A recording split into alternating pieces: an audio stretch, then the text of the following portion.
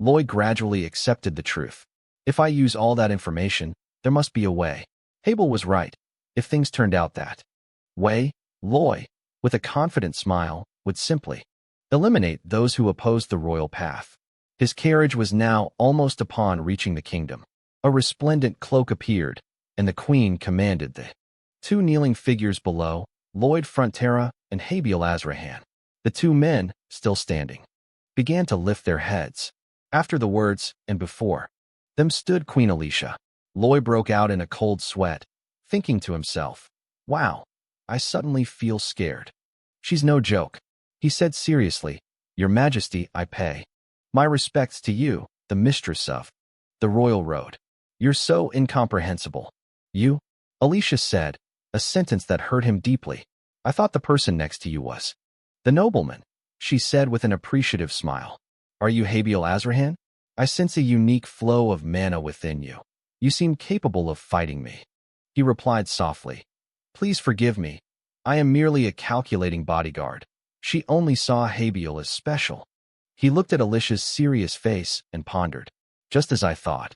One of the kingdom's two master swordsmen pretending to be foolish and acting recklessly won't fool her." Inside the palace, a stern voice rang out. "I have heard of your exploits through the words of Count Crmo. I commend your courage and sacrifice." Alicia spoke sternly, but what she said was extremely serious. "We do not judge a person based on recommendations about them. We only believe when we see it with our own eyes." Lloyd looked up and saw exactly what he had been thinking. Alicia continued, "Lloyd Frontera, I will personally test your abilities." He smiled slyly, secretly calculating. Here it is, the pinnacle, a rare opportunity, a golden chance to win the Queen's contract. She began to question him. "I will ask you, in the current generation and the circumstances we live in, what is the most urgent project that needs to be built on the Magenta Royal Road?" Lloyd silently reflected on the question. So it all started with a riddle, the most urgent project she was talking about. He smirked. "Of course I know, because I have the entire outline of this novel." Alicia silently assessed. "If you are truly a talented person, you should pay attention as soon as you see things. If you don't pay attention to that extent, it's unacceptable." Both of them looked at each other, struggling with their emotions. The most pressing task in Magina was for Alicia to secretly devise a solution to the declining conservatism in the kingdom. But Lloyd gave a different answer. The river Magina cuts across the royal road, so a bridge should be built across it. She glared at him after hearing the answer, Lloyd silently formulating his plan. "I guess she'll be a little displeased with this answer, because this isn't the answer she wanted, but given her personality, she certainly won't stop here. A strong personality with absolute power, coupled with fairness and equality. She listens to everyone's opinions without any discrimination." Alicia spoke up and asked, "What's the reason?" He quickly replied, "Some people might think so, but what's most needed is conservatism." She was astonished after hearing him speak. Lloyd describes a history from a very long time ago. "To my knowledge, there was an evil dragon that twice destroyed the top of a tower. To prevent that from happening again, the roof was flattened and widened, and it remains flat to this day. With the fear that the entire roof will be destroyed, the Kingdom of Magenta is now in a state of extreme anxiety." Lloyd seriously offered a stream of opinions. "So that weight is pressing down on the ground and the pillars, making them even heavier. However, the need for a conservative regime will be needed in the distant future. I don't think that's the most pressing issue." Alicia frowned after listening to his opinion, silently criticizing. This arrogant fellow, even though he knew the answer I was thinking, gave a completely different response. Lloyd struggled to suppress a laugh, thinking, I knew the Queen knew too. Jean Minister answered another question, even though I knew the real answer. The two of us thought it over and over. He knew, I knew, and even if I had the answer in my head, he would give a completely different answer. Lloyd continued, sob sob, I know the Queen knows. I know the Queen knows that even if she had the answer in her head, I would answer completely differently. The system panel couldn't take it anymore and popped up. Stop it, you crazy man.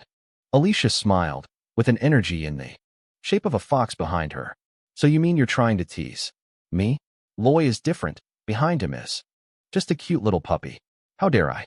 I'm only asking for food. It's just food. Construction orders, construction payments. He continued to express his opinion.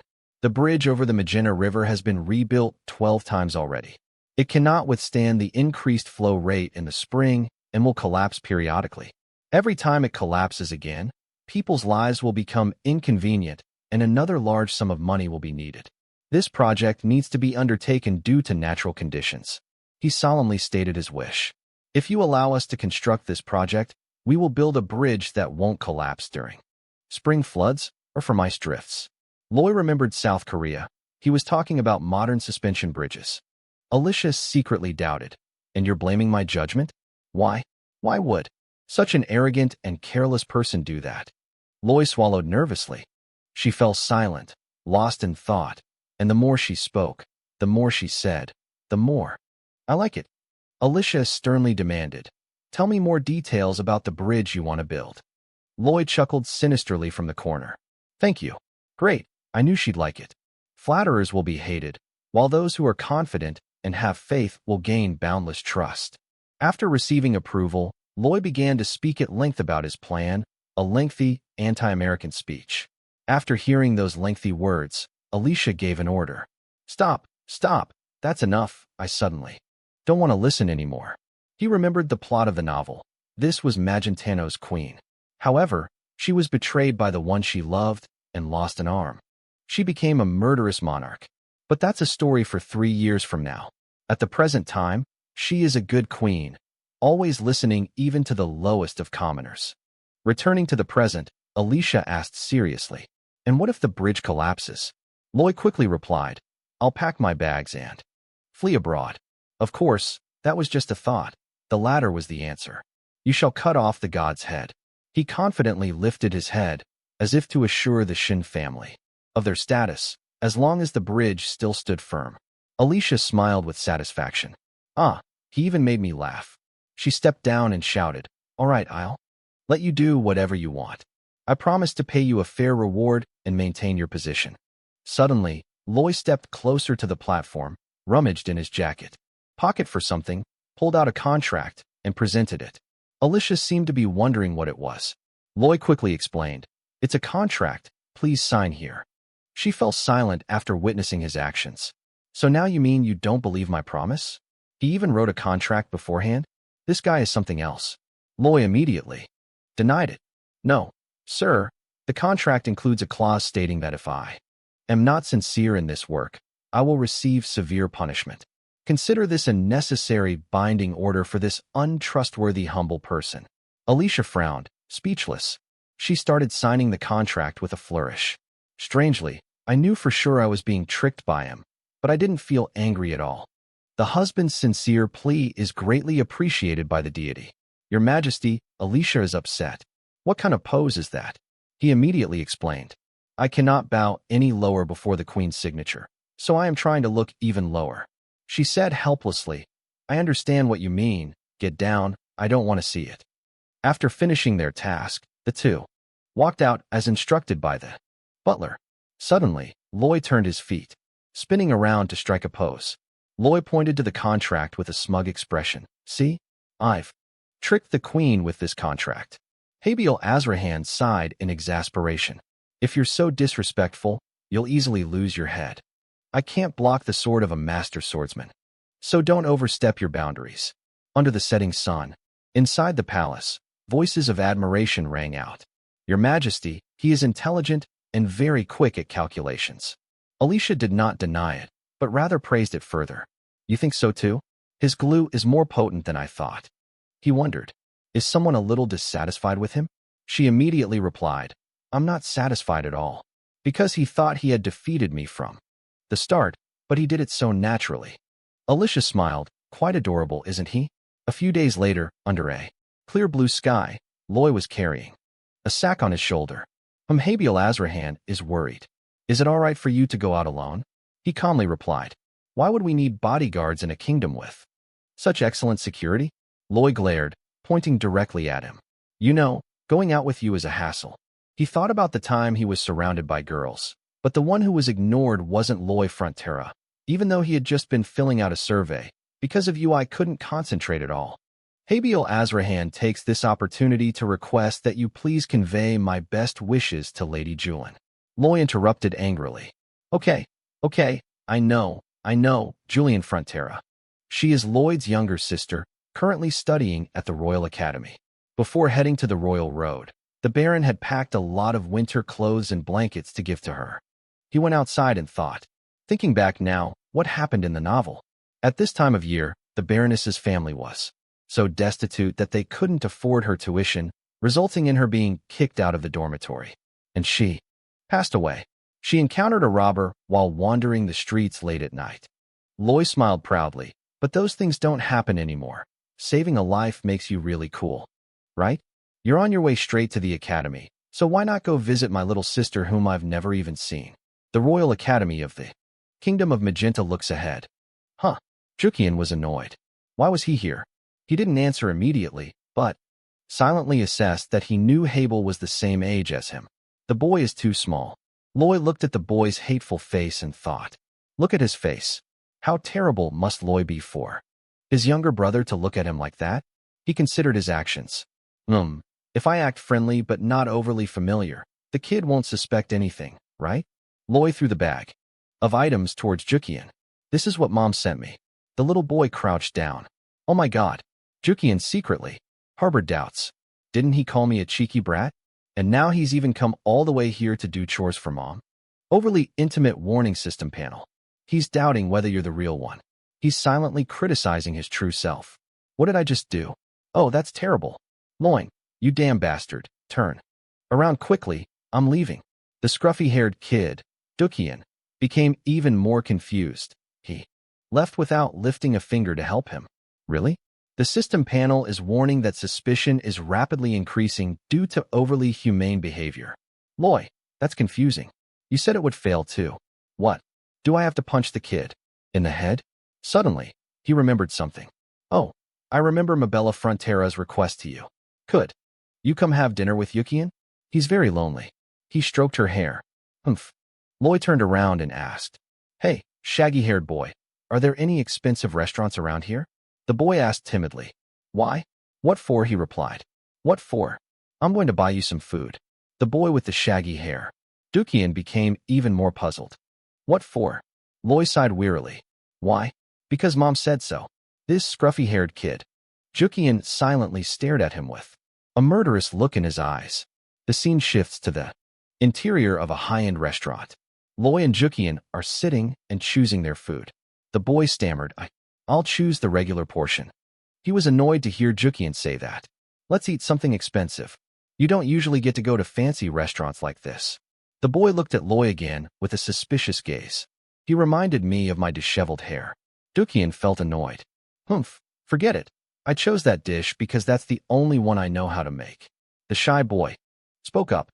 So what's so special about him? Every time he opens his mouth, he curses, calling me a bastard just because I looked him in the eye.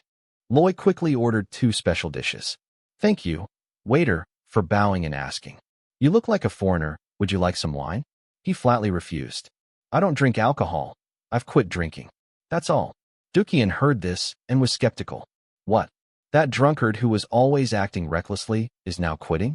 The boy recalled that a few days ago, a visitor had suddenly arrived at the castle and told him the story of Kermo's trading city being attacked by giant titans. Ah, the one who defeated that giant titan was named Lloyd Frontera. I didn't believe it. Lloyd Frontera. That guy is like that because he doesn't have the intelligence or ability to do it. Jukia watched him calmly enjoying himself and pondered. Clearly a fantasy. Clearly, only Abel is the one who achieved this feat, the boy thought to himself, his eyes widening. I keep thinking how strange it is, so different. He is a completely different person. Suddenly, Diego stepped forward and hit Jukian on the head. Loy, who was enjoying himself, also stopped what he was doing. This man calmly spoke up. Why are you sitting here? Eating? Jukian explained timidly. I'm sorry, I have some things to do today. Diego wondered. What's going on? This guy keeps hitting the kid on the head. What did you learn in law class?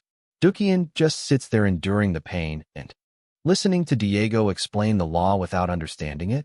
It depends on the situation. You think you can change the rules however you want? A baron shouldn't be dining in such a prominent place. Why? Because it's irritating to look at, so I instinctively glance away. He looked at the giggling nobles next to him. Diego continues the abuse. Because I don't want to be a member of a beggar's family. Do you think you can do anything? You poor, ragged bastard. The cook and the housekeeper don't care about your estate. So what? Does it matter? Oh, yes, it does. Those filthy, wretched tenant farmers. Loy sat silently, deep in thought. That's right. The Academy magazine said that family status is more important than academic qualifications, right? Even more ironically, the son of a poor, uneducated country bumpkin is now close to a prince. What should I do? If I help him, his future academic life will only become more difficult. He looked at Jukian's resigned face, and Jukian also signaled to him. Don't help. Loy noticed the bruise on the boy's arm. But Diego laughed arrogantly and boasted. Our family bears the Leonata lineage, which is recognized by the kingdom. That's the only way to be worthy of sitting and eating here. Loy only now learned the true identity of this man. He remembered the character who had been utterly defeated psychologically before. Duke of Leona, Lacanata. Loy sat deep in thought, calculating. Then he smiled slyly. As if he had a brilliant plan in his head. A voice interrupted Diego Racona's actions. What's your father's name?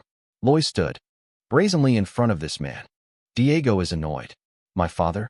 He is the wise and benevolent Duke Racona. Who are you? Is he your relative? This arrogant fellow cursed. Don't interfere and get out of here. Embankment changes. Diego hadn't even finished his sentence when he was immediately slapped in the mouth. This guy was thrown into the air and spun 180 degrees by his punch. Diego fell to the ground and then flew off with some spectacular spins. This guy was knocked unconscious by Loy's punch and lay in a heap in the corner. He frowned, lost in thought. Cooldown time for attack skills. Cheap mana is not a second. The system panel appeared so ostentatiously without requiring any skill. Suddenly, the red-haired man sitting at the next table stood up. This mad dog. How dare you lay a hand on a member of the elite alliance? Loy turned around and slapped him so hard his teeth flew out of his mouth. Another burly guy stepped forward and introduced himself. I'm the #1 platinum boxer of the second year. Prepare yourself to die today. However, he also got a slap that knocked out a tooth. The rest of them also sneered. Who are you? You insolent bastard, what kind of person are you? Come on. The twin counts are known as the Black Dragon's twin horns. If these two team up, he'll die before his bones even have a chance to grow. He concentrated his energy into his hands, and then extinguished the spell, causing the two children's teeth to fall out. He walked towards the person who had just spoken. What did you just say? Twin horns or something. Was that you? The mushroom-haired boy stammered. What? That's terrible. Loy immediately gave him an earring. The other two people in the restaurant were trembling and didn't dare to speak. He was shy. Around me. We didn't say anything. My laziness makes you laugh. Then he gently took 2 teeth from the other 2 guys. Suddenly Diego woke up and rushed forward. Die. You. Bastard. This guy used a mob to beat Lloyd Frontera straight in the face. Diego smiled. Triumphantly. What? A mana punch from a genius mana user? Diego Racona, 21 years old. Suddenly his face darkened. Loy smiled confidently and licked the blood from his nose. The young man regretted his actions. Oh, it was just a punch. Loy smirked. Evilly, don't. Flaunt. He grabbed Diego by the collar and laughed maniacally. Loy hit this guy directly on the head with his head. Diego fell backward after the fatal blow. At this point, the man began to beg. Grandpa, please. Stop. Loy didn't care and continued to hit him again. Dukian panicked and silently criticized. You damn bastard, you're completely insane. He was just a little crazy at first, but now he's getting crazier and crazier. I was so stupid to think he was just a normal person. The boy looked to the side at the manager, only to find out he was there, but had already left. Loy continued to torment Diego Racona. He slammed the guy's head against the wall and asked, Han, you're confused. Don't you know what happened? Why? Did I beat you up like that?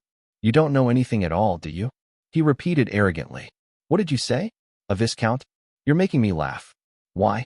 Whether he's a noble or not. How can a child behave like that? Diego cursed silently.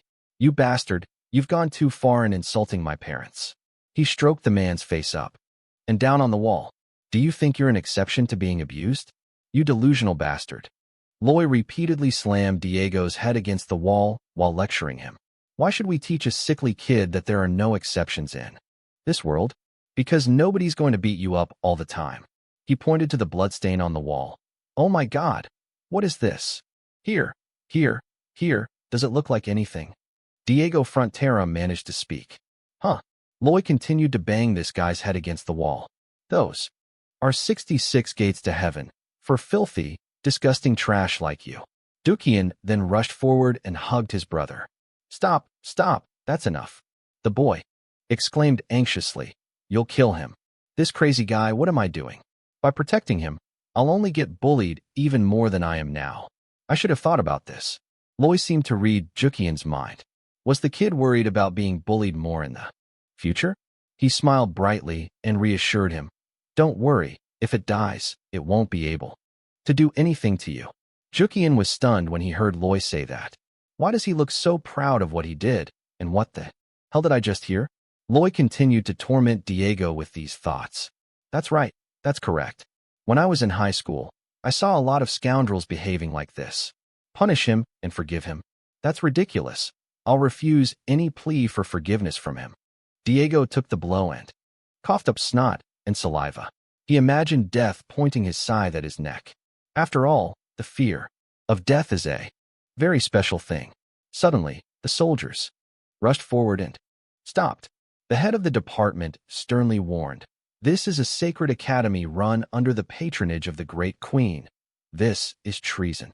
Loy, still seething with rage, grabbed Diego Racona by the head.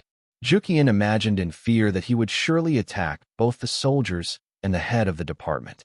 If so, he will be executed. That's the death penalty. But contrary to expectations, Loy bowed respectfully. I believe this is the first time I've met you. I am the eldest son of Baron Frontera and also the older brother of Jukian. My name is Lloyd Frontera. The boy was astonished by his actions. Why is he so calm? It's as if he was waiting for this to happen. Everyone fell silent for a moment after Lloyd Frontera's greeting. He spoke up and admitted his mistake. I bow my head and apologize once again for causing this chaos. I only saw the extremely sharp look in Lee's eyes as she watched the head of the department restore the Queen's honor. He denies nonsense. Who would dare blaspheme the Queen's honor? He pointed toward Diego Racona. It's that kid. He is the son of Racona, my younger brother. Jukian has suffered greatly from abuse and humiliation. Loy looked towards the manager, wondering if the man standing behind him had anything to say. He looked at the manager's anxious face and spoke. You saw what happened here, didn't you? Or am I mistaken? You don't seem to intend to stop me, but it's possible I'm wrong. Haha. Imagine the nobles holding the academy in their hands. It's easy to guess why. I didn't stop. It's because all the students here were nominated by the nobles. If I stop, those nobles will probably still hate me. Moreover, these students gathered together and spoke nonsense. The academy has become a crazy place because of the adult students who have come here. Loy looked at the crowd in front of him. It's not just the students, but you gentlemen too. There's no way I'm going to turn a blind eye to the fact that I'm being bullied. He cast a disgusted glance at the crowd. I have tolerated you until now because I am the son of a poor baron. Therefore, helping will not bring any benefit. Loy put his hand in his jacket pocket. Insulting my younger brother is insulting me. But what am I going to do? I'll take something out of my pocket and hold it straight up in the faces of the crowd. The head of department was astonished. That's Loy, confidently explained. Yes, this is the king's special medal. He confidently held out the gold medallion as a scapegoat. A royal keycard. The crowd quickly knelt down. Long live the queen. Then he put the gold medallion in his pocket and walked away. Do you understand the situation? I'm leaving now. The head of department secretly plots behind closed doors. Huh, you idiot. This royal residence is a privilege reserved for only one person. We'll just punish Dukian and treat the other students better after he leaves. Suddenly, Loy stopped in front of him, smiling slyly as he looked into the head of the department's eyes. He quickly lowered his head. What kind of bizarre expression was that? He looked like he was saying he'd kill me if I tried to act like a clown. Loy turned back and gave the order. What are you doing? Come here, quickly. Dukian was astonished. Huh? Oh, inside the academy, the kid asked. About his intentions. Where are you going? Lo calmly replied. Administrative office. Dukian wondered why they were there. He explained. Softly, why? To ask for leave for the kid, of course. Suddenly, the boy stopped. How much? Dukian shouted angrily. How many more do you want to break to relieve your stress? You're the reason I'll be bullied even more severely at the academy. Now I can't even go to school. Why did you do that to me? Loy wasn't angry, but spoke softly, saying that studying in an environment like this would be difficult anyway. So, in the meantime, calm down and exercise your body. The boy looked confused. What did he mean by physical training? Loy smiled. Have you ever heard this saying, kid? The strongest muscles are built through manual labor. It was getting dark in front of the Magenta Royal Palace. Inside the VIP room, Habiel Azrahan solemnly reassured. Consider following Master Lloyd's advice. I believe that will yield good results. Jukian looked puzzled. Huh? Don't you know what you're saying? Habi, we're talking about Loy, my lazy older brother. He said softly, you don't believe what I'm saying either? The boy fell silent after Habiel Azrahan's words, as he explained the past. While in Cremo, he killed the giant Titan monster, and Loy did it all by himself. He even blocked a fatal blow. Jukian listened silently to every word. He also built a road and a waterway. Moreover, he also developed a mine and befriended the wild ORCs. And that's not all. He even paid off more than half of the Baron's enormous debt, doing it all himself. Habiel Azrahan reassured them, so they asked them to trust him. Lord Loy is the current ruler of that land.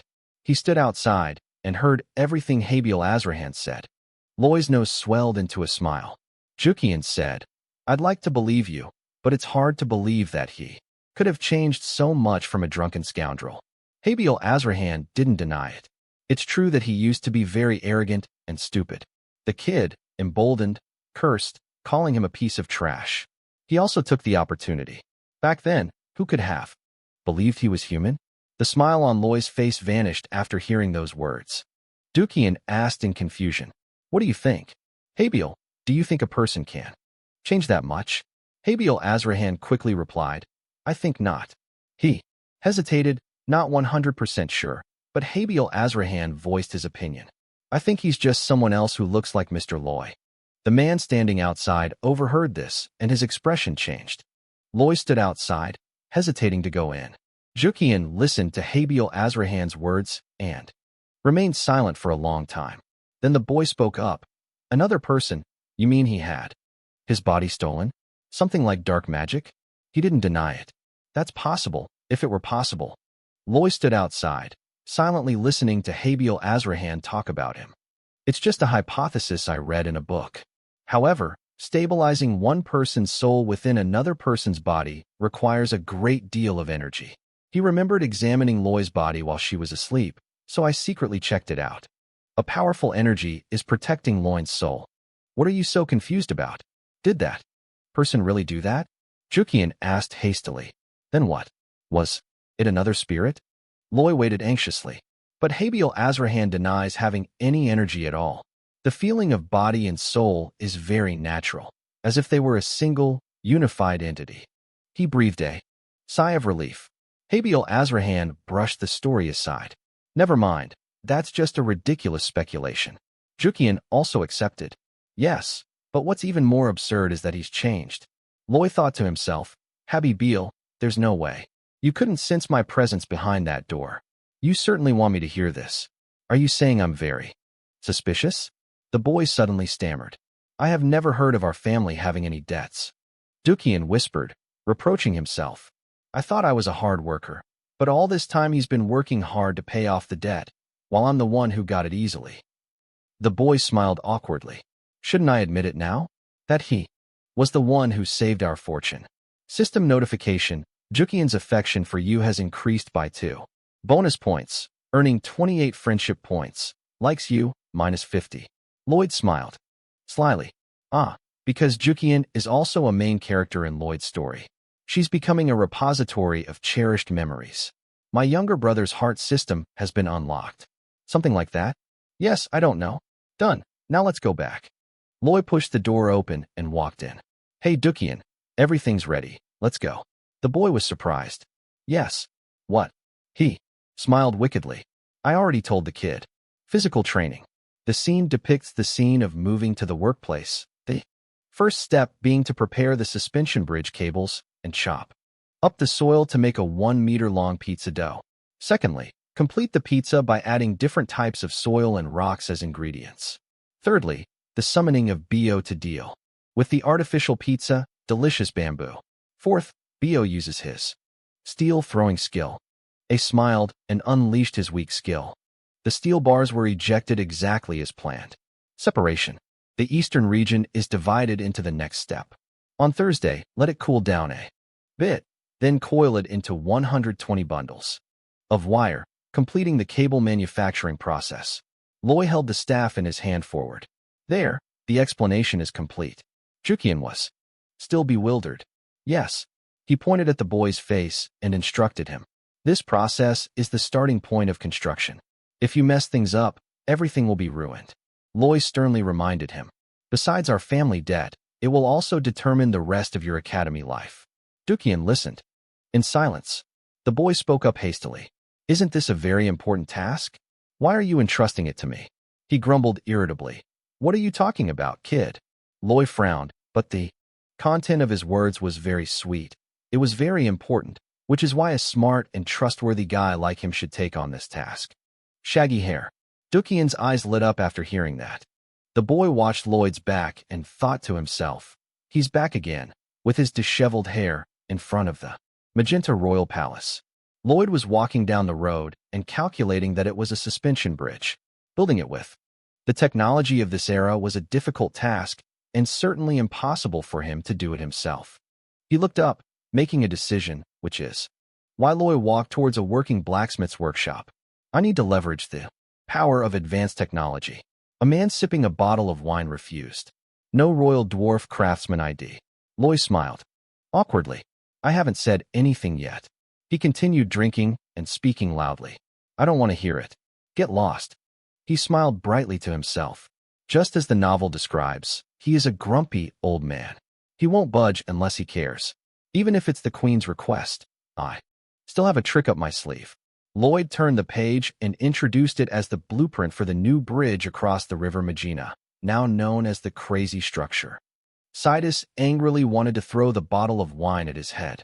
Listen, human-designed sketches don't interest me. Suddenly, his gaze became serious again. Cordis looked at the blueprint that lay on the sheet of paper in front of him. Loy rolled up the paper in disappointment. Too bad. Let's skip this topic then. He turned and walked away. Then I'll find another workshop. Sidus placed the bottle of wine on the table to stop him. Wait. He looked at the pile of sketches in his hands and spoke. What would happen to that structure if the overall stiffness wasn't perfectly matched? You designed it, didn't you? Loy answered without turning around. Of course. He described Sidus's stern face beforehand. It will crack, the bridge will collapse, and the people on it will die. Loy spoke sternly about the consequences. And I will take responsibility for those deaths when I place my head on the guillotine. His face was now very cunning as he turned around, but only if Sidus succeeded in doing it. The old man's face darkened when he heard Loy speak. Kaus, annoyed, you bastard, eh? Threat? Loy didn't object. Haha, I hope so. He flashed a capitalist smile. It was a call to action. Acting on his master's conscience, Sidus, seeing this, spoke up, his face menacing. He sighed, and Sidus reached out, requesting, bring it here, so I can examine the details. As requested, Loy brought it and was waiting for his assessment of the sketch. Didus, with his arms crossed, concluded, I assure you, in this kingdom only I can do it. Serious disaster will occur if you let someone else take it over. Loy still stuck in capitalist fashion. That's why I'm putting pressure on you. No, I'm begging you. Kaus said irritably. Are you still showing that face? This is creating the impression of an immoral scoundrel, he calmly concluded. If you were able to figure out this design, you must have a plan to pique my interest, right? Loy remained completely expressionless. How dare I? I simply had no other choice but to rely on the benevolent heart of a master craftsman. Kaus, you're helpless, stop. Making that face. He's serious. I like it. I'll give it a try. Hearing this, he quickly bowed his head down close to the table. Thank you, sir. The scene shifts to ongoing construction sites. Juki inside continued to manufacture steel wire. The sphere was manufactured. At the royal workshop, Loy is standing in front of the river. Habiel and I started building the main tower, getting it ready. Two people used their skills to detonate explosive weapons. Suddenly, a voice rang out from behind the two of them, ordering them to stop the construction immediately. The bearded man, accompanied by soldiers, criticized. How dare you deceive the king and plunder the national treasury? This is unacceptable. Loy put on a puzzled expression. What? Inside the palace, a man was kneeling and reporting. Your Highness, I request an audience with Your Highness. He expressed his dissatisfaction. There is a bridge across the Mina River that has been in existence for 30 years. However, he is doing unnecessary things in order to get money from the royal family. Alicia listened intently to his words. I beg you to punish this deceitful man and restore the royal treasury. In front of the Magenta Royal Palace, a group of people are sitting at a meeting table. Alicia spoke up. Now tell me the reasons from both sides. She turned to the two disgruntled individuals from before, starting with the guild's side. Victor explained the reason. For the association, the Magenta Bridge was built by the former guild leader. It has been there for 30 years. Victor, the construction leader of the Kingdom Magenta. He described the long-standing work of the society, the bridge-shaped support structure that helps to disperse the powerful flow of the Megan River. Victor sternly accused. It's unbelievable that such a bridge could collapse. This is clearly an insult to the guild and also to the queen. Loy's face lit up with joy as he continued his train of thought. Yeah, that's great. The bridge is collapsing. As he closed his eyes, he recalled the content of Iron Blood Night, specifically the chapter on the Magenta River about the confrontation between government forces and rebels.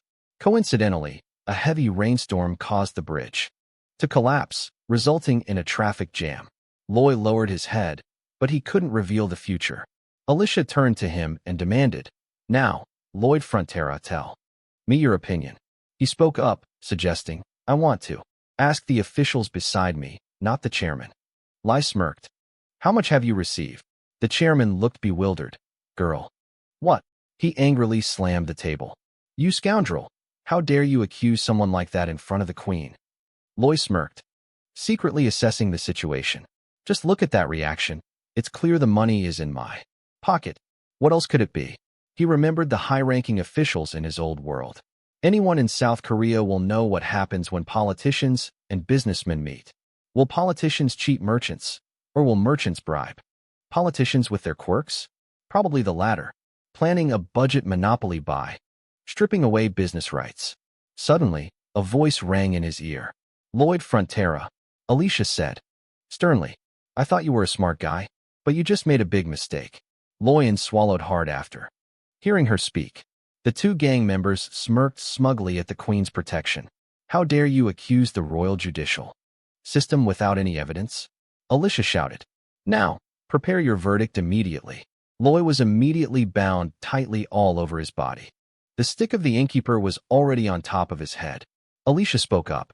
Listen, Lloyd Frontera. She stood majestically on the podium. You have fabricated lies to insult me and my servant. My servant, I wish to restore that honor. Habiel Azrahan stood stunned. In the stands, Bodong was crying and panicking. He was preparing to draw his weapon. Alicia asked about his last words. Do you have anything to say? Loy said, his face downcast. The guilty ones destroyed their families. Habiel Azrahan frowned, preparing for the opportune moment to act. She turned to ask the two men from earlier. Do you agree? The chairman and Victor unanimously replied. That's very fitting. Alicia continues. From this moment on, Habiel Azrahan gripped the sword at his side. She solemnly announced, I will prove my servant is innocent. The chairman and Victor, who had been bowing their heads, suddenly looked terrified. Yes, sir. Suddenly a crowd of people gathered around the chairman. Huh. Loy chuckled sinisterly as he looked at him. Alicia commands, perform the confession spell. The guild master is panicking. Wait, hold on. A moment, your highness begs you. The four began to display their skills, grinning triumphantly at the scene before them. Beneath the swirling black flames in the sky, the guildmaster and victor were tied to a post, their bodies covered in wounds from the whips. Loy looked up and announced, "Your family is innocent, so that's all I can ask for." He was proud of himself. "Oh, I'm so kind." Habiel Azrahan recalled the wicked, grinning face of Lai the judge. "I'm just a little annoyed that the construction has been temporarily halted by these guys." Alicia returned in her majestic form and announced that all the people of the kingdom would dedicate themselves to building the Long Live the Queen's suspension bridge. Returning to the construction site, thanks to the high-ranking mages, who reduced the weight of the cranes lifting the stones. Using gravitational magic, the tower was completed immediately. The leopard gripped the cable tightly, getting ready. Loy ordered the leopard to get ready to launch. He shouted, launching the leopard using his skill, and flying away at an extremely fast speed. The people of the kingdom stood below, witnessing the scene. Bo Dong stood waiting at the tower on the other side, spreading his arms wide. They successfully caught the leopard, but it wasn't very aesthetically pleasing. The workers quickly assembled and attached the cables to the pole, completing the transition to the second cable. Habiel Azrahan also stood below the city, observing. Jukian whispered his praise. "He's amazing." Habiel Azrahan smiled and spoke. "The young master is also amazing. He has completed all the difficult tasks he had never done before without missing a single day." The boy listened silently. "Remember, when you were little you told me you wanted to learn swordsmanship, that the sword was so heavy it almost injured you." He looked at Jukian's newly bulging muscles and came to that conclusion. "And now I don't think that way anymore." Back at the construction site, Hippo is using his skill to suck up seawater in one gulp and push the bridge up. The mages standing above quickly made their move, the art of magic diminishing in value. Loy spun the ceremonial staff in his hand and slammed it down on the ground, shouting, "Forward, forward!" The bridge was completed under the leadership of Lloyd Frontera. Announcement System Board. Construction of the suspension bridge in the royal capital, Magenta, has been completed. Large amounts of loyalty points are awarded based on achievements built. Loyalty points bonus, plus 1,050, current loyalty points, 3,019. I didn't spend anything and saved. Now I'm finally rich. In friendship points. Excellent. Alicia stood on the bridge and solemnly announced. The bridge will be named after Lloyd and his valiant knight. It will be called Roy Happy. Furthermore, by virtue of the Queen's authority, I shall bestow upon Lloyd the title of Master Craftsman. Sidus stood among the crowd drinking wine. Such a child, yet a master craftsman. We have made the sphere. He looked at the finished product and accepted it. However, he was the only one who could design something like that. We will acknowledge it. Loy knelt, secretly plotting. Now that we've received such a large construction fee, we can finally settle our estate debt. However, a major obstacle remains. He looked up and gazed straight ahead. Alicia was standing in front of Lai, also looking at him. She silently calculated. So how should I take advantage of this opportunity? There are many places where I can make use of it.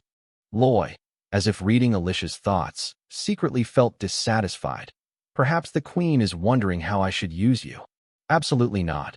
My dream is to become rich and retire. All right, let's proceed with the plan. She began to speak. I have a request for you. We'll talk about it later at the palace. Loy quickly responded and continued thinking about the plan. I beg your guidance in resolving the issue at Jukian's academy and in escaping the Queen's clutches, killing two birds with one stone. Returning to the palace, Alicia declared sternly, in my capacity as Queen Alicia, I declare. She bestowed upon Lloyd Frontera a reward. He would be granted a fiefdom and a title befitting his abilities. The nobles in the palace couldn't help but tremble. Alicia glanced at the crowd and thought to herself, although he was the son of a rural baron, he was the one who had punished high-ranking officials like them. Having a fiefdom and titles is a very unpleasant and painful thing. How can we quell these complaints? Here, Loy, kneeling below, spoke up. Thank you, Your Highness. He stated his proposal, but the god begged for forgiveness and was given a much greater request. The high-ranking officials in the palace frowned in displeasure upon hearing this. Alicia quickly asked for a louder, clearer voice. Let me hear. Loy quickly replied. If you find what I have said reasonable, please retain your estate and title. She immediately chimed in. I will decide after hearing it. What does he want? A royal official, higher construction costs. Whatever it is, I will keep you by my side. He seriously stated his request. I only ask one thing for the Royal Academy, or more precisely, to clean it up. Alicia frowned after hearing those words, and sternly demanded, explain it to me. Loy hastily explained, the Magenta Royal Academy is full of scandals, absurdities, and despicable acts. The atmosphere in the palace began to sink in with his voice. Students are more interested in building rafts and forming cliques than in studying. This causes children from lower social backgrounds to suffer both mentally and physically. The faculty members of the academy all knew this, but chose to turn a blind eye. This was proven through the amount of illicit money they received. Loy continued to raise the issue. Students focus on their studies while simultaneously indulging in the sweet thrill of world power ambition over time. I myself am surrounded by the solid walls of the classroom. The purpose of establishing the academy has strayed too far from the right path. Alicia listened silently to every word he said. Among the high-ranking officials in the palace, some were bewildered, some were fearful, and others were annoyed. The other group was no exception, terrified by Lloyd Frontera's words. He ordered Habel, and he quickly reached into his pocket and pulled something out. Yes, young master. Along with the page that Habiel Azrahan presented, followed by Lloyd Frontera's explanation. This is what the god and his guards have discovered over the past 4 months. A graduate of the academy, a diligent student, even a dedicated professor, fed up with this absurdity, left the academy. Their testimonies and documents were all carefully recorded. 2 high-ranking officials connected to the academy immediately spoke up. Your Highness, that lowly fellow is lying. That's right. How could that happen at the Royal Academy? Alicia glared and ordered those who had just opened their mouths to perform the confession spell. The mages quickly followed the instructions, and those men met the same fate as the guild master and Victor. Before the arrival of Her Highness at the Magenta Royal Academy, Alicia ordered the soldiers behind her to arrest everyone mentioned on the list, without exception, regardless of their acquaintance or even the slightest connection. She loudly announced that everyone would be punished according to their crimes: dismissal from office, confiscation of property, and preparation for the death penalty. Loy and Habiel Azrahan stood on the mountain, listening to the desperate voices. I didn't do anything. Please save me, save me. This is a trap, this is a trap. He smiled wickedly. Habiel Azrahan saw this and spoke up. You seem quite pleased that the academy has been cleaned up, don't you? Loy denied. What are you talking about? Nothing. He smirked and revealed his true intentions. The Queen, she has completely forgotten about my existence. Now all we need to do is sneak away and enjoy life. Ha ha. Habiel Azrahan is helpless. I understand you're in high spirits, but is it really necessary to make that face? Suddenly, glue appeared behind Life Frontera's back. The Queen has sent a message, he solemnly announced. Go wherever you want, but make sure you're at the banquet tomorrow evening. Still bewildered, he replied. Ah, yes. Suddenly, Kyo continued the message. And using the academy as a pretext was a brilliant undercover operation. The speaker said, I respect your playful spirit. Lo's expression darkened sharply. Those were the Queen's henchmen. Wow, he turned and walked away. Okay then. Loy looked at Kyo's back and spoke. I'm extremely surprised. He asked irritably, didn't you even notice him approaching? Habiel Azrahan shook his head. Not at all. He looked at Kyo's serious face. He is the kingdom's greatest swordsman. For a knight of my level, it would be as easy as pie for Lord Kyo to conceal his presence. Scene shifts into the VIP rooms. Duki Frontera wonders. You were expecting all this, and that's why you hit Diego like that? Loy sat calmly. Well, something like that. He tilted his head, a smug expression on his face. We're done with the construction contract we received from the Queen. If you want to reward me with something, go investigate the academy. We have faith in reason, and we know it will succeed. The boy remained silent, not saying anything, when suddenly a voice called out, causing him to look up. Shaggy hair. The boy spoke softly, his face showing his arrogance. What's wrong? Shaggy hair. Dukian smiled and said, You don't need to call me Bomb Som anymore, because now you're my trustworthy and proud older brother. Loy was bewildered to hear that. The notification panel thinks you're a hero who's awakened in the face of a family crisis. He has opened his heart, respected and appreciated you. Jukian's favorability towards you has increased to 65, earning you 910 friendship points, bringing your total friendship points to 3,929. Loin remained silent for a long time before speaking up to criticize. Ugh, just hearing that makes me want to vomit. Jukian did not deny it either. I'm regretting it now too. Ugh, how disgusting. The scene shifts to a man knitting a guitar. At a lively party, Alicia is holding a glass of wine and giving orders. Lloyd Frontera arrived here. He was currently covering his face to distract attention. She spoke calmly. Do you think I didn't notice you? You stand out like a mole cricket. Lloyd then lowered his coat to greet them. Oh no, you've arrived? Habiel Azrahan greeted, adding a playful remark. I beg to be granted an audience with your highness. I am indeed exactly like a mole. Hearing this, Alicia chimed in. Oh, you think so too? No doubt about it. He's a real coward. Lloyd glanced at Habiel Azrahan, who was relaxing, and thought to himself. What's so sudden? You look so relaxed. She finally spoke up. Didn't you hear me tell you to come closer? He bowed his head in apology. La, I'm so sorry. The two were silent for a moment. Suddenly Alicia gave an order. Closer. Lloyd quickly moved closer, but she was no longer satisfied. He kept inching forward, but Alicia gave another order. The two were almost face to face, but she still asked to get even closer. Lloyd was sweating profusely and stammering. The god dared not approach the queen any closer. Alicia whispered stealthily into his ear.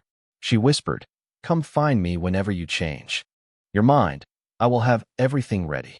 Having said that, Alicia walked away. This is a party for you all, so feel free to enjoy yourselves. Lloyd clenched his fist and smiled with satisfaction. What kind of joke is this? Of course, the best thing to do is eat and play. However, what if a natural disaster occurs and an incident takes place? In the territory? He felt relieved and joyful as he pondered this. At that time, I would have to work and earn a living, then receive a lot of retirement insurance money. Lloyd quickly rushed to the table and began to enjoy the meal. I can't wait to go home. I've been paid for the construction, and now I just need to enjoy it. Delicious. Suddenly, he remembered the content of the novel. Wait a minute. This is the story where the queen will be vilified. 3 years later, all insurance will disappear. Suddenly, a knight's figure passed by him, bringing with him the words that the feast would last until the moon set. Lloyd's face darkened. Oh, I know this line of dialogue, he thought. It was the main plot point of the novel, when the queen was poisoned and lost an arm. The secret code shared by those plotting to assassinate the queen. That's the line that will appear in 3 years. So why now? Lloyd looked at the figure that had just walked past him. He was bewildered. It also came from the mouth of Mr. Glue. Alicia slumped onto the sofa. She rubbed her forehead, wondering if she had drunk too much.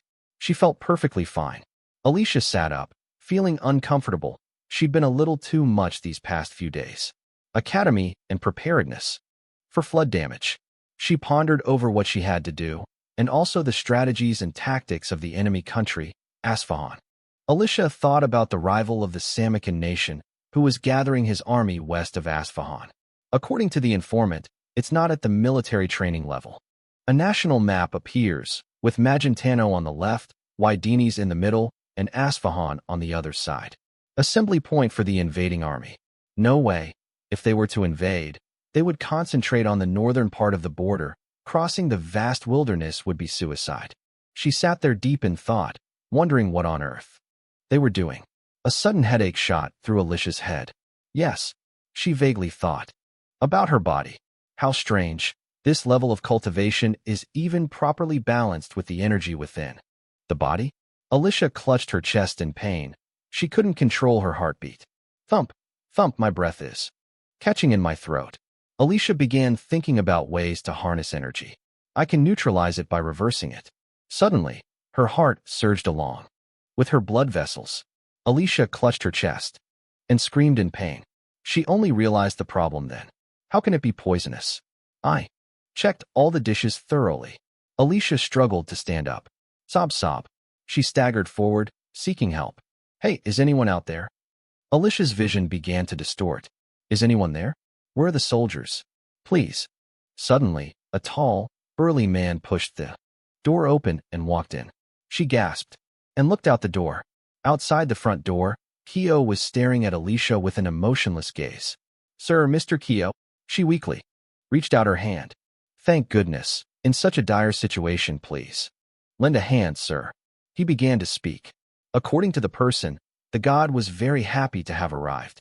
Just in time, drawing out the blood-stained sword and raising it. I will help you fall asleep. Alicia was utterly astonished, and at this moment, a voice from the banquet gave an order. Hey, Beal, we've got business to attend to. Let's go. The two quickly walked out of the party. He spoke up. Aren't you going to ask what's going on? Habiel Azrahan calmly replied. I also sensed a strange energy. What should I do? Loy quickly explained. Defeat the master swordsman. He's annoyed. Are you kidding me? This isn't the time. You don't care, but asking that question takes up a lot of time. Habiel Azrahan continued. 2 minutes, Loy shortened it. By 1 minute, Habiel Azrahan started to pick up speed. On the way, he casually grabbed an iron bar. Habiel Azrahan spoke up. 3 minutes, Loy accepts. All right, let's go. The two ran around the corner, astonished to find the people loitering in front of Alicia's room, the room where she had died above. Inside, the glue is being cut, straight down with all its might. She quickly used her weapon to parry the attack. He praised. That's quite good. Even while poisoned, you still managed to block 3 of the gods' sword strikes. Alicia trembled and said, Sir, why did you? Suddenly, a blow landed squarely on her stomach, and the god seized the opportunity to raise his sword, preparing to strike. Suddenly, he realized something. Habiel Azrahan is charging forward, aiming straight for the glue's head. He turned, took a stance, and struck a straight blow with his sword at the man's iron bar. To his astonishment, the man blocked his sword with just a candlestick. Who is this guy?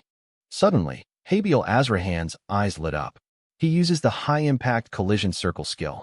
The candlestick in Habiel Azrahan's hand lit up, startling him. Oh, he swung his sword and sent the glue flying. What is that? That's a strange way of using energy. Habiel Azrahan seized the opportunity to shout and lunged forward. His blows pushed the glue backward. Lloyd dodged the sword strikes and charged forward. Are you all right, Your Highness? Alicia was bewildered. What are you worried about? He covered her mouth. Let's talk about it later. Then Lloyd placed his hand on Alicia's stomach. Using the Astrahan technique, the energy within her began to flow into him, absorbing his energy. Habiel Azrahan was still fiercely fighting Kyo when he suddenly used energy to envelop his sword. Habiel Azrahan gazed anxiously at the light ahead, the aura of swordsmanship, a radiance only a master swordsman could create. When he's finished preparing, it will all be over. Suddenly, he threw the candlestick straight forward. Concentrated glue blocks damage and negates the effect. Habiel Azrahan also quickly launched himself into the air. He grabbed the candlestick that was bouncing back at him and, gathering all his strength, prepared to strike, unleashing an explosive slash. Kyo frowned as he watched Habiel Azrahan charging towards him. I have to admit this name. Truly a genius at adapting and utilizing skills. However, he cleverly punched Habiel Azrahan straight in the stomach. He lacked practical experience, so he seized the opportunity to raise his sword high. He slashed forward, splitting the ground open.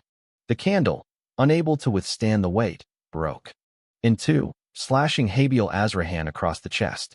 Loy is trying to absorb the energy. That Alicia Habilo is imbued with poison. His body also began to become poisoned, with purple veins appearing on his face. We are counting on you. If you lose, we will all die here. Kyo smiled smugly at the drops of blood that were gushing out. He looked at Habiel Azrahan's injured body and thought, the slash is shallow, but the damage is very clear. The glue seized the opportunity and continued to rush forward. Now is our Time to attack. Habil Azrahan also showed no mercy and charged forward. He was astonished by the attack, which he carried without weapons. Charge forward, you madman. Doesn't he know fear? Kyo swung his sword, but Habil Azrahan knelt down and dodged the attack. He shouted, Bodong Shis, struggling to hold the sword hilt and spin around. Bodong quickly released his grip, causing the sword to fly rapidly forward. He only realized it now and became annoyed. Habil Azrahan seized the sword and drew it out. The glue didn't wait and rushed forward. He glared at him. Habil Azrahan quickly uses his forward dash skill, unleashing a burst of slashes. Kyo gritted his teeth as he watched the flames hurtling towards him. He raised his sword to block, but was still swept away by the force. The force of the impact sent the glue flying out the door and hitting the wall. He quickly sat up.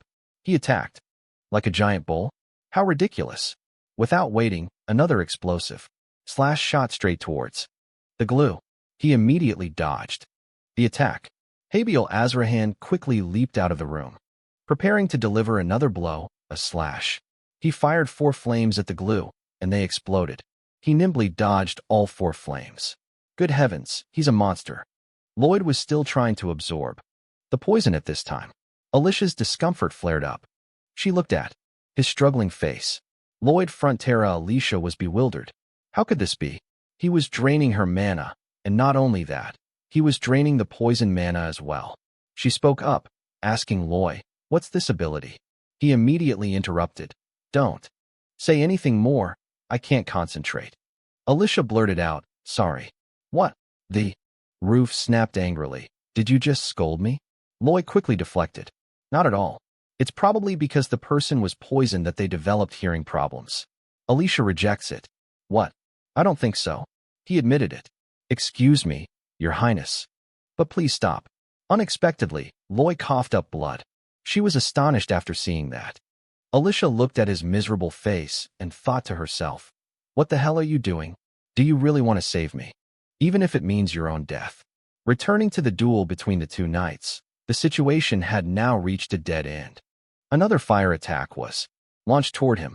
With a loud bang, the door leading into the party shattered into pieces. The landing force held firm, and amidst the cloud of dust and smoke, Habil Azrahan appeared. He glared at him. You won't escape. Kyo ran away, sweating profusely. Eliminating him would be a huge waste of time. He chuckled slyly. What an idiot. Kyo shouted orders loudly. Guards, listen carefully. This man and his accomplices have dared to assassinate His Highness. Draw your sword and protect the queen. The soldiers quickly obeyed the order and pointed their weapons at Habil Azrahan to capture him. He calmly walked toward the soldiers who were charging forward. Habil Azrahan raised his sword, preparing to defend himself. He gritted his teeth, mustered his strength, and with one blow sent those rushing towards him flying. Then Habil Azrahan concentrated his energy into his sword and with one blow sent the remaining people hiding flying. After observing the soldiers, he sent 3 elite soldiers flying with a single sweep of his sword. I've never heard of such an exceptional person in history. If he reached the level of a master swordsman, he assessed, looking at Habil Azrahan as he attempted to strike, he would possess the power to easily destroy an entire small kingdom. But that won't happen. Kyo began to harness the aura of a master swordsman. Get out of the way, I'll be his opponent, because he'll die right here. Habil Azrahan gazed fearfully at the light ahead, his swordsmanship radiance beginning to intensify as he advanced with his sword. He swung the sword back and forth in his hand, and the energy emanating from the sword instantly enveloped the area in front of him. Habil Azrahan stood defensively before the aura of his swordsmanship, when suddenly the pile of broken rocks beneath his feet began to float, and the energy began to illuminate the entire room. It struck Habil Azrahan directly, lifting him into the air, and a sweeping blow landed squarely on him. Kyo gently walked out the door. Outside, Habil Azrahan lay motionless on the ground. He walked solemnly towards him. Back to Lloyd Frontera. He is clutching his arm, which is full of poison, in agony. Extraction of lethal dose successfully completed. Alicia sat up. Lloyd was surprised when he vomited. a black liquid from his body. She warned anxiously, "You will die if you continue like this." Alicia loudly demanded, "Concentrate mana into one arm, and I will help you." Lloyd gritted his teeth and endured the thought, and then he would cut off the god's arm. Like the character in that novel, but I wouldn't let that happen to me. That would make digging very inconvenient. He grabbed a small knife from the ground and pointed it straight up at the sky. Lloyd roared, and a burst of energy erupted from the tip of the knife, creating a flash of light. He unleashed a burst of dark energy from his body. The energy then broke through the wall and burst out of the palace. Kyo suddenly stopped, sensing something. He was bewildered by what was happening. "What's going on?" "It looks like a massive mana explosion." "Lloyd, exactly what did you do?"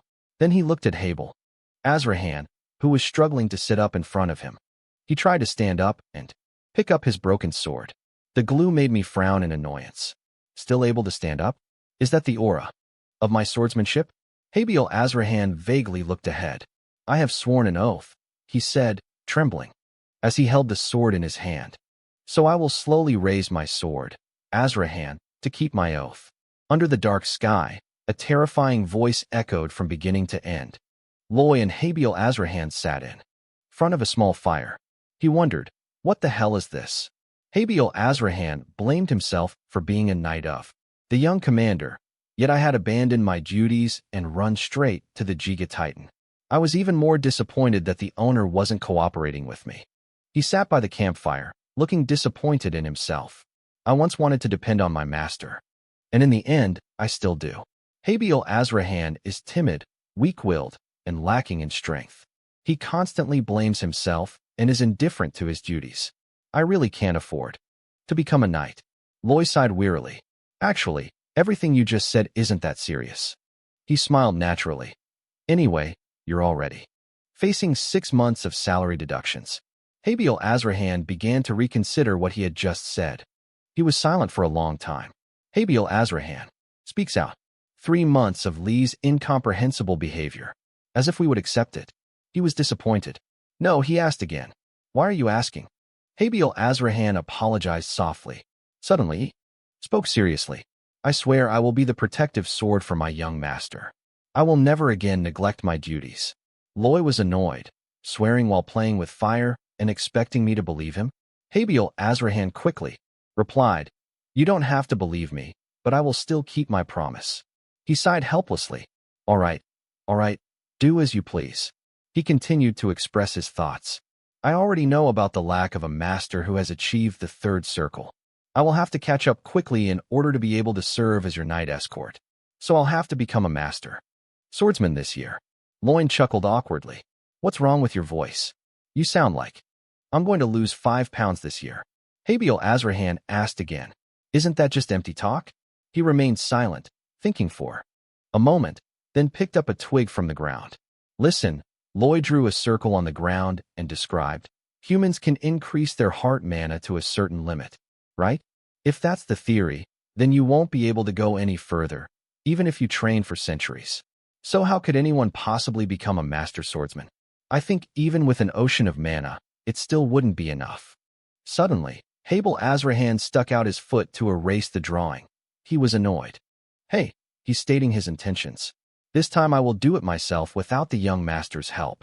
We will no longer be dependent on a lack of leadership." Back to the present, Kyo is channeling energy into his sword and charging forward. Habiel Azrahan, undeterred, charged forward. "Through my own strength, I will become a master swordsman." However, he was pierced through the body by Kyo's sword. Following that, the energy from his skill sent rocks and earth flying in all directions behind Habiel Azrahan. Kyo said in a serious, appreciative tone, "You surprise me. Any normal body could be torn into 100 pieces after being pierced by the aura of my sword technique." He held onto the sword that was piercing his left shoulder. "You've strengthened your body by reinforcing the entire mana mass at once? If possible, let me praise your technique a little more. Seriously, glue, now die." Suddenly, Habiel Azrahan's body burst into flames. He shouted, releasing his energy. Suddenly, Habiel Azrahan took his hand. He used his strength to grasp the sword that was enveloped in Kyo's energy. He panicked. You crazy bastard, what are you doing? Habiel. Azrahan gritted his teeth, enduring the mana released from his sword aura that was burning his entire body. He looked at Kyo's sword, letting the energy flow through the sword to his hand, then through his heart, and finally his mana heart. Suddenly, Kyo used all his strength to lift Habiel Azrahan up. I then threw him away from the sword. Habiel Azrahan was thrown against the wall by the force of the impact and then fell flat on the ground. He lay motionless after the collision. He also silently looked at Habiel Azrahan. Kyo looked at his body and felt no breath, nor the flow of man. He quickly turned and walked away, thinking, I've wasted too much time already. Now it's time to take the queen's head. Suddenly a voice rang in my ear, so that's how it is. Habiel Azrahan suddenly rose from the ground, turning around in astonishment. What? He said calmly. Manhwa of a master swordsman. Surprisingly, in Habiel Azrahan's hand was a sword forged from blue mana.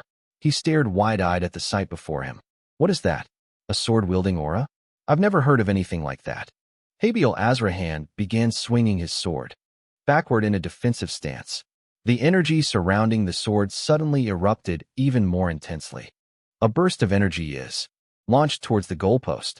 He quickly used his sword aura to unleash a mana-based sword strike forward. Two energies collided, but what dissipated was the energy of the glue. He opened his eyes wide in horror. One of Kyo's arms had come loose, falling to the ground and rolling away. He screamed in panic and pain. The soldiers, now panicked, rushed forward. Sir. Suddenly, a voice made all the soldiers stop in their tracks, each stepping forward. Habiel Azrahan stood tall with his sword, warning that he would face the sword of a master swordsman. Inside Alicia's room, a worried voice rang out. Lloyd Frontera. She grabbed his hand and cried out in alarm. Open your eyes. Alicia hastily requested. You have the ability to absorb mana, right? Then absorb mine. She screamed. In panic. Lloyd Frontera, how could you let such a talent slip away? Wake up. He slowly opened his eyes. System notification table for survival from toxic substance signature. Soldiers unlock a unique new option for their mana potion skills. Lloyd vaguely read the line of text indicating immunity. Immune to all poisons. When a skill is activated while in an exhausted state, mana will be absorbed from the surrounding environment. What is this? All top-notch skills. Lloyd suddenly smiled wickedly. Damn, that's awesome. Seeing this, Alicia became angry and punched him straight in the head. Without thinking, Lloyd exclaimed, Ouch! He was stunned, not knowing what had just happened. Alicia also realized she hadn't meant to. Lloyd asked, Your Majesty, why suddenly? She turned away and replied, I don't know, but your face looks suspicious. What? Is there something wrong with my face? Alicia Frontera brushed that aside and asked anxiously. Forget it. Are you feeling better? Can you stand up? Lloyd's whole body was limp and he couldn't move. I don't know anymore. My legs are trembling slightly. I must hurry and help Habe. He recalled the skill from earlier in the quick battle. When the skill was activated while exhausted, mana would be absorbed from the surrounding environment. Now I have no other choice but to try this trick. The body began to absorb energy, and the magical heart also began to accelerate its progress. The magic circles have started moving too. It started spinning several times faster than normal. In a swift attack, Alicia's energy was suddenly drained away. What's going on?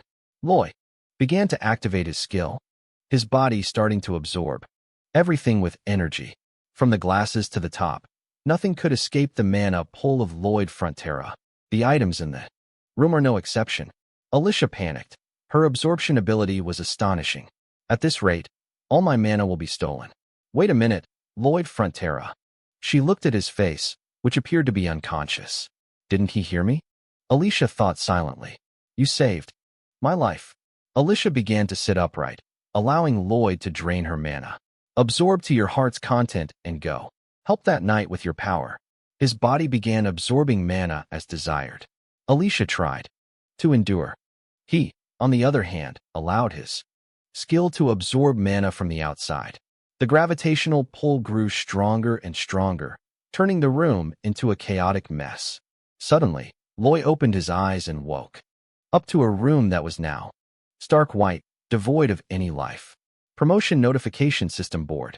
Mana Heart skill has been upgraded to Near Master Swordsmanship, unlocking a unique new option for the Mana Heart skill, Frenzied Mind. For 60 seconds, you will be in frenzy mode, only moving towards the designated target. In non-frenzied mode, strength, physical abilities, and reflexes are increased by 200%, and the user can use it once a day. He was astonished by the notification. Loy sat up and checked his body. It felt so light, as if he had just been fully recharged. Suddenly, he realized the current problem. That's right, Habel, he must be fighting that master swordsman alone. Loy looked to the side and saw what looked like a dried corpse. Is the queen leaving? He looked around in panic. What's going on? What happened to her? Was she affected by the skill? Suddenly Alicia spoke up. I'll ask for details later. She ordered. Stopping the glue now was the top priority. Can you carry me? Loy quickly acted, willingly. Agreeing. He thought to himself, the queen is amazing, she doesn't care what others will say after this. Loy lifted Alicia onto his back and prepared to run. Ready, let's run. He rushed through the rooms like a gust of wind. Habiel, just wait. Your master is coming to help. Alicia silently assessed. Habiel Azrahan, he is indeed a genius in mana control, but that is not enough to fight the master swordsman alone. Trying to control my energy, concentrating a little mana, I can at least do about 1/3 of what I normally can. The two men turned a corner and were astonished by the sight before them. In their eyes, Habiel Azrahan stood majestically before the kingdom's elite soldiers, and Loy was astonished. Habiel looked at the glowing sword and immediately recognized the aura of swordsmanship. That was indeed the aura of swordsmanship. Loy looked down and saw Kyo clutching his shoulder in pain. He did it. Kyo Alicia stepped down and ordered the soldiers to put down their weapons. The soldiers were stunned. The queen pointed at him and explained that the one who plotted to assassinate the queen was Kyo over there. Then she turned to Habiel Azrahan. These two risked their lives to save me. Loy scratched his head, thinking to himself, well, it's because they're paying customers. Alicia sternly commanded, show respect and behave properly before these heroes. The soldiers began to stand in solemn rows. She walked through the crowd and announced that everyone in the banquet hall today would be investigated. This is a security measure of the royal family, so please cooperate. Loy frowned and asked, hey, so you've become a master swordsman now, huh? Habiel Azrahan calmly replied, yes, what's wrong? He became even more annoyed. I haven't eaten yet. How can you say that so casually? Habiel Azrahan asked, puzzled. What do you want me to say, sir? He reminded him sternly. You will encounter dangerous situations more often from now on. This is the only way to complete my escort mission. Lloyd was momentarily stunned by Habiel Azrahan's words, then he smiled with satisfaction. Well, whatever, do whatever you like. Moreover, I'm glad he's okay. Suddenly, the system screen pops up. You've achieved another spectacular accomplishment tonight. The hidden condition has been met by the immense energy of the achievements you have made up to this point. Loy was astonished. Oh, what is this? What are you sending me today? He stood solemnly, reading each notification, the reward system, activation, each honor, and title created for your achievements. Each honor you earn will grant you an additional skill. It will also give you a certain number of honor points each month on each full moon at midnight. The system panel displayed a list of honorees whose bodies were completely shattered. Desperate CPR, I'll smash your face into the ORC. Well done. Crumb Lobster. Magentano Fisherman. Loy found this annoying. What kind of soldier is this?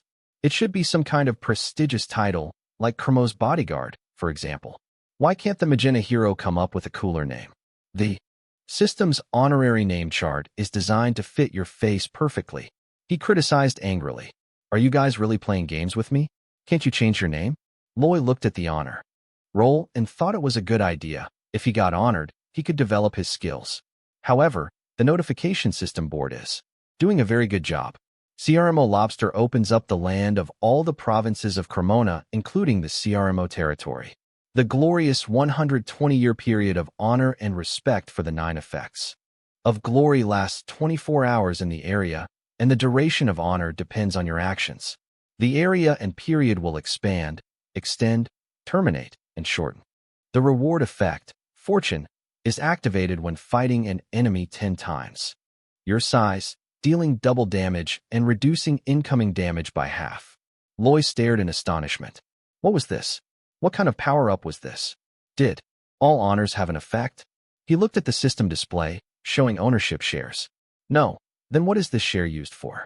The system table won't tell us, even if we ask. The system panel popped up. I was going to tell you, but I won't. Loy pleaded, please tell me. The system's feigned ignorance table. What did you say? I didn't hear anything. He knelt down and begged. I'm sorry. Tell me, please. System. Haha. Dream on, darling. Please continue your plea. Abel was disgusted by Loy's actions. He's up to his weird tricks again. At this point, the system panel explains that when you use the collected shares, you will receive the power to defy the laws of the world. Revelation ends. It works. Loy was surprised by the final announcement. Under the clear blue sky, a person sits on the sofa. He spoke wearily. I'm so tired from this investigation that I haven't been able to sleep at all.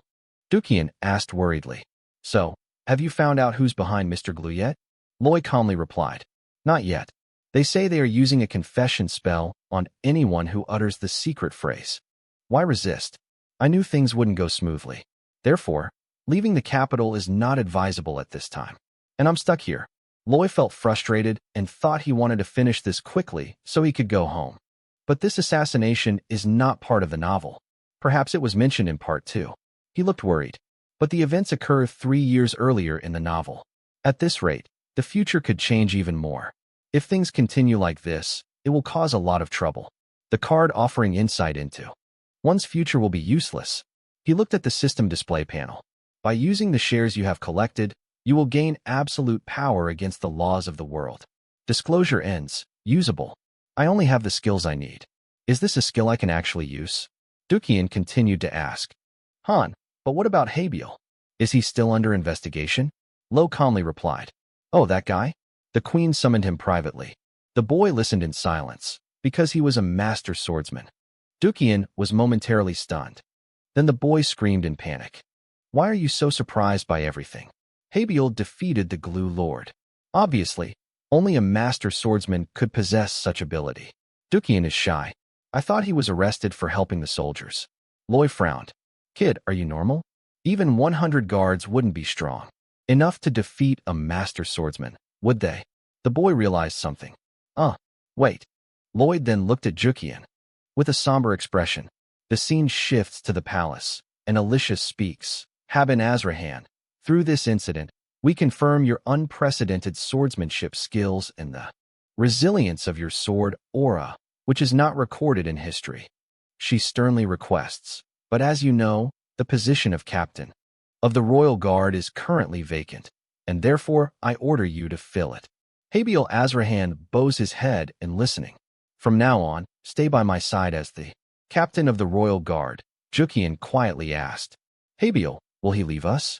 Habiel Azrahan remained silent for a long time, then suddenly spoke, asking for forgiveness for his rudeness. Your Majesty, Loy fell silent for a moment upon hearing the question. Unexpectedly, he replied with a displeased expression. Isn't that kid very close to Habiel? He seriously refused. This lowly fellow is a knight of Baron Akko's frontera. Please understand that the deity cannot be separated from him. After hearing the answer, Alicia fell silent, then spoke up irritably. Do you understand what I'm asking? Alicia stated the consequences. Disobeying the queen's orders is tantamount to treason. You know the price for that, don't you? Habiel Azrahan remained silent after Alicia's words, still firm in his decision. Please handle this matter, but allow me to send a farewell letter to the Baron. Alicia sighed. It would be better if someone killed the god. What a truly noble statement. Habiel Azrahan's face darkened. Please forgive my transgression. She was silent for a moment, thinking about something, and he didn't say anything to refute her either. Suddenly Alicia ordered, Continue. I respect your wishes. Habiel Azrahan bowed in. Gratitude. Thank you, Your Highness. Then, he stood up and bowed again. Habiel Azrahan turned to leave the royal palace when a voice called his name. From in front of him, Habiel. Jukian waited with a worried expression on his face. The boy spoke up and asked, Your Highness, what did you say? Habiel Azrahan smiled. He laughed naturally. I will forever be a knight of the Frontera family. Jukian was so overjoyed that he burst into tears. Alicia remained seated on her throne, contemplating the Frontera estate. She smiled at the thought that she wasn't very popular with the locals there. Under the dark night sky, Loy lay on the grass using the display panel. Look at the display panel and search to see what it is. Skills acquired through other achievements. Loy read the contents aloud and suffered multiple bone fractures. Is this what I get for driving out the Nemans? The people of Frontera are absolutely blessed. I will also place your face on the ORC. This can be used. What else is there to hear from? The ORC's roar? Lai smiled with satisfaction. Magenta firm. Oh, this is great. He has the absolute trust of Queen Alicia and is not suspected of treason in a conspiracy. Loy smirked. Secretly plotting. The nobles have been punished by me, but I will remain safe. No matter how hard these old men try to trap me. Ha ha. Suddenly, he turned his face to the sky, looking ahead and realizing that the moon was gradually brightening. System notification board showing increased wolf light in the night sky. Shares were awarded from the tribute you received. You have received 22 shares. He sat up from the mat. It was here. Let's see. The system display panel reveals the end. By consuming shares, you can get a glimpse of some of the ending scenes that will take place in the final chapter of the current story. The number of shares required for the first round is 20. Do you want to use the ending reveal? Yes. Loy smiled lewdly. No matter how I think about it, in my current circumstances, I can only see one side of the future. Wouldn't it be terrible to gain too much? Wait from eating too many sweets? Click on the Yes button in the notification to see. Suddenly, the area around the path darkened. He sat up in a panic. What is this? What is this? It's a little scary. Dear messenger, please convey this message, sir. Suddenly, a scene of blazing fire appeared all around. He stood up in a panic. Where am I? Loy looked around. Then he realized it was the Frontera website. But Lloyd looked at what appeared before him with doubt.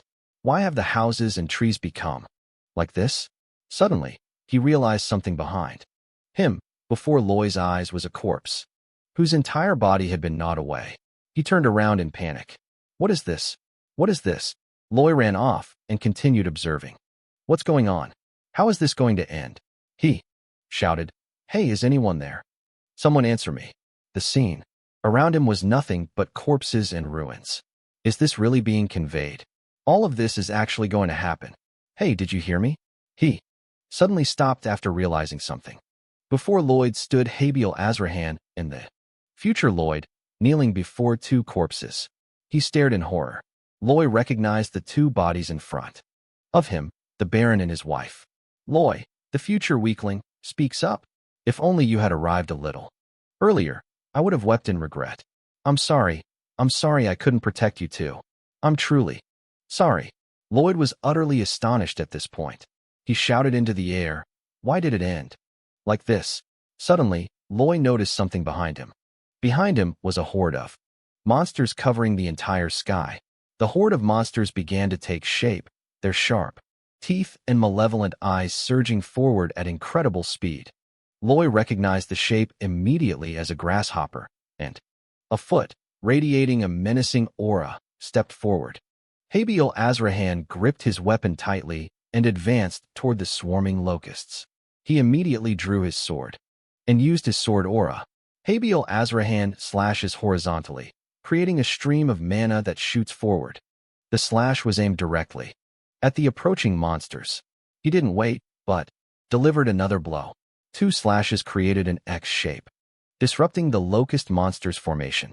Habiel Azrahan, seemingly having lost his mind, continued his attack. Another cloud of mana sand was released. The swarm of locust monsters scattered after the slashes. He looked ahead with skepticism. Done. Swarms of locusts still filled the sky. Suddenly they rushed towards Habiel Azrahan. The swarm of locusts attacked in ever-increasing numbers, to the point where they completely covered his body in black. Loy awoke from his stupor after the locust attack, gasping for breath as he knelt on the grass, his body drenched in sweat. "Hey, system, will it really happen?" The system panel was silent for a moment before replying. "Even seeing the situation like this, you still don't believe it?" Upon receiving confirmation, he immediately stood up. Loy quickly ran into the palace. He ran down the hallway, deep in thought. The man had made it clear that it would happen in the future. Loy recalled the moment he would kneel in the future. "I would have waited if the child had arrived a little earlier." He was thinking as he ran. "I don't know how much it is, but I have to go deal with it." The cause of the locust swarm is now clearly known. Alicia was sitting at her desk, wondering what the entire Cremona region is teeming with monsters. Loy is kneeling and making a request. "Yes, Your Highness, we must mobilize our army to prepare for unprecedented chaos," she softly requested. "It's so sudden. Tell me more about this great calamity." He quickly explained that it was the enemy Asfahan, whose purpose was to create monster dominoes to drain all the power from the kingdom of Magentano. Loy explained everything in detail by enslaving the monsters in the eastern wilderness, stealing their habitat. Another group of monsters was pushed westward by the monsters that had moved in that direction. The monsters swarmed in like dominoes, causing immense damage to the eastern region. He's been intensely thinking about this novel for 3.5 years now. Even more so, that is what will happen in the far north of our land. Those are the things that will happen in the far north. I don't know why the time and details were changed, but this is not the time to argue about that. Alicia also thought to herself with suspicion. Asfahan must have made some movement in the eastern wilderness. That is definitely possible. However, she spoke up and called out La Frontera's name. He responded quickly. "Yes, Your Highness." Alicia asked sternly. "This news from Asfahan is suspicious. How did you find out?" Lai panicked upon hearing this. "That damn it. Think about it. Use your brain," she said, voicing her thoughts. "Thinking about it again, you've been hiding so much from me." Alicia frowned and asked. "Jim would know if Asfahan moved, so why are you even more suspicious?" Lloyd licked his lips, preparing to use his skill, lying without batting an eye. He seriously answered the previous question with a small connection. Related to the Orcs in the wilderness, the ironclad tribe. They spoke to the god all the way to the west. Loy continued to brag. The first thing the god knew was about Kyo's assassination plot. It was difficult for Kyo and the mayor to exchange strange words and look at each other with affectionate eyes. "Wow, are those two dating?" I thought it was a beautiful scene, so I followed them and then witnessed it. He was lying very seriously, something that absorbed mana, and turned the surrounding area into a swamp. But as people knew, Habel, the Knight of the Guard, was an unparalleled genius. The deity has been with him since he was a child and learned self-defense techniques. From a genius, so the deity is also a genius, and therefore very skilled. Alicia listened to his explanation and felt annoyed, thinking that almost everything made sense. She glared at Lloyd Frontera, but somehow it felt strange. He broke out in a sweat, thinking to himself, "She seems a bit clueless about improvisation." Alicia silently and seriously looked at Lloyd Frontera. He was intimidated by that solemn gaze. System notification panel activates the praise effect. Magentano took advantage of Queen Alicia's absolute trust and had no intention of creating suspicion of treason. Loy stared at the notification in astonishment. Alicia accepted the offer. "All right, Jim's Rapid Response Force, 500 cavalrymen, I'll support you with 50 mages. Your orders are to know the enemy's movements." Loy smiled triumphantly. "Excellent. You are truly generous. Thank you, Your Highness." She continued to inquire, "What's your name? If it were you, wouldn't you understand better than anyone else? Do you think there's no reward for believing in baseless speculation?" Loy immediately replied, "Of course not. I know that nothing in this world is free." He smiled confidently. If this prevented the monster attack, then all predictions and decisions were within the authority of the person in charge. The gods only helped re-establish the royal family's authority through the assassination.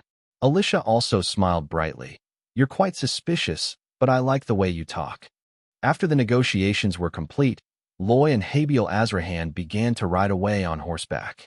Well, the two of them began to rush out of the kingdom. Suddenly, something unclear came to mind. Habiel Azrahan, not hearing, spoke up. There must be a reason why you did this. Please explain. He was being blown so hard by the wind that his mouth felt like it was going to tear, trying to speak, but his voice was unclear, yet Habiel Azrahan seemed to understand everything. Yes, I understand completely. Please tell me.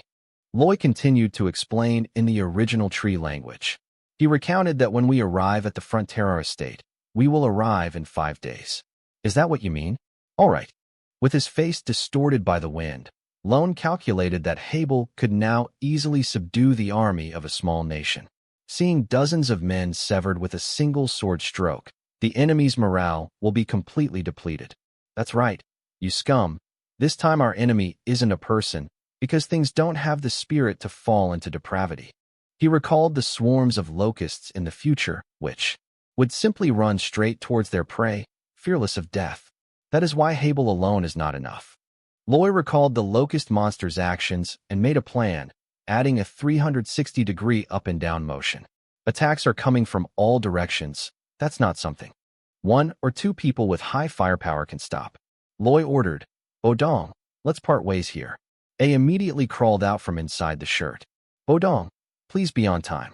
Bodong jumped out of his coat and began to follow the plan. He thought seriously, we have a plan. Stand up, my honey pot, Frontera estate. 2 people leaped out from the mountain and soared into the air. As dawn broke, the 2 continued to fly forward through the forest. Loy pulled the horse's head back, calming it down. The 2 stopped before a cliff. In front of them was a swarm of locust monsters that had gathered in droves. He frowned, deep in thought. Just a little while longer, and the people working nearby would also look up at the sky, stopping their work in amazement. Up in the sky, swarms of monstrous locusts flew about, and a man was astonished. What is that? Loy Fi rode up on horseback, shouting loudly. Hey, what kind of crazy thing are you doing? Get out of here. The man turned around. Young master, shout your request loudly. Give me the biggest vase. The swarm of locusts began to charge forward, searching for the enemy, heading straight for the Frontera mansion. Emily was terrified when a monstrous grasshopper burst through the window. It was furious and bared its teeth. She stammered in fear, what is this? Suddenly, the grasshopper monster leaped towards Emily. Suddenly, a chair was lifted into the air, and Ma Frontera arrived just in time to smash its head to pieces. However, it wasn't just one. Other swarms of locusts also rushed inside. She quickly grabbed her hand, saying, Emily, come with me. She responded in a panic. Yes, madam. Ma looked out the window and discovered that outside, thousands of locust monsters covered the entire sky. Her face darkened with fear. What's going on? Suddenly, Akko's Frontera ran out from the corner. Is the ghost all right? She asked as soon as she saw him. Akos, he demanded in a loud voice. Wait, just a moment. Akko's Frontera hurriedly pushed the door open. He was astonished by the swarming locusts flying in front of the mansion. The monsters, which had been targeting the wood, suddenly changed their target and turned towards the 3 people. Bayan was now rushing towards the mansion. He shouted, the order. All guards, listen up. Assemble. At the Baron's mansion. Suddenly, a voice rang in Bayan's ear, drawing his attention. Hey, get out.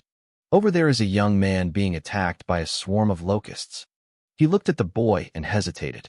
Oh no, the people are in danger, but Baron Bayan of Bavaria remembered Frontera's warning. I hope this will not happen, but if a disaster does occur in my territory, please protect the people for me. We believe that the Lord and his knights exist for the benefit of their people. Bayan didn't hesitate any longer and charged forward. He chopped off the head of the grasshopper monster perched on the boy's shoulder and continued to chop down the others hovering around. Bayan stood at the front, giving orders. Me hid behind a railing, and the swarm of locusts, seeing their prey, immediately concentrated and moved in another direction. ORC also participated in fighting against monsters. He shouted, Great ORC warriors, even if today is our last day, Keep your oath to our brothers and our clan. The ORCs behind excitedly raised their weapons, while Ban also worked hard to drive away the 7 monsters. The ORCs were equally formidable, crushing every locust monster that approached them. But the number was too great. Ban couldn't resist and lay down, embracing Mikai. On the other side, people were also found by the locust monsters. There are those who stand up and fight, and there are those who simply fall down in helplessness. The ORC tribe also couldn't escape being devoured, body to body, and CU, now unable to resist, used his whole body to protect Emily. Everyone was working hard to protect the count in front of the mansion. The swarm of locusts has not diminished at all and still covers the entire sky. A mother holds her child helplessly as they gnaw at its body. She looked up, weeping, and before her eyes was a monstrous grasshopper, gnawing at her hair. It became cramped and trembled as it looked up at the sky. The monstrous locust flying on its back also stopped biting and looked up.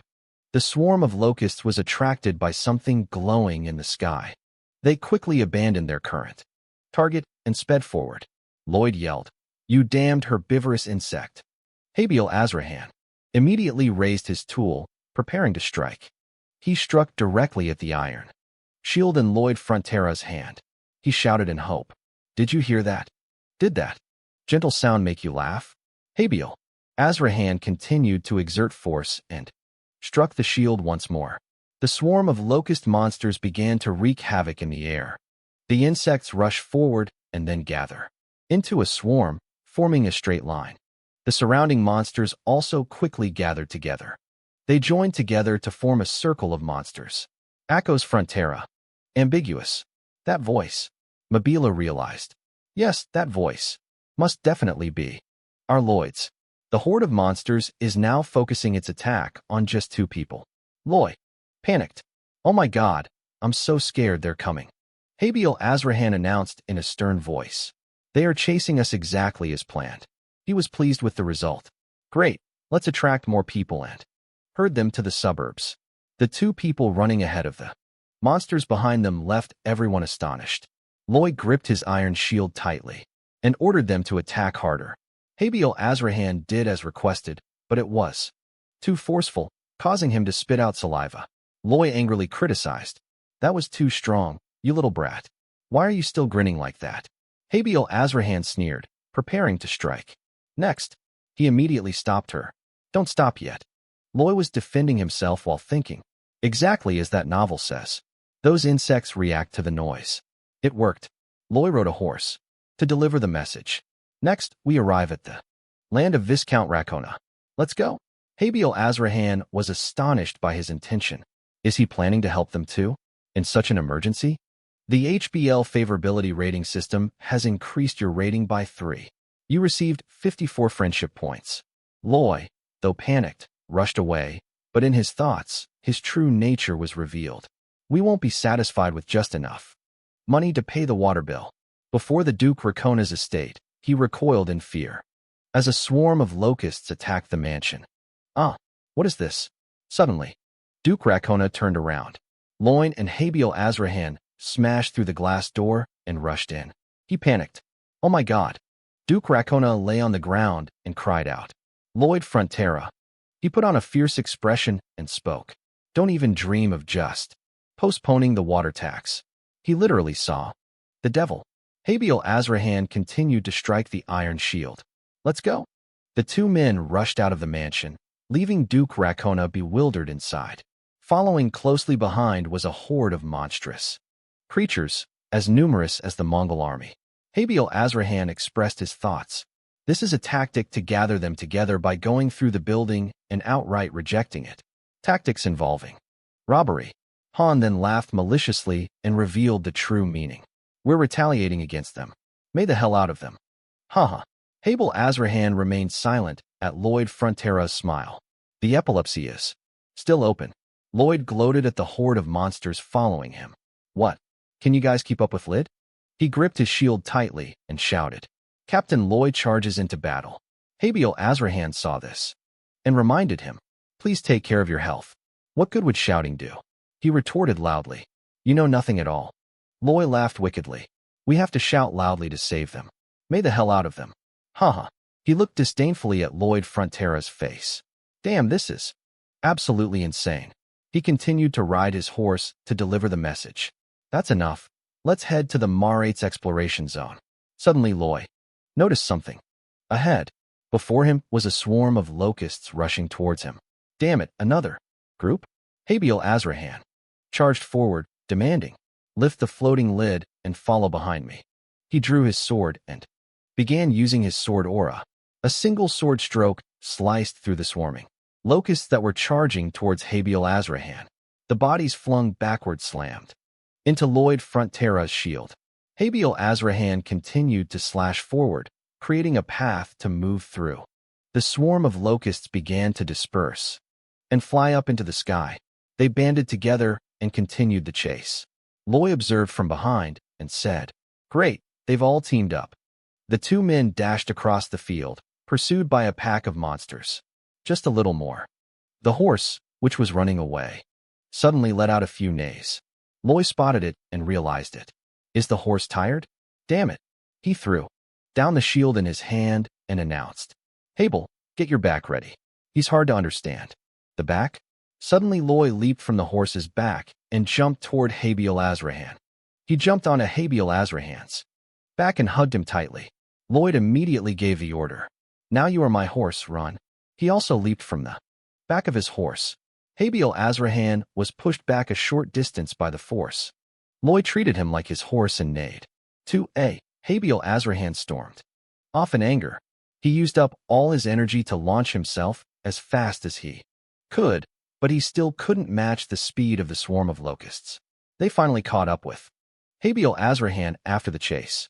Right now, Lloyd shouted, "Bell Hippo, you two surface from the water in front of the monsters." Habil, Astrahan, and Lloyd quickly covered their heads and plunged into the water to hide.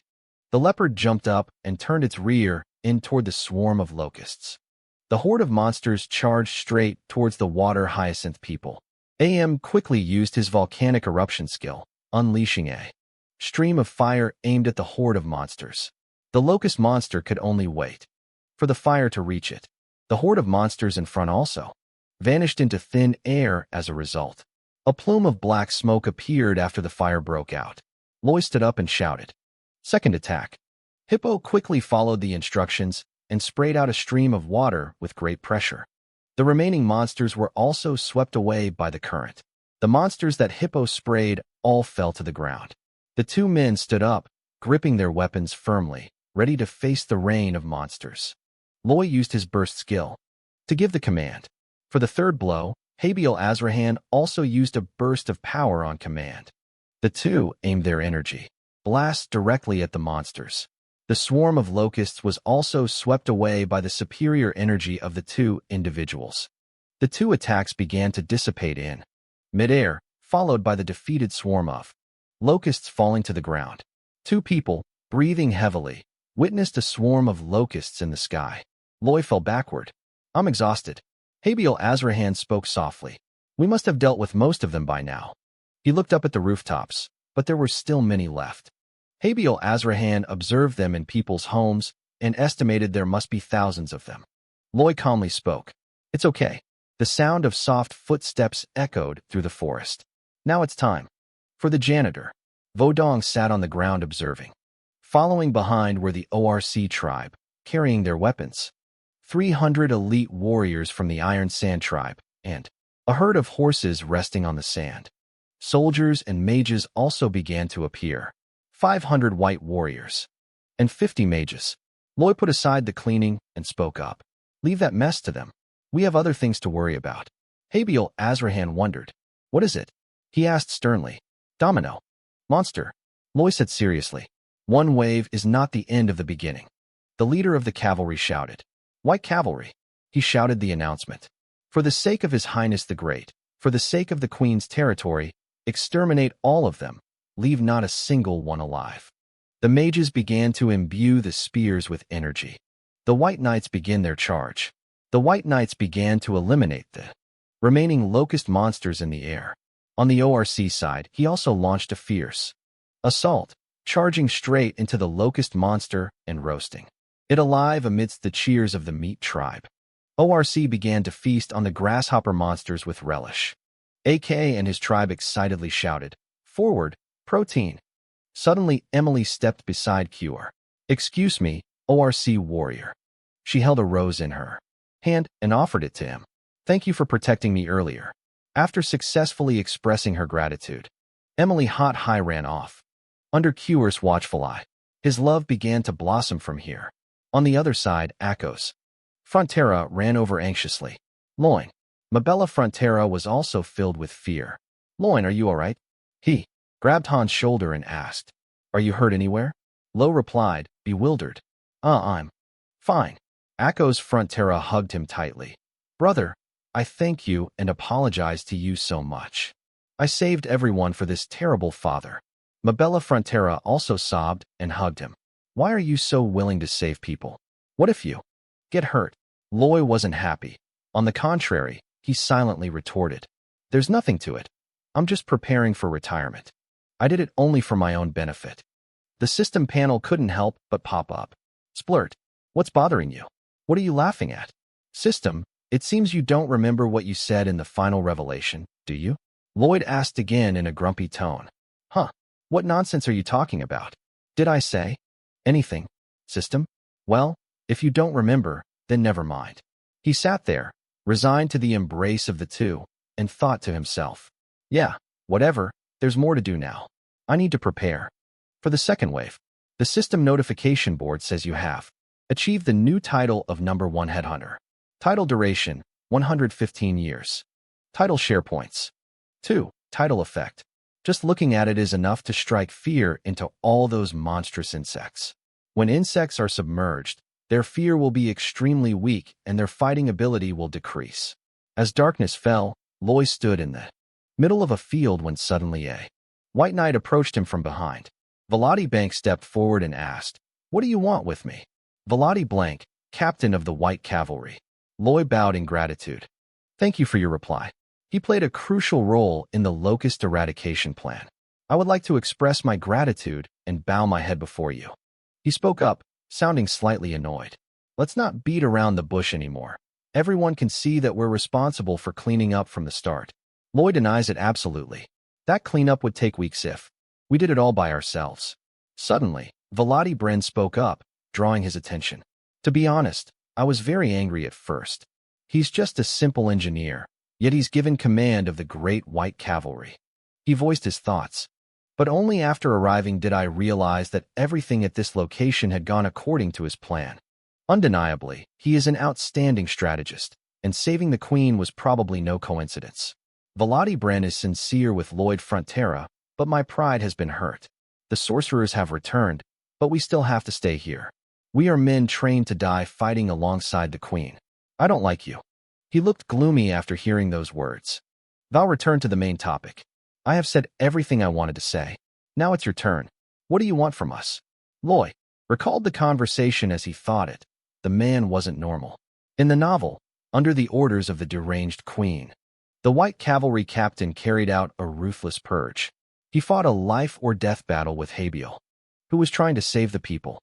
At that time, Habiel was not a master swordsman, so he did not win. Velati Bren slumped to the ground, weakly spoke. "Is that Habiel? If it is you, may I ask for this favor?" He gasped for breath, finally uttering the request. "Stop, Queen." Velati Blank, born a warrior of unwavering loyalty, spoke with ironclad convictions. Loy smiled after finalizing his plan. Beating around the bush wouldn't get him anywhere. The best way is for him to seriously make an offer. "Would you like to duel with me? If I win, you will become part of our engineering battalion. If you win, you can return to the Queen immediately." Val grimaced at the offer, then smirked triumphantly. "Haha, you've read my mind. Because from the beginning there was no way I would have accepted the request. Are you trying to challenge me?"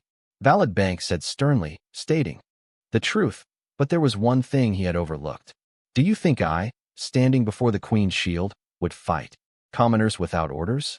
Loy's face flushed. "That's exactly what I overlooked. I have obtained command of you from the Queen, and this is an order." He frowned angrily. After his remark, Loy continued to joke around.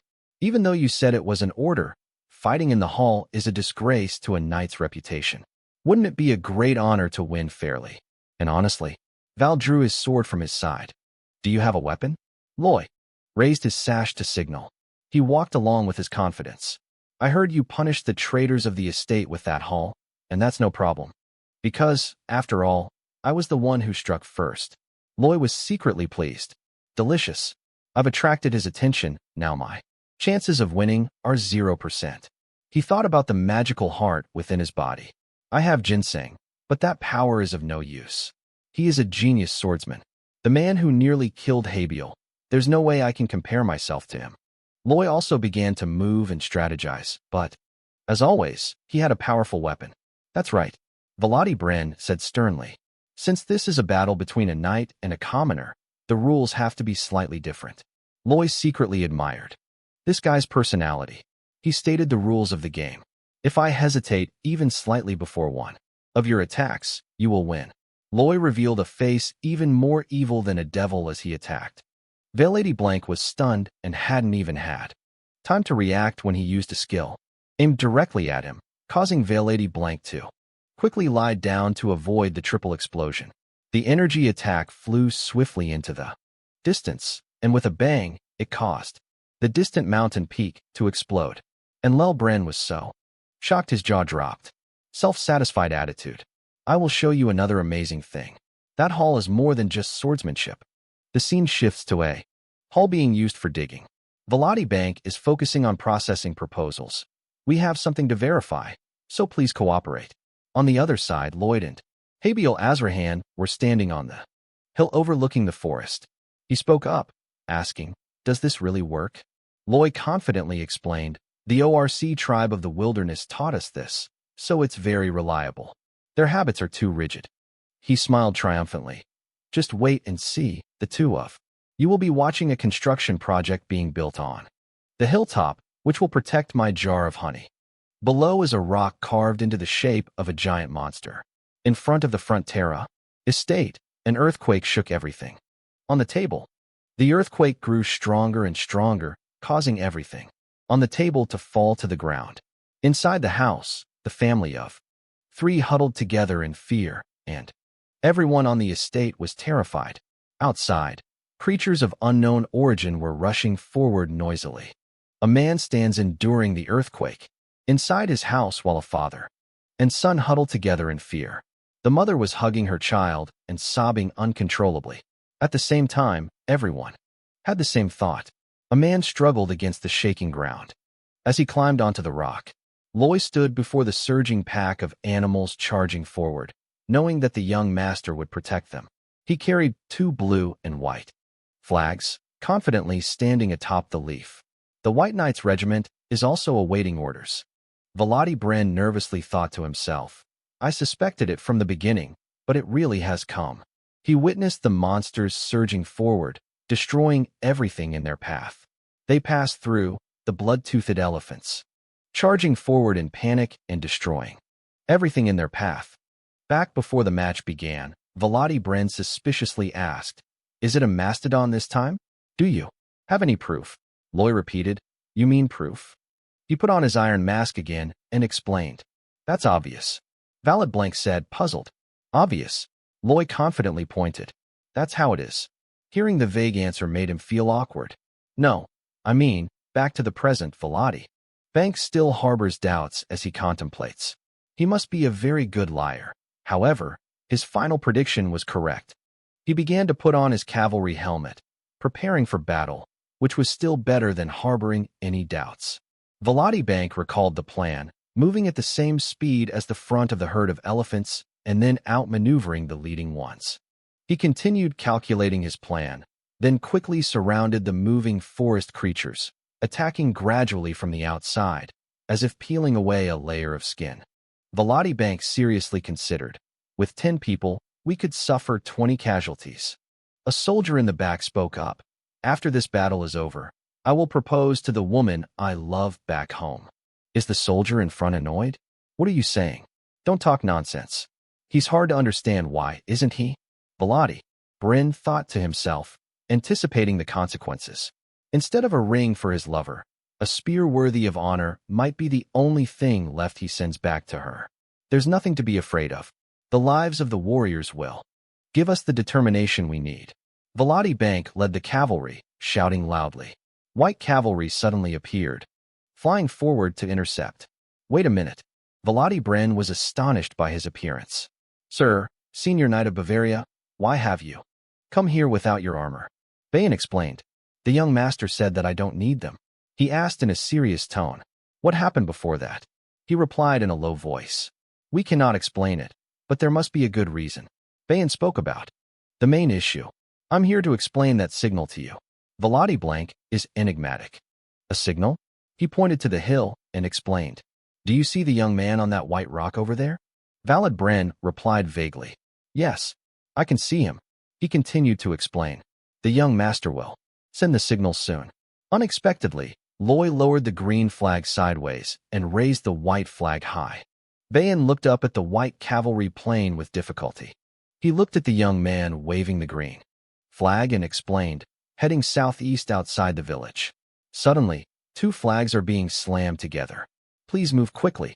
Velati Bren exclaimed angrily. Nonsense. That's like opening the way for monsters. He raised his voice, thinking about the consequences of Lloyd Frontera's instructions. The White Knight's current location is in the village area. The indicated destination is to the left of the monsters. It's only a matter of time before those monsters break through the fence. Do you think attacking them from the flank will be effective? Attacking their flank won't work. Loy continued to rotate the flag. Bayan explains the action. Repeat after me. Because the Queen of England raised the white flag high, Your Highness. Then push the white flag forward and advance. Val became even more annoyed. What was that just now? Are you kidding me? Bayan calmly replied. No, everything was planned in advance. He looked at Loy's actions with confusion. What the hell are you thinking? It makes no sense at all.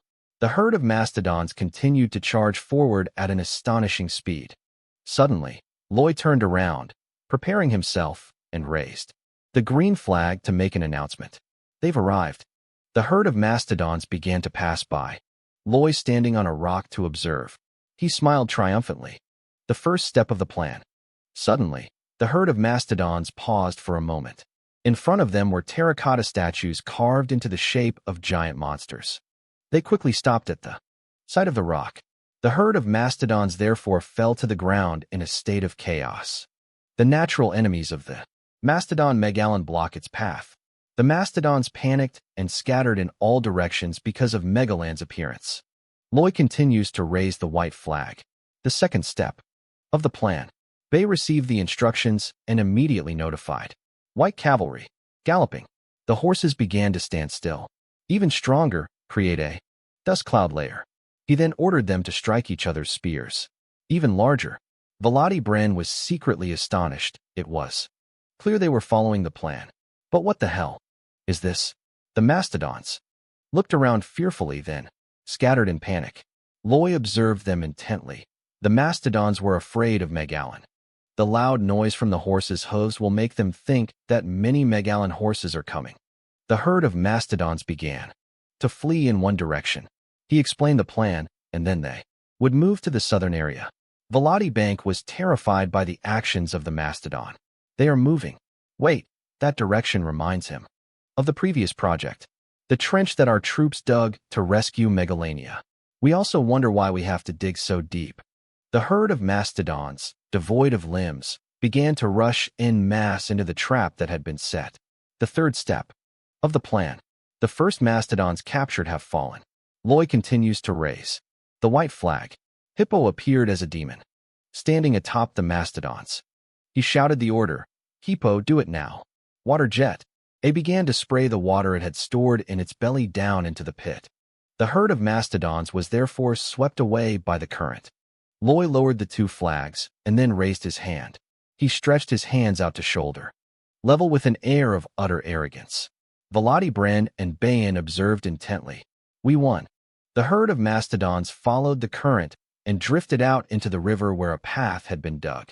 The frail mastodons crawled out of the water and Lelody. Blank stood high above, observing. He was astonished by the result.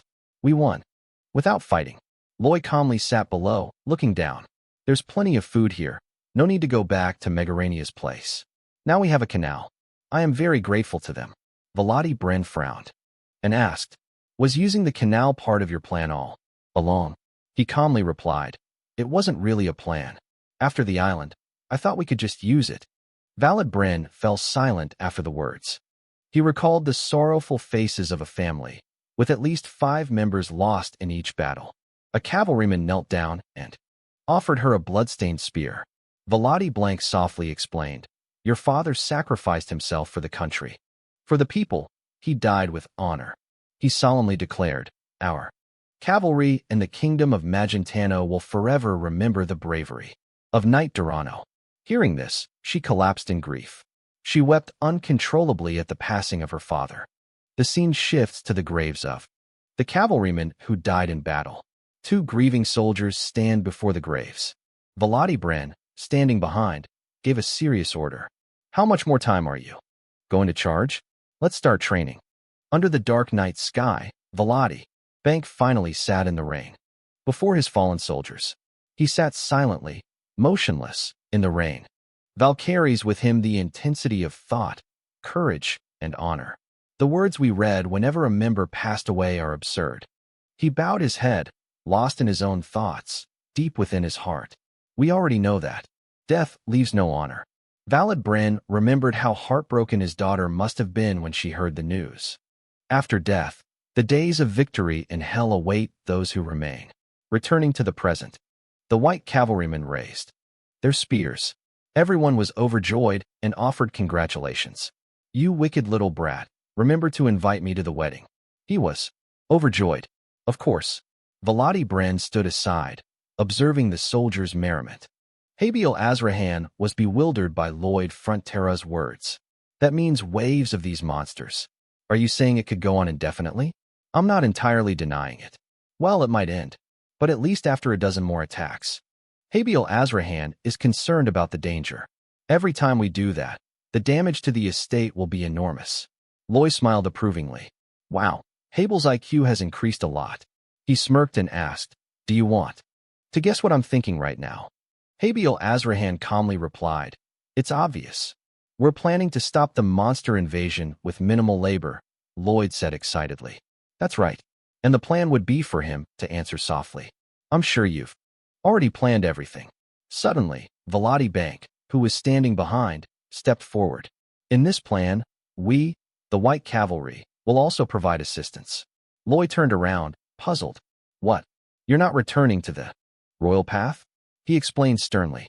I was thinking of writing a letter requesting permission to send to your highness. Valid Bank is both proud and self-reproaching. Today we have seen what a true victory is like. At the same time, I realized I was an incompetent commander. Suddenly, he approached the 2 of them and knelt down with utmost respect. Velati Bren solemnly requested, please allow me to observe your wisdom. The white cavalry behind them also knelt down accordingly. Lloyd took a deep breath in silence, then spoke, drawing Valala Bank's attention. I've been waiting for you to say that. Lai smiled confidently. This campaign would be impossible without the white cavalry. Inside the Frontera mansion, a group of 4 people are discussing their plans. Lloyd turned to Akko's Frontera and said, Baron, do you remember? When I said I would create an aqueduct from Lake Siebua, he opposed my decision. He recalled and replied, yes, I remember. Aga's Frontera described a ferocious monster guarding the place. There is a legendary monster sleeping soundly in Lake Capua Kingst. He explained in a serious tone. However, stimulated by the opening of the water source, the child pushed the construction forward and said he would never wake up. Loy was excited. Yes, that's right. And this time I'm really going to wake him up. In the room, there was a moment of silence after his words. A ghost Frontera panicked after realizing what he meant. Mabella was no exception. Her mother completely objected. Val also took the opportunity to speak up. Agreed. Habiel Azrahan whispered. Agreed. Akko's Frontera was confused by his words. Habiel, you're an escort knight. You should be protesting against it, shouldn't you? He's speaking the truth. I'm sorry, but I can't possibly win anyway. Loy praised. Your IQ has increased a lot. he said excitedly in a loud voice. Now let's begin construction using a democratic process. Akko's Frontera frantically tried to stop him. Democracy, what is this? No, lie, wait. However, his words went in one ear and out the other. Loy continued to lead the group in carrying out the plan. Habil Azrahan turned and asked, "Do you really want to awaken Kingst and take control of him?" He frowned and replied, "I'm not a sorcerer. How could I?" Loy recalled the moment he sat in the library, the legends and habits concerning him. "I have learned a lot of things." In the reference document, he is described as a magical monster as large as Mount Tai. Surprisingly, there are no stories of him attacking humans. However, the lake he built is a dam. In other words, if the nest is damaged, he will yell and repair it. Loy put on his capitalist face again and laughed. "So we'll destroy part of the lake. We'll continue every morning and evening, and whenever he recovers, we'll continue." He imagined the result after doing that. The monsters crossing the eastern mountain range would be terrified. "It's called the front yard. Dog strategy at my house." Habil Azrahan looked at Loy with contempt, thinking to himself, "That's a story about defeating a sleeping monster. Even Satan would cry out in terror." He spoke up, asking, "What if we miscalculate? What if they attack us?" Loy calmly replied, "Huh? Why are you asking such a direct question?" He frowned and pointed at Habil Azrahan's face. "You're a knight. You'll have to defeat him." Loy spoke of the consequences of miscalculating, and then you'd be roaring morning and night. Just as predicted, the blind dog strategy in my front yard. Habil Azrahan looked at him again with contempt. "You're treating me like a dog." Everyone moved to Lake Capua. Loy took a deep breath and then used his measuring skills. He clicked on the simulation screen and calculated the simulation mode. "How can I destroy it without flooding it? Will Kingston wake up?" Loy started gesticulating wildly. Habil Azrahan looked at Vladi Brin and explained, "Oh, it might seem a little strange, but he's not crazy. No, he's a little crazy. Never mind." His eyes lit up and he looked extremely respectful. The aspect of a madman accompanied by great wisdom. Truly extraordinary in the face of Hugobu. A voice from deep beneath the lake whispered, "Humans, you've appeared again? I forgave you last time, but if you disturb my sleep again, the eyes beneath the sea will light up with murderous intent, and I will kill them all." The legendary Demon King. Kingston stood before Frontera's territory, Loy, annoyed by a mocking voice. "Haha, not many of these guys. Haha, no, please, that's enough. Stop. Bayan is happily playing with the baby mastodons. Haha, no, I'll die? I'm going to die. She's so cute. Let's go. Haha." He only now noticed his presence.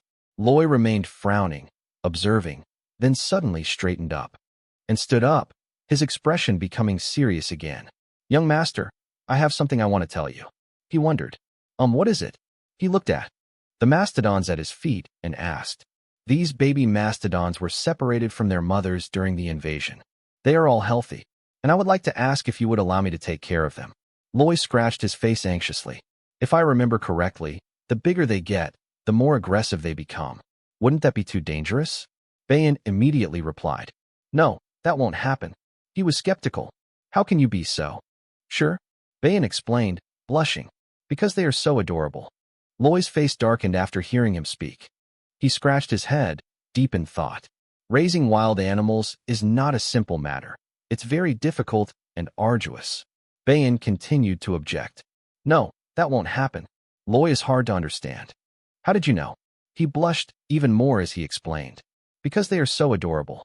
Loy was speechless. With helplessness, he turned and walked away. "Just do whatever you want with the short circuit." Bayan lay down again and continued playing. "Ha. Nail pen, copper pen, nail breaking, copper breaking. The young master has given permission." Ha. Loy calmly continued moving. "If it were Mr. Bavaria, I'm sure he would do his best.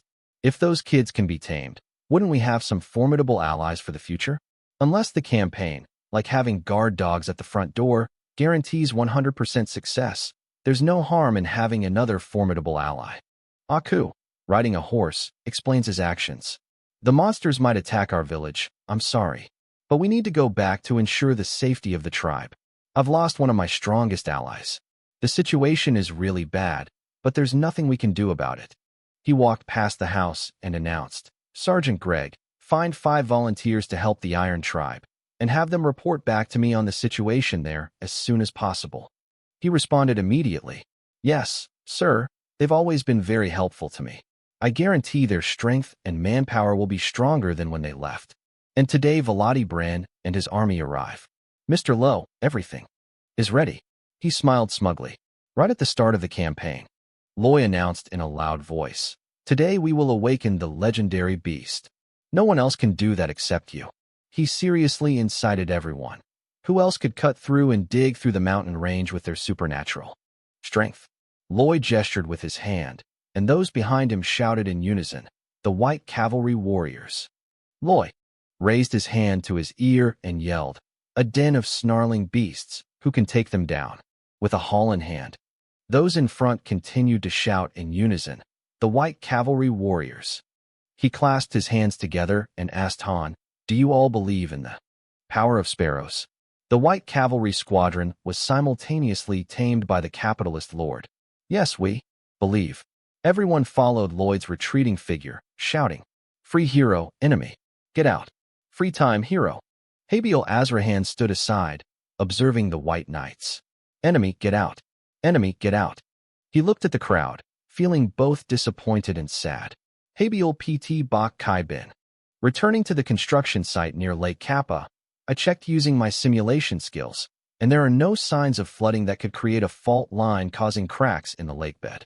Habiel Azrahan stood atop the mountain and shouted, "I'm ready." Loy, standing below, waved his hand. "All right. Do you see where I've marked it?" He quickly replied, "See that? Immediately shout loudly, 'Start now.'" When it reaches its limit, Habiel Azrahan uses his skill to thrust straight into the ground and unleash a devastating attack. An explosion then shattered the mountain, sending rocks and debris flying everywhere. The earthquake shook the entire forest. Rocks and soil slid down, sweeping away tree branches in the forest. An explosion was created right next to Lake Capua. Right now, there's no visible damage, but it will be enough to destroy the dam's structure. Loy quickly ordered them to lie down in front of the tranquil Lake Capua. Suddenly, the small island in the middle of the lake began to shake, and a storm was about to break. The small island in the middle of the lake suddenly split in two.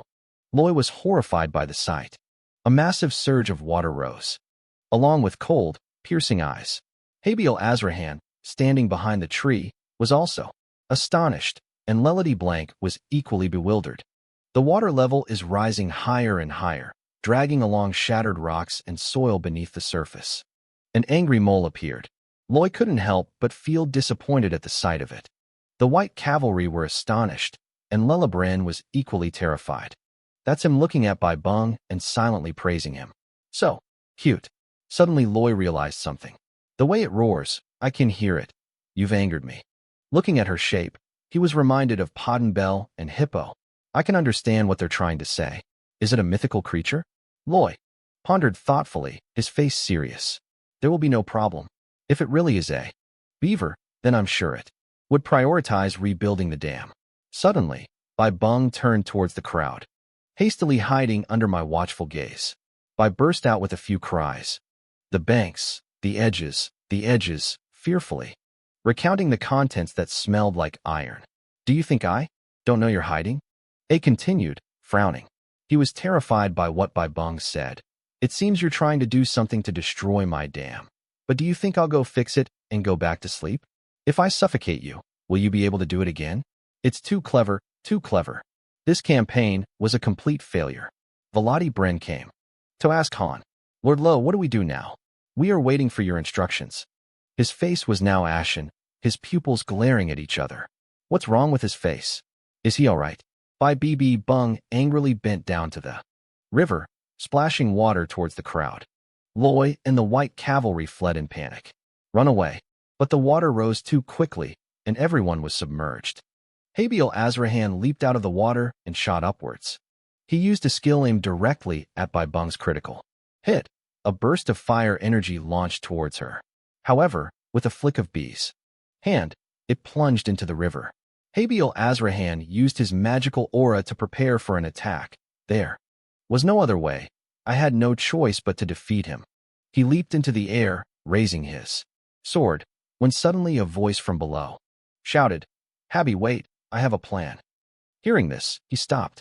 He silently calculated his contingency plan.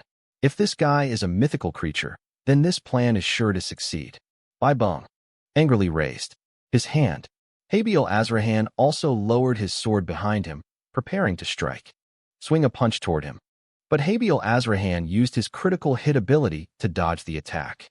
Bai, enraged after missing the first punch, unleashed a barrage of blows aimed at him. But Habil Azrahan showed no mercy and dodged all the attacks.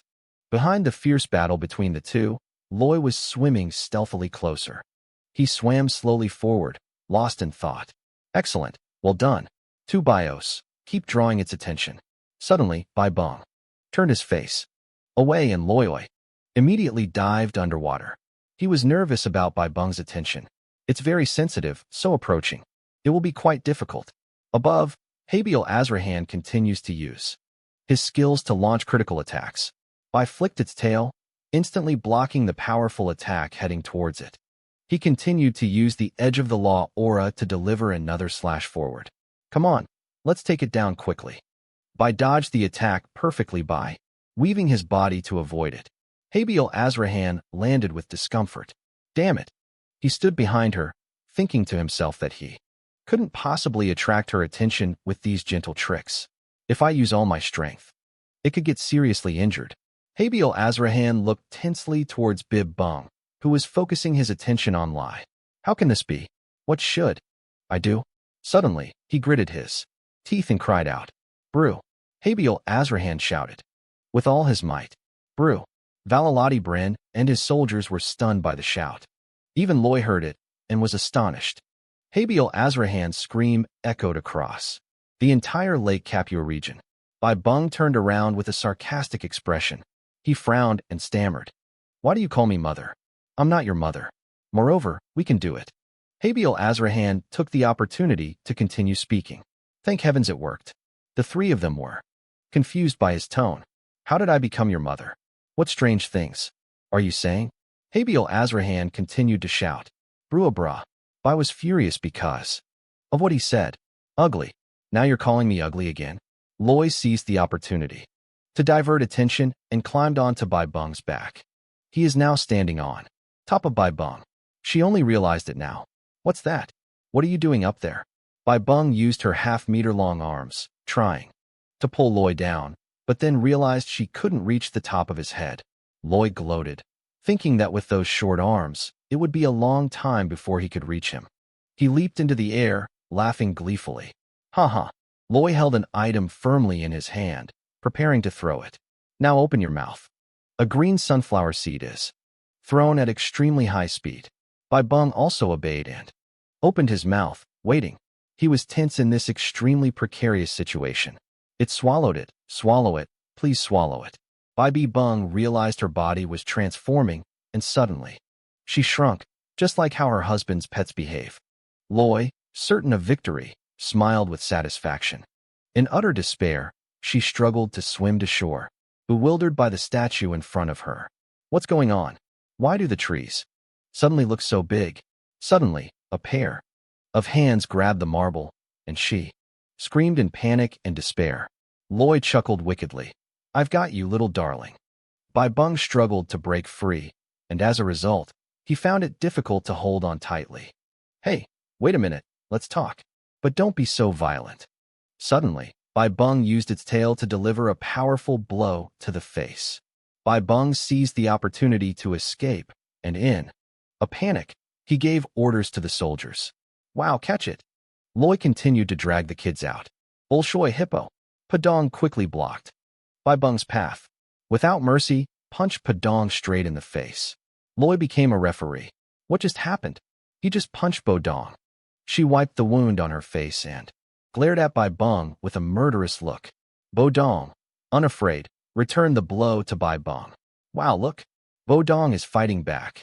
Then the two of them lunged at each other, using their half-meter-long arms to punch and kick. "Great, now they're fighting." Suddenly, the hippo jumped down from the tree. Hippo Bai Bong immediately dodged, causing the two girls to blush and playfully pinch each other's cheeks. Taking advantage of the opportunity, Bai Beng quickly ran away. Loi swept past like a gust of wind, blocking the way. Ho ho, where are you rushing off to? Bio jumped down from his shoulder, startling Bai Beng. In Bai Beng's eyes, her appearance was absolutely stunning. Although the reason why he was born into this world is unclear. For 500 years, the Storm King only knew how to breathe and then sleep. The leopard tosses her pretty bow and strikes a pose. A slowly opened her eyes, revealing her own beautiful face. That's right, the legendary monster was struck by Cupid's arrow. At first sight, for the first time in his life, he found the light of his life. Loi stood bewildered by the immobility of both sides. His eyes narrowed as he looked ahead. In Li's eyes, this was the strongest SIM card on the continent. He sat down and asked, "So, Lord Storm King, are you ready to talk now?" Bai bent low, preparing herself, adjusting her youthful, parted hair to reveal a not-so-handsome face. "Since you've been so insistent, I'll talk to you, because I'm a gentleman." Loi smirked, caught the legendary beast. The scene shifts back to the Frontera mansion, where Bai Beng, with a smug expression, says, "What do you want, human?" Loi jokingly explains, "It's simple. Once in the morning, once in the evening, just shout blue at the lake." Bai sat on a pile of books so she could speak as an equal, but she was still arrogant. Someone like you doesn't even know the basics of negotiation. Usually, when you ask someone to do something for you, you should also give something in return. Loi scratched his head awkwardly. "Oh, really? Actually, we have nothing to exchange." He smiled slyly. "However, if you do that, everyone here will be very happy." Loi displays his capitalist face, pointing it toward Bello. "Do you think so?" Bello, haha. They smiled happily in response. Bo, love steals reason, and the Storm King is no exception. Bai Beng quickly agreed, captivated by that radiant smile. The city of Jiao Loi rejoiced. "Oh, what a generous gentleman." He smirked maliciously, secretly thinking of a way to deal with the new tool. "Ha ha, you fool, you naive slave, I will make the most of you." Loi looked at her innocent, pure face. Bo didn't even have the slightest bit of emotion for you. "Loi, you're even better than Satan right now.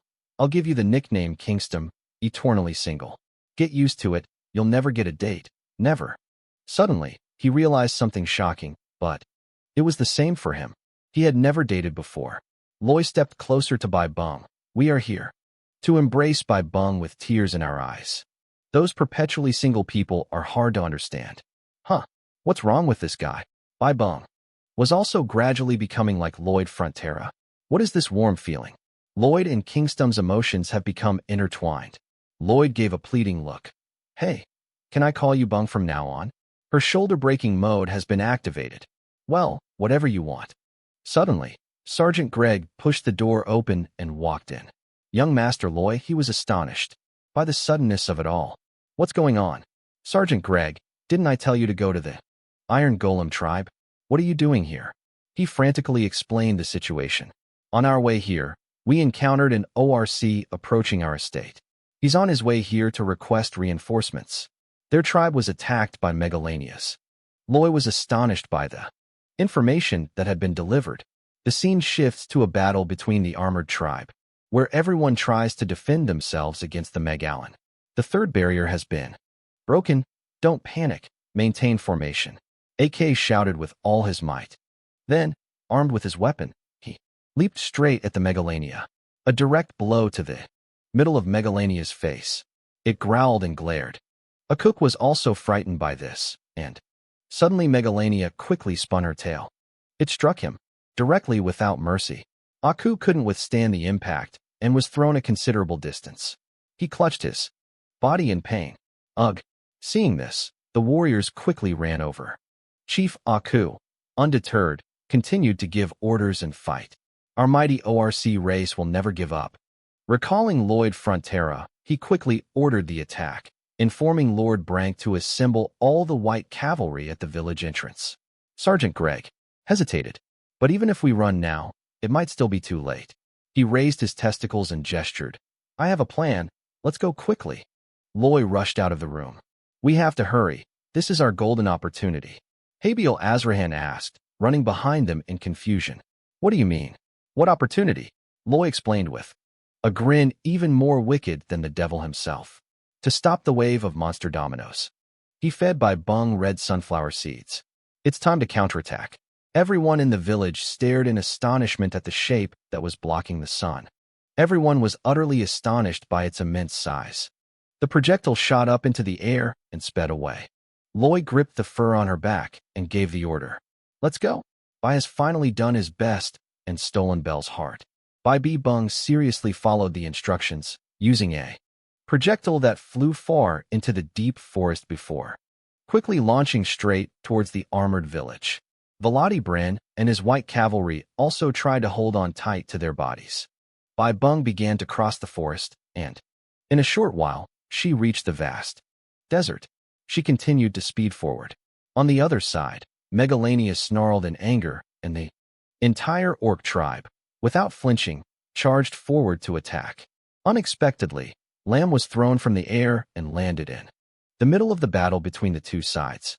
Aku was startled by the cloud of dust and smoke. What's going on here?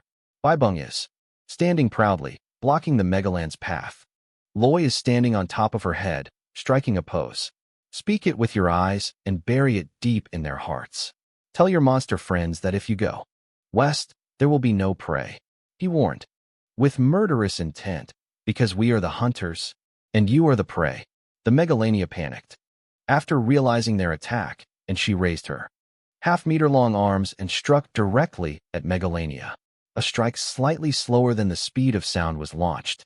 Bai blasted the Megalania into the sky to experience the feeling of flying. They were quickly flung back into the forest and landed in the cloud of dust they themselves had created. The ball, after being used, also shrinks back to its original size. He awkwardly turned around. The leopard wagged its tail in celebration. Bai blushed intensely because of her smile. Velati Bren stepped towards the city wall. Thank you for calling us here, but I don't think you need us to do anything. Loy turned back to explain. Haha, why would I invite such valuable human resources to this matter? No, sir, you have other important matters to attend to. AK walked over, putting his arm around his shoulder. Lloyd Frontera kick. He turned back and asked Han. Oh, a cook, are you all right? He said sternly. We are no longer your allies. Loy is hard to understand. Huh. Aku tightens his gluteal muscles, tenses his chest muscles, and breathes deeply. He and his tribe began showing off their muscles. You saved us twice. We, the Ironclad tribe, pledge our allegiance to the Frontera family. Lloyd smiled and stated his next intention. It's not time to show gratitude yet. Now, shall we move on to the third project? Rescue the Iron Golem tribe. Aku was bewildered by his words. Not long ago, the Emperor of Asfahan, a neighboring kingdom to the east of the wilderness, burned the reed fields of his kingdom for strategic purposes. This is what started the monster domino waves. Some monsters are very intelligent. Many of these monsters formed barbaric tribes. Now they are witnesses to the apex predator Megalon soaring through the high skies as light as pieces of paper. And among these intelligent monsters, rumors of that scene spread widely. In the western regions, there is a beast as big as a mountain, its size so great that it could easily reach the sky. Its tail is filled with the wrath of the gods and can cause a hurricane. It has round, black eyes that seem to gaze deep into an abyss. Two rapidly growing teeth that could easily devour any living creature in the world, and a blazing fire on top of its head. The devil's eyes control this monster. Returning to reality, the petite Bai Bung turned her head to look. Back at the Asfahan royal palace, Samafkan Anan sat as seated majestically on his throne. Long live the great emperor. A kneeling soldier announced that the Iron Golem tribe, which had been threatening our area for a long time, had abandoned their village and moved into the forest along with the Magentano kingdom. He stroked his beard smugly. This is our victory. How did Magentano handle that? Bin Lin answered seriously. Strangely, there were no microphone chains. They only inhabit the borders of Magentano. Saman Anan Ein sat utterly disappointed. What a waste. I want to see that cunning Magentano fall into chaos. He gave the order with a grim expression. Is that all? You may leave now. The soldier stammered. Ah, yes, that's all. But something happened. Samafgan Anahin, with a puzzled expression, began to explain. The wave of monster dominoes that we unleashed is returning and attacking our border walls. His face darkened after hearing the explanation. Huh? What the? Soldier explained seriously. We've done everything we can to stop the monsters, but they've gone mad with fear of something. It's not easy to break their momentum. Their fear is even more monstrous than song.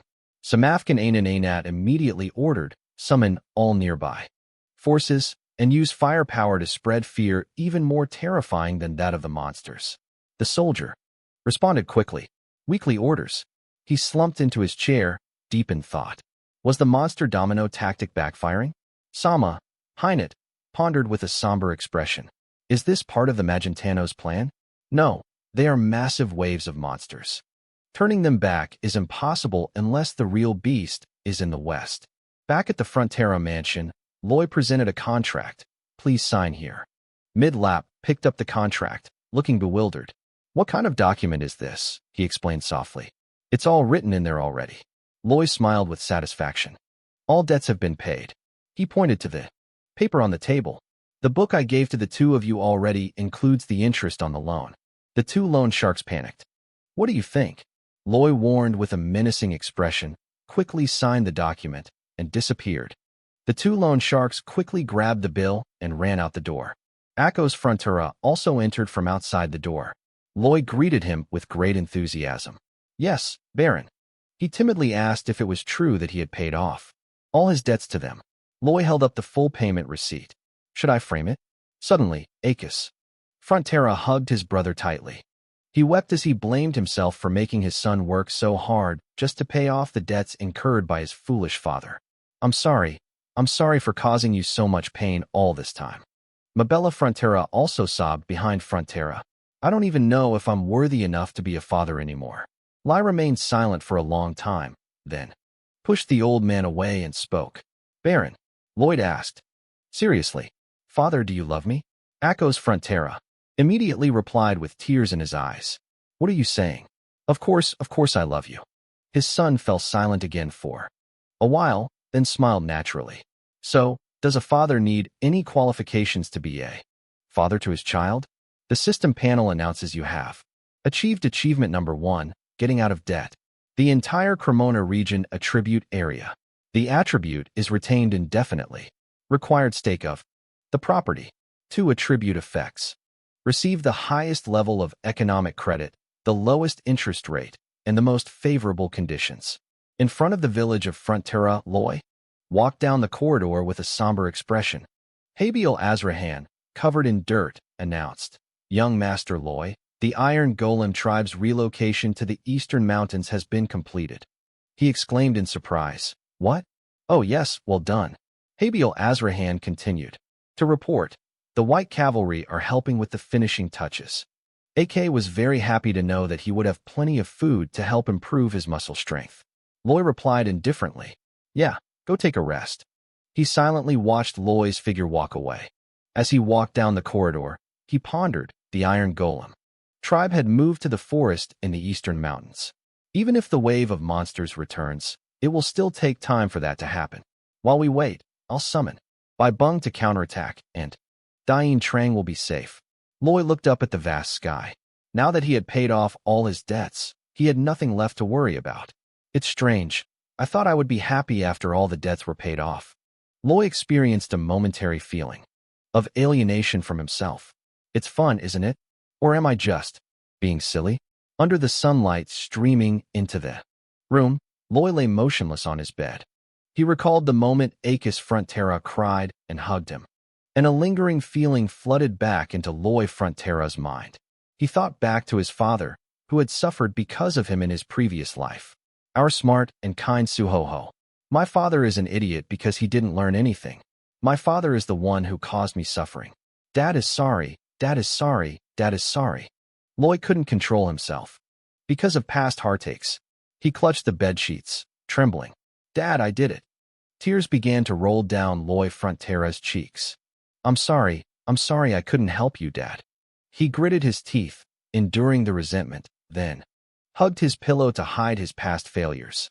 Hiccup. Habil Azrahan, standing outside the door, heard everything as Loy sobbed uncontrollably inside the room.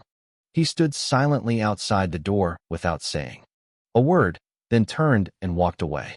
Today, you can cry it all out because you have many reasons to do so. A few days later, in front of the Frontera territory, the people cheered and celebrated. Young Master Loy is coming. Long live the young master. Old and young, everyone in the village was shouting and cheering. Young master, please look this way. He blushed with embarrassment at the shouts. Loy, he angrily shouted. It's too noisy. Will you stop it already? I'm about to die. The people were not angry. On the contrary, they were delighted. He's looking at us. Hooray.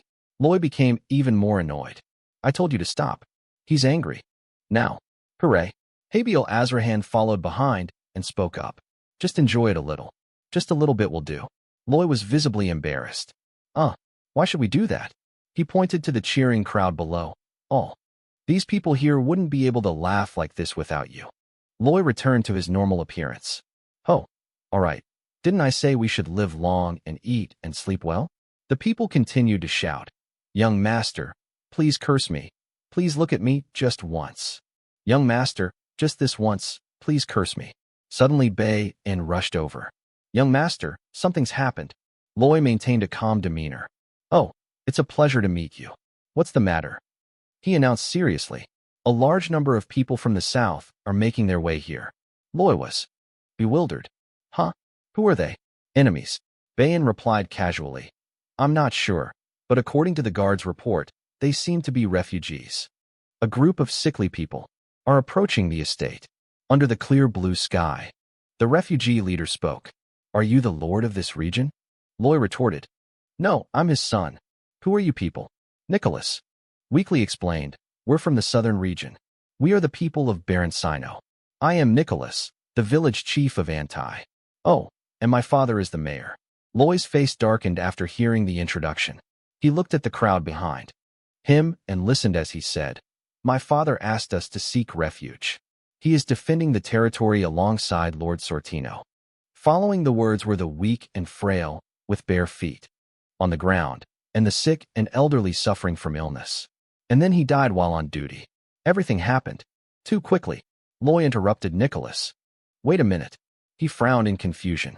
Were the events that happened there caused by a monster attack? He stammered in reply. Oh yes, a species of beetle about 2 meters tall. They come in swarms, hundreds of them, just like a swarm of bees. Habil Azrahan stood behind him and said sternly, the monstrous domino wave has spread far more than we thought. Lloyd thought about the trajectory of the domino wave, which would spread from Asfahan to the wasteland, and then sweep into Magentano. It appears that all areas facing the wasteland have suffered extensive damage. Lloyd thought about the four fetters. Oh no, for powerful figures are in this land, and only Dracona and this place are the best. Refuge, right? An ordinary guy, a giant fantasy creature, a white knight, and even a master swordsman. Lloyd stood silently, contemplating where the refugees would gather. To the north was the sea. To the south was another country, while to the west, Crimea was too far away. Their final refuges are Frontera and Racona. It's highly likely they will go to the capital city. He thought anxiously, but how many people would go there? 1,000? No, 10,000. Nicholas and the people behind him knelt down and pleaded, please have mercy on us. Just a little bread for the children will do. Habil Azrahan approached anxiously. It seems these refugees will be coming to our estate. Do you have any plans, sir? Lloyd opened his mouth and grinned wickedly. Yes, this is very interesting. Just kidding. Habil Azrahan glared at him. Huh, he said irritably. What on earth are you thinking about? He smirked mischievously, pointing to his head. Habil, just think about it. He puts on a capitalist facade that reveals his true intentions. With so many people entering our territory, just think how much tax revenue we will receive from them. Habil Azrahan was momentarily overcome with extreme agitation. He was hot-tempered and raised his voice. Are you thinking of taking money from the poor? Loy ignored Habil Azrahan's words and gave the order. Mr. Bavaria, please transfer the men from the technical unit to the kitchen unit to prepare the food. He responded immediately. Yes, young master. Refugees express gratitude. Thank you, sir. Thank you, sir. The young master took care of everything, and then turned around and walked away. Okay, let's go. We must report this to the Baron as well. Bayan stepped forward to reassure him. Abel, don't get too emotional, he said sternly, but this is going too far. He smiled, gently encouraging. Young Master Loy is very kind and understanding of others. Anyway, we don't know what his real intentions are, so it's still too early to get angry. Let's assess the situation first. Habil Azrahan returned to the Frontera mansion in silent anger. A panicked voice rang out from inside. Are more refugees coming? Akko's Frontera asked anxiously. I know that's good, but we can't afford to take care of all of them. Loy seriously asked. Are you willing to take them in? He hesitated for a moment before replying. Yes, I am. We can't just abandon people who are in such trouble. Agus Frontera lowered his head in worry. But the food supply will only last them a few days and will run out soon. Loy was puzzled. Huh? What are you talking about? You confidently stated your plan. We have plenty of food to feed the refugees. A mountain of locust carcasses was piled on top of each other. Loy stood before the corpses and explained. They were collected for use as fertilizer and piled up near the warehouse. Agos Frontera hesitated before speaking. Loin, feeding these locusts to the refugees is a bit strange. To his dismay, Mabella Frontera bent down and ate a grasshopper. Akko's Frontera terrified by ghosts. She lifted the monster up to calm it down. It tastes like shrimp meat. ORC warriors eat these things too. So it's okay. Mabella Frontera suggested dejectedly. But it smells a little bit. Mom thinks we can do something with this pile. She made a request. Loy, can your mother be in charge of the kitchen unit? He happily replied. Of course. That's why I invited you, Mom. In the forest, tents are being erected with the help of the people on the estate. Valetida announced that the installation of temporary tents has been completed. Loy sternly requested. Everyone, quickly prepare. More ingredients. We'll need them soon. A soldier standing on the platform announced. About 100 refugees are approaching from the north. Loy heard that and gave an awkward smile. You're here already? Much faster than I expected. He looked up and gave a command to the enlarged Padong. Hurry up, Bodong. If there is a delay, they will all die. Bodong began digging underground. The east was lifted into the air. Bayan, on the other side, also issued a serious order, starting the Onan production group. Sergeant Doe will be in charge of all 3 shifts to support Bello. The leopard is wrapped in a cloth bag and begins to use the volcanic eruption. The white flag is raised again. The observer standing above continued to give the report. 3 groups came from the north, 2 groups came from the south. Refugees are arriving. Scene shifts to the kitchen unit. Mabella Frontera announces, we will now begin to turn grasshoppers into delicious dishes. The people in charge said anxiously, Excuse me, madam, but I think that's a bit too much for you. How could that be? She didn't panic, but smiled naturally. Mabella Frontera excitedly pulled out a book. Long ago, there was a legendary cookbook written by a mysterious girl who was a dragon's chef. Her secret was written in this book. I became the chef of dragons. It was one of the spoils Loy obtained from defeating the Dark Mage. Everyone in the room was utterly astonished. My God, a legendary recipe? I heard it can help chefs make amazing dishes with just simple ingredients. This legendary cookbook is no joke. Now or never. At ends. For more details, please continue to support the story, everyone. Loy sat high above, observing the tents below, silently contemplating his next move. No matter how he looked at it, there still wasn't enough space. Expanding the campsite toward the eastern mountains probably wouldn't be sufficient either. The annoying head-rubbing and hair-pulling might work for a while, but it won't last long. Damn, I'm going crazy. Suddenly, a cry caught his attention. A little boy had thrown himself into his mother's arms, sobbing uncontrollably. Mom, I want to go home. I want to go home, Mom. She gently reassured him. Rudy, my dear, we no longer have a home. We should be grateful to those who are willing to help us. The boy said loudly. It's just a house. Tell Dad to build one for us. She reassured him. I'm sorry, Rudy. Someday we'll rebuild it. Loy, sitting above, heard everything. A house. He remembered the past, the first time. He moved house and packed all his belongings. My parents were very happy. They kept repeating the same word, home, and kept smiling, a smile I will never see again. It was a small, dilapidated apartment in the suburbs, a place filled with the most beautiful moments of my life. Loy looked at the mother and child hugging each other and crying below, then gently reassured them. Don't worry, little one, your home will be back soon. Loy got up from the grass. Because Loy was here now. Habil Azrahan stood behind and heard everything. He breathed a sigh of relief because Lai still had a human quality. He turned back and announced, Habi, from now on we will begin construction. On a higher level, he stepped forward and asked Han, do you have any plans for the refugees here? Loy calmly replied, of course I do. He smiled confidently. I'm going to build an apartment complex. Loy reminisces about the old world, the apartment, a common type of housing in Korea. This is the most effective solution to the current threat to our estate. It is possible to create a large residential area in this space. The convenience in administrative management due to its crowded form minimizes costs during construction time. In addition, the top and bottom are enclosed, ideal for super maximum insulation, and the view from the mountaintop overlooks the forest. By using measurement and down-looking skills, the greatest benefit is that we can build an environment where refugees can be self-reliant.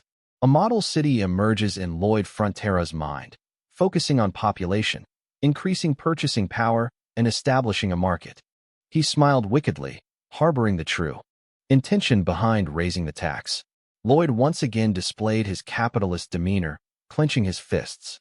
Finally, I can sit back and relax. He imagined himself swimming amidst a pile of glittering money, a long-cherished dream of humanity, making money easily. Estate manager, why should I do that? I'll ask Mr. Bavaria to do it so I can get a reward and a raise. What if Mr. Bavaria retires? We just need to ask him to train a capable successor.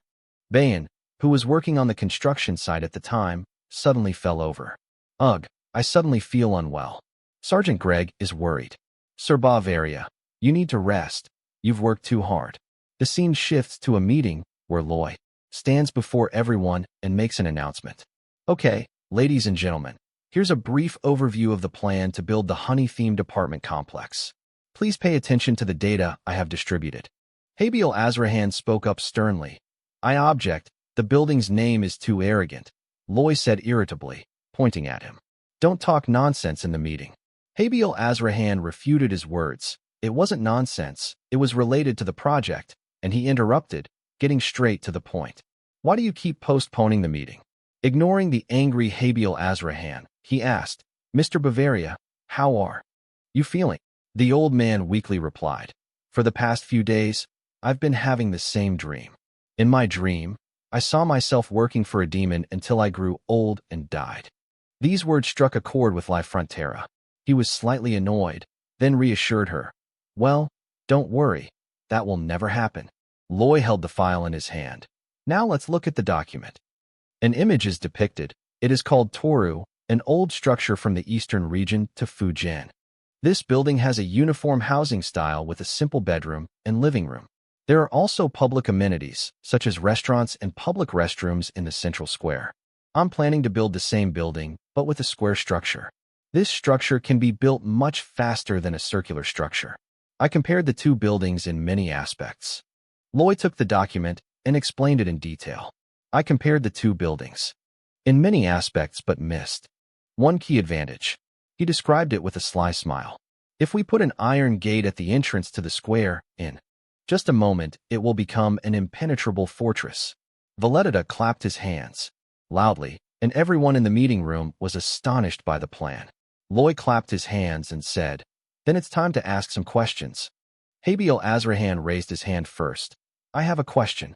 Given our current financial situation, it will be very difficult to meet the material requirements for making tents for the refugees. In the same scene, Loy pointed directly at him again. Do you mean we should abandon them just because they are a financial burden? Habil Azrahan replied timidly. I didn't mean that.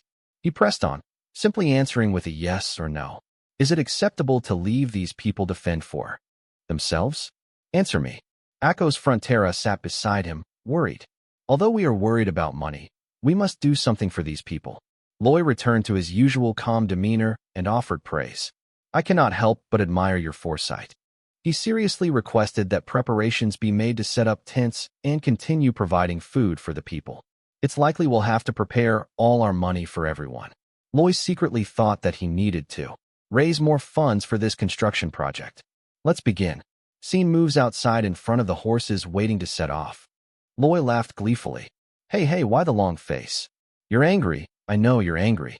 The swordsmen of the estate were so angry they couldn't even make eye contact.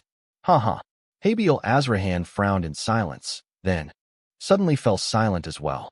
Suddenly, a serious voice came from Lloyd Frontera's mouth. Very scary. He spoke with a grim expression, bringing up the issue. Can we succeed in this crazy project? Will it collapse? Can it hold everyone? This is my project. I am in charge. Habiel Azrahan watched Lloyd's back and listened. And the person in charge should not waver or hesitate. That is the only way to gain absolute trust. He continued solemnly. But there is someone who can give up that senseless thing in a period of time, and that person is you. Habiel Azrahan remained silent for a moment after those words. Then he spoke. Was it the veins on Habiel Azrahan's neck overflowing with some kind of emotional barrel? No. Lloyd turned around and smirked evilly. Seeing this, he lunged forward and punched Lloyd Frontera straight in the face. And that was just Habiel Azrahan's imagination in a fit of anger. In front of the Racona ducal estate, the Racona mansion, Diego walked dejectedly down the corridor.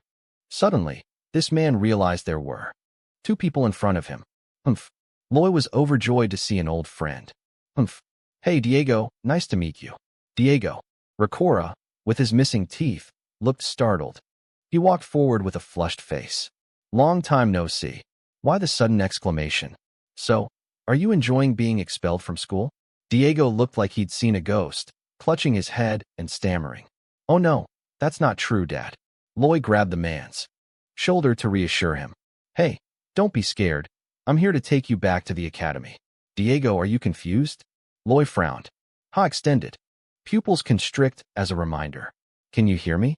Now go call your father out here. Duke Racona was shocked to hear the proposal to increase national taxes. What do you mean?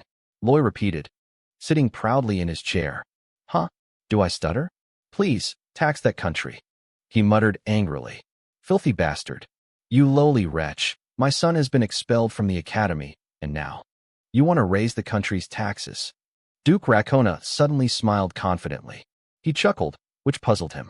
Duke Racona stepped out the window and said sternly, because you are still young, I think you won't understand this. He pointed to the contract and smiled smugly. According to the details in this contract, the price is fixed. You have no right to increase it. Loy sighed and took a magnifying glass out of his pocket. He shone the light directly onto the tiny letters, smaller than an ant's, so the old man could see them. The prices listed above may change depending on the mood of the supplier. Duke Racona, enraged, grabbed Lloyd Frontera by the collar. Hey, you scammer. I'll calmly make the request. Hey, stop it. I'm about to die. He smirked and said, please stop. We live in the same neighborhood anyway. I won't force you to sign. This is a very advantageous exchange for you, sir. Duke Racona gritted his teeth in anger, adjusting his collar as he explained. First of all, 17 estates were destroyed by a wave of monster dominoes. Previously, all the refugees migrated here, right? But the Duke refused. Them all, didn't he? He reminded him with a nonchalant expression. Just pretend I know nothing about it. But His Highness would be very upset if she found out about it. Duke Racona's face darkened at the mention of the Queen. Your Highness, what benefit is there in that? Is he saying, he'll save me? Loy lowered his head, his expression serious. And secondly, I'm saying this only for your own good. He smiled naturally. If I write a letter of recommendation, perhaps Diego could return to the academy. His eyes wavered when he heard about it. The atmosphere surrounding Duke Racona began to darken. He timidly spoke up. So how much more will you increase the water tax? Loy scratched his head and gave an awkward smile. Oh, why would you say that? Duke, you'll cause a misunderstanding. I'm not some gangster here to tear you apart. Loy put on A dangerous expression, but I'll raise it a little so you don't feel embarrassed, just enough to keep our friendship going. The Duke's face had turned deathly pale as he thought to himself. How much? Just tell me how much. That bastard Habil Azrahan witnessed his arrogant behavior without saying a word. He secretly glanced at Loy with contempt. That's a characteristic. He asked in a serious tone. Don't be shy anymore. How much can I increase the tax? Whatever. The amount. I would greatly appreciate your kindness. Duke Rakona gritted his teeth, lost in thought. Amidst the tense atmosphere in the room, he looked at the thoughtful, pensive face. He remained unmoved, seriously. Observing Duke Rakona, under Lloyd Frontera's cruel gaze, he stammered. It was Duke Rakona who spoke timidly. Approximately 220. Lloyd, upon hearing this, displayed the primitive, ape-like expression of utter disappointment. He broke out in a sweat after seeing his face. Duke Rakona trembled.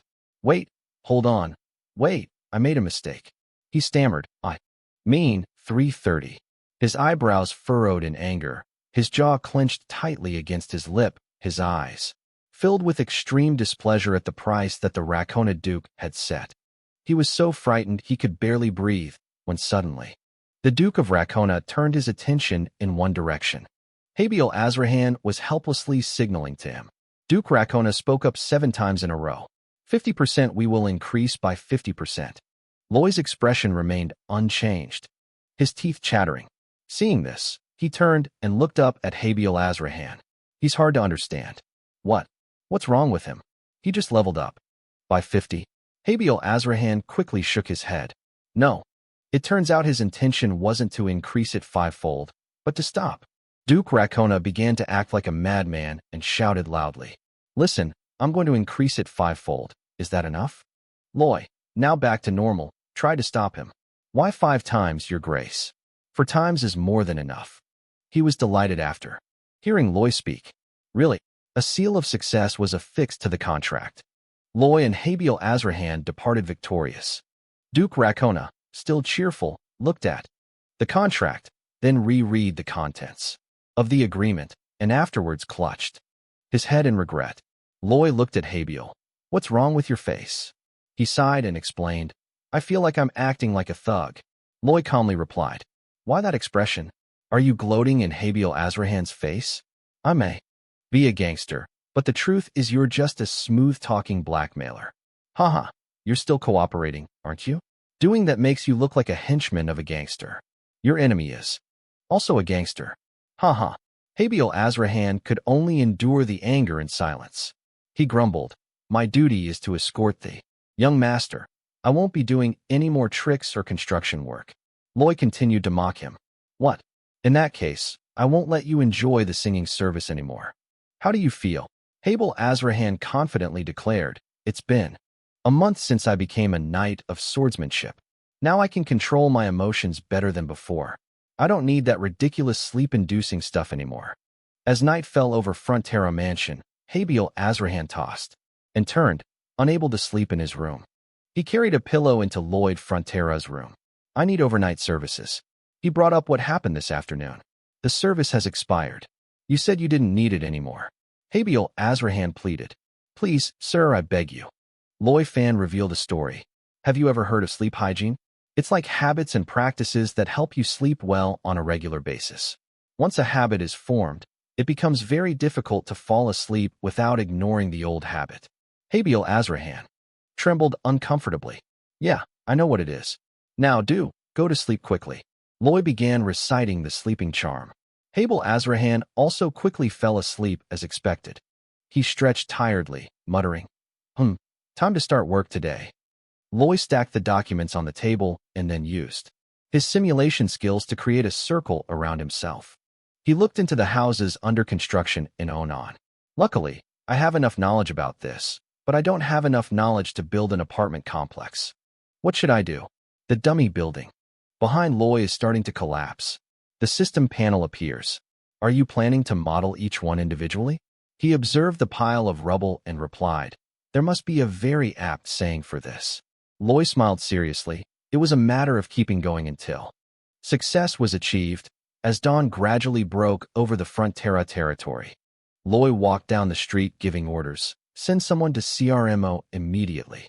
We need lawmakers, stonemasons, and carpenters to mobilize all available manpower as quickly as possible. Simultaneously ensure a stable supply of concrete and other materials. Bring grain and meat from the west. We need enough to work with. After finishing his work for the day, Loy returned to his room and continued buying rooms and buildings. Another day passed. Bayan came forward and announced that this time there were 300 refugees, but there were none left. He immediately ordered them to come in, saying, "We can handle them all." Having finished his work, Loy returned to his room to draw up the blueprints. Damn, how am I going to solve this? Is this process too long? Should I reduce the number of floors? Suddenly, a drop of blood fell onto the blueprint. Loy licked the blood away, exhausted, and continued working. No, the sweet rewards cannot be ignored. Stable housing, economic activity, increased taxation. Another day passed like that. Under a clear blue sky, Bayan anxiously announced, "Young master, with the calculations we've just made, we won't have enough money to pay the soldiers within 4 months. Should we slightly alter the original plan? Perhaps we should move some of the refugees elsewhere." Loy dismissed it in a weak voice. "No, don't worry about that. We'll still have enough money." He bowed his head in surprise. That matter. Loy suddenly collapsed onto the stone temple, causing everyone to panic. Young master, young master. Everyone is worried about his current condition. Wake up, young master, young master. Scene shifts to the kingdom of Magentano. Inside the grandstand, soldiers were hesitating, drawing their crossbows. Below, Alicia stands alone in the middle of the stage. She stood defiantly before the drawn crossbows pointed at her. Suddenly, a knight's hand rose, and he stood atop the soldiers drawing their crossbows, giving the order to fire. A barrage of arrows flew straight at Alicia. She didn't flinch at all and used her energy to envelop the sword. Alicia slashed at the arrows hurtling straight towards her. Along with her slashes, the arrows simultaneously broke in two. Alicia recovered her energy after successfully blocking the arrows heading towards her. This was followed by astonishment from the soldiers. She frowned as she looked at her sword. Nothing had improved except that she could now create sword auras faster. How pathetic. Alicia remembered the moment she was poisoned by the glue. She could not bear any more humiliation. Suddenly, a man approached and called out, "Your Highness." Alicia turned around and replied, "What is it?" He announced in a serious tone, "Baron Frontera's messenger has arrived." Alicia thought to herself, "It be Lloyd Frontera's from inside the royal palace?" Habiel Azrahan knelt and read the contents of the letter. "Your Highness, I, your humble servant, am here to request your assistance." Alicia's face darkened. "Help? Right now?" She looked skeptically at the figure of Habiel Azrahan, followed by the sinister and murky silhouette of Lloyd. What kind of trouble is he planning to get us into? This time, he continued reading the contents of the letter. "Your Majesty, with your insightful gaze, please guide us. We are anxiously present on this land to protect our estate.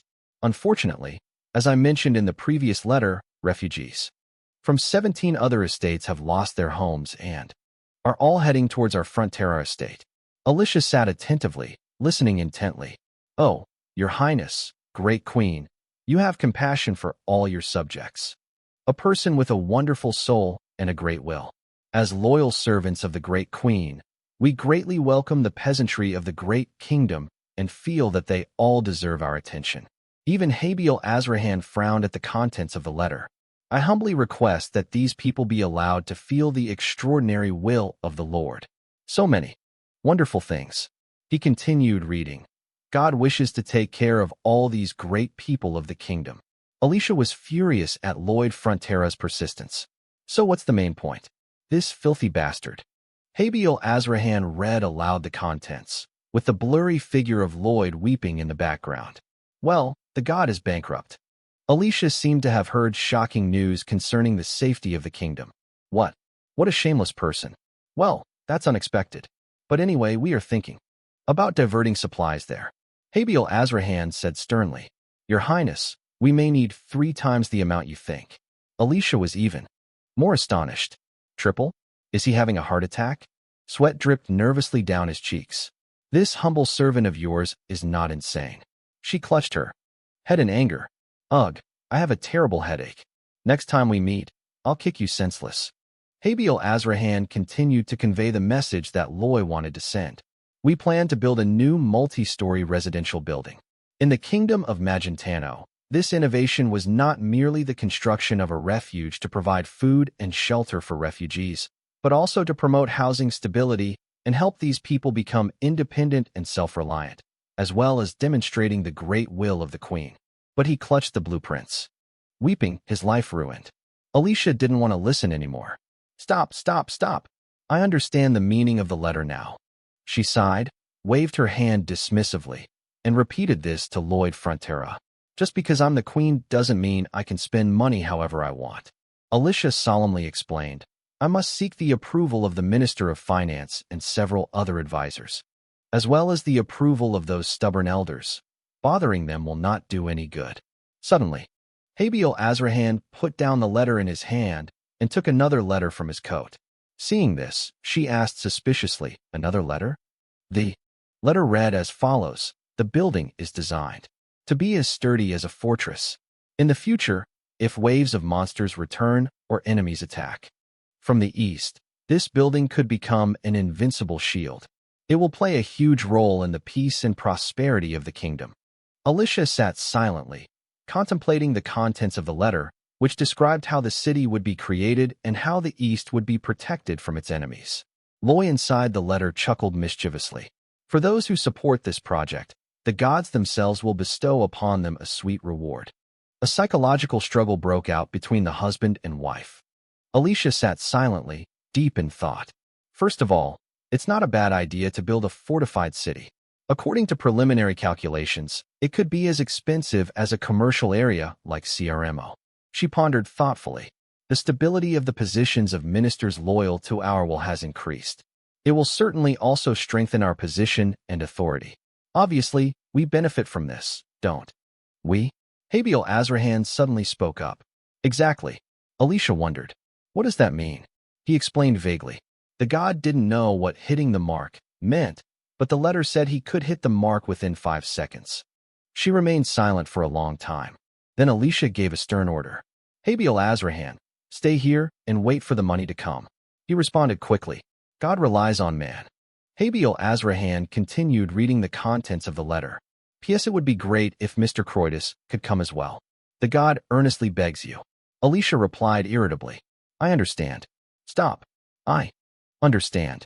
Scene shifts to the Frontera territory.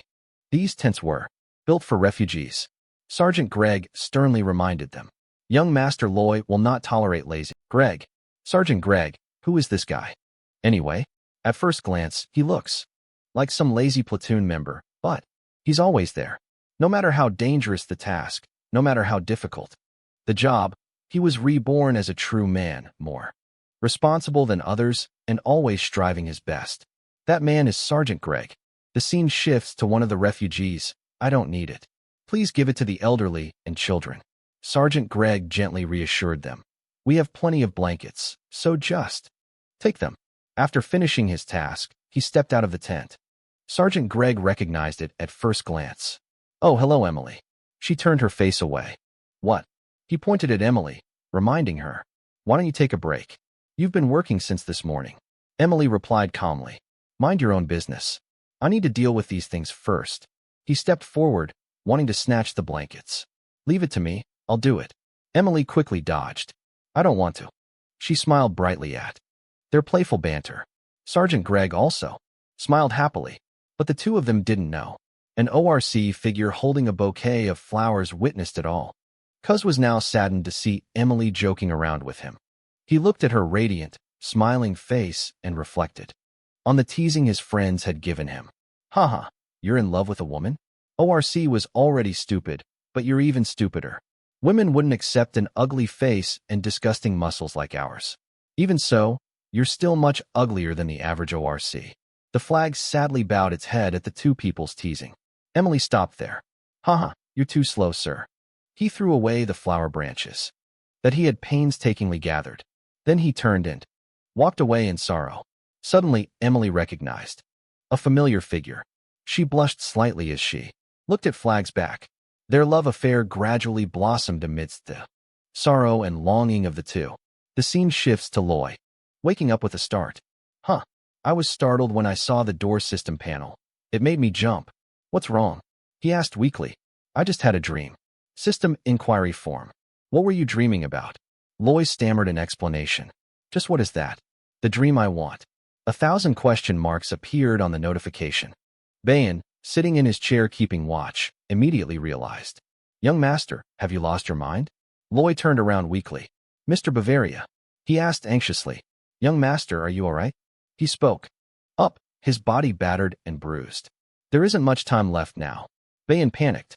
No, don't say things like that. Young master Lai is frail and weak. He's not about to die. His eyes slowly closed. Salary on the day I died. He was so incomprehensible that he looked at Loy with contempt. It has run out to zero. Coughed suddenly. A set of footsteps approached from behind his voice. Loy coughed violently. Cough. My money, my money. Bayan panicked and tried to calm things down.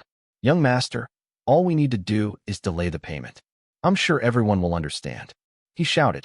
In protest. No, that's not right. Habiel Azrahan had now approached the room. Loy clutched his chest. I worked very hard until payday. How could you delay it? He said, his voice sounding as if he were about to leave. Please don't do that. Even if I die.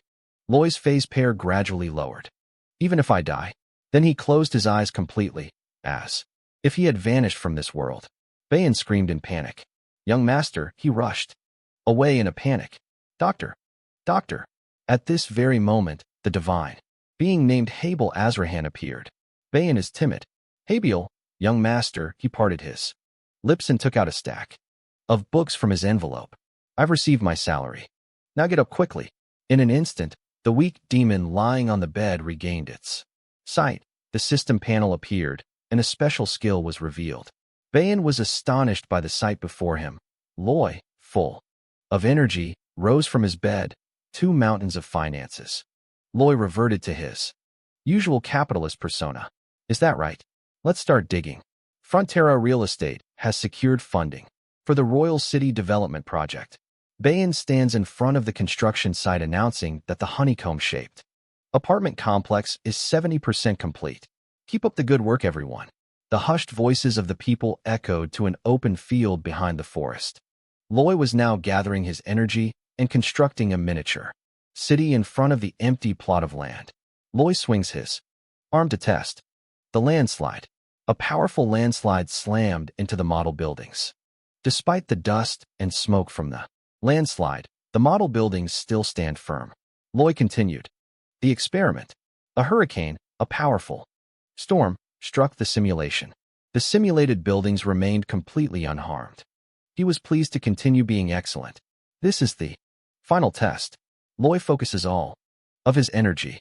The entire scene began to rise towards the heavens, extending far beyond into outer space. A beam of light begins to hurtle toward the earth. Loy experimented with the most dangerous thing that could happen. Even the system board was powerless against the meteor. Why would they experiment with that?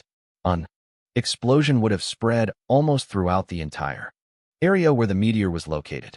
Loy laughed gleefully. Haha, that's so interesting. The system board is cursing this bastard again. Habiel Azrahan stood behind him, looking at him with contempt. Loy frowned and turned around. Huh, what? What's wrong with your face? He denied it, but it wasn't significant, was it? I didn't think the young master was crazy. He looked visibly pleased. Oh, I thought you'd gone crazy. Habiel Azrahan changed the subject of the announcement. Mr. Siggers and 30 other dwarves have returned. Lloyd was pleased.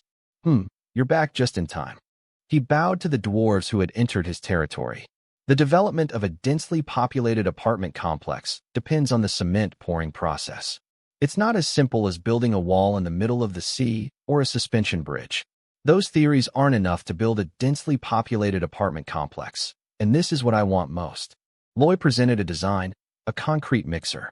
A necessary device capable of mixing and maintaining the quality of cement so that it will prevent construction cement and other external components from mixing together.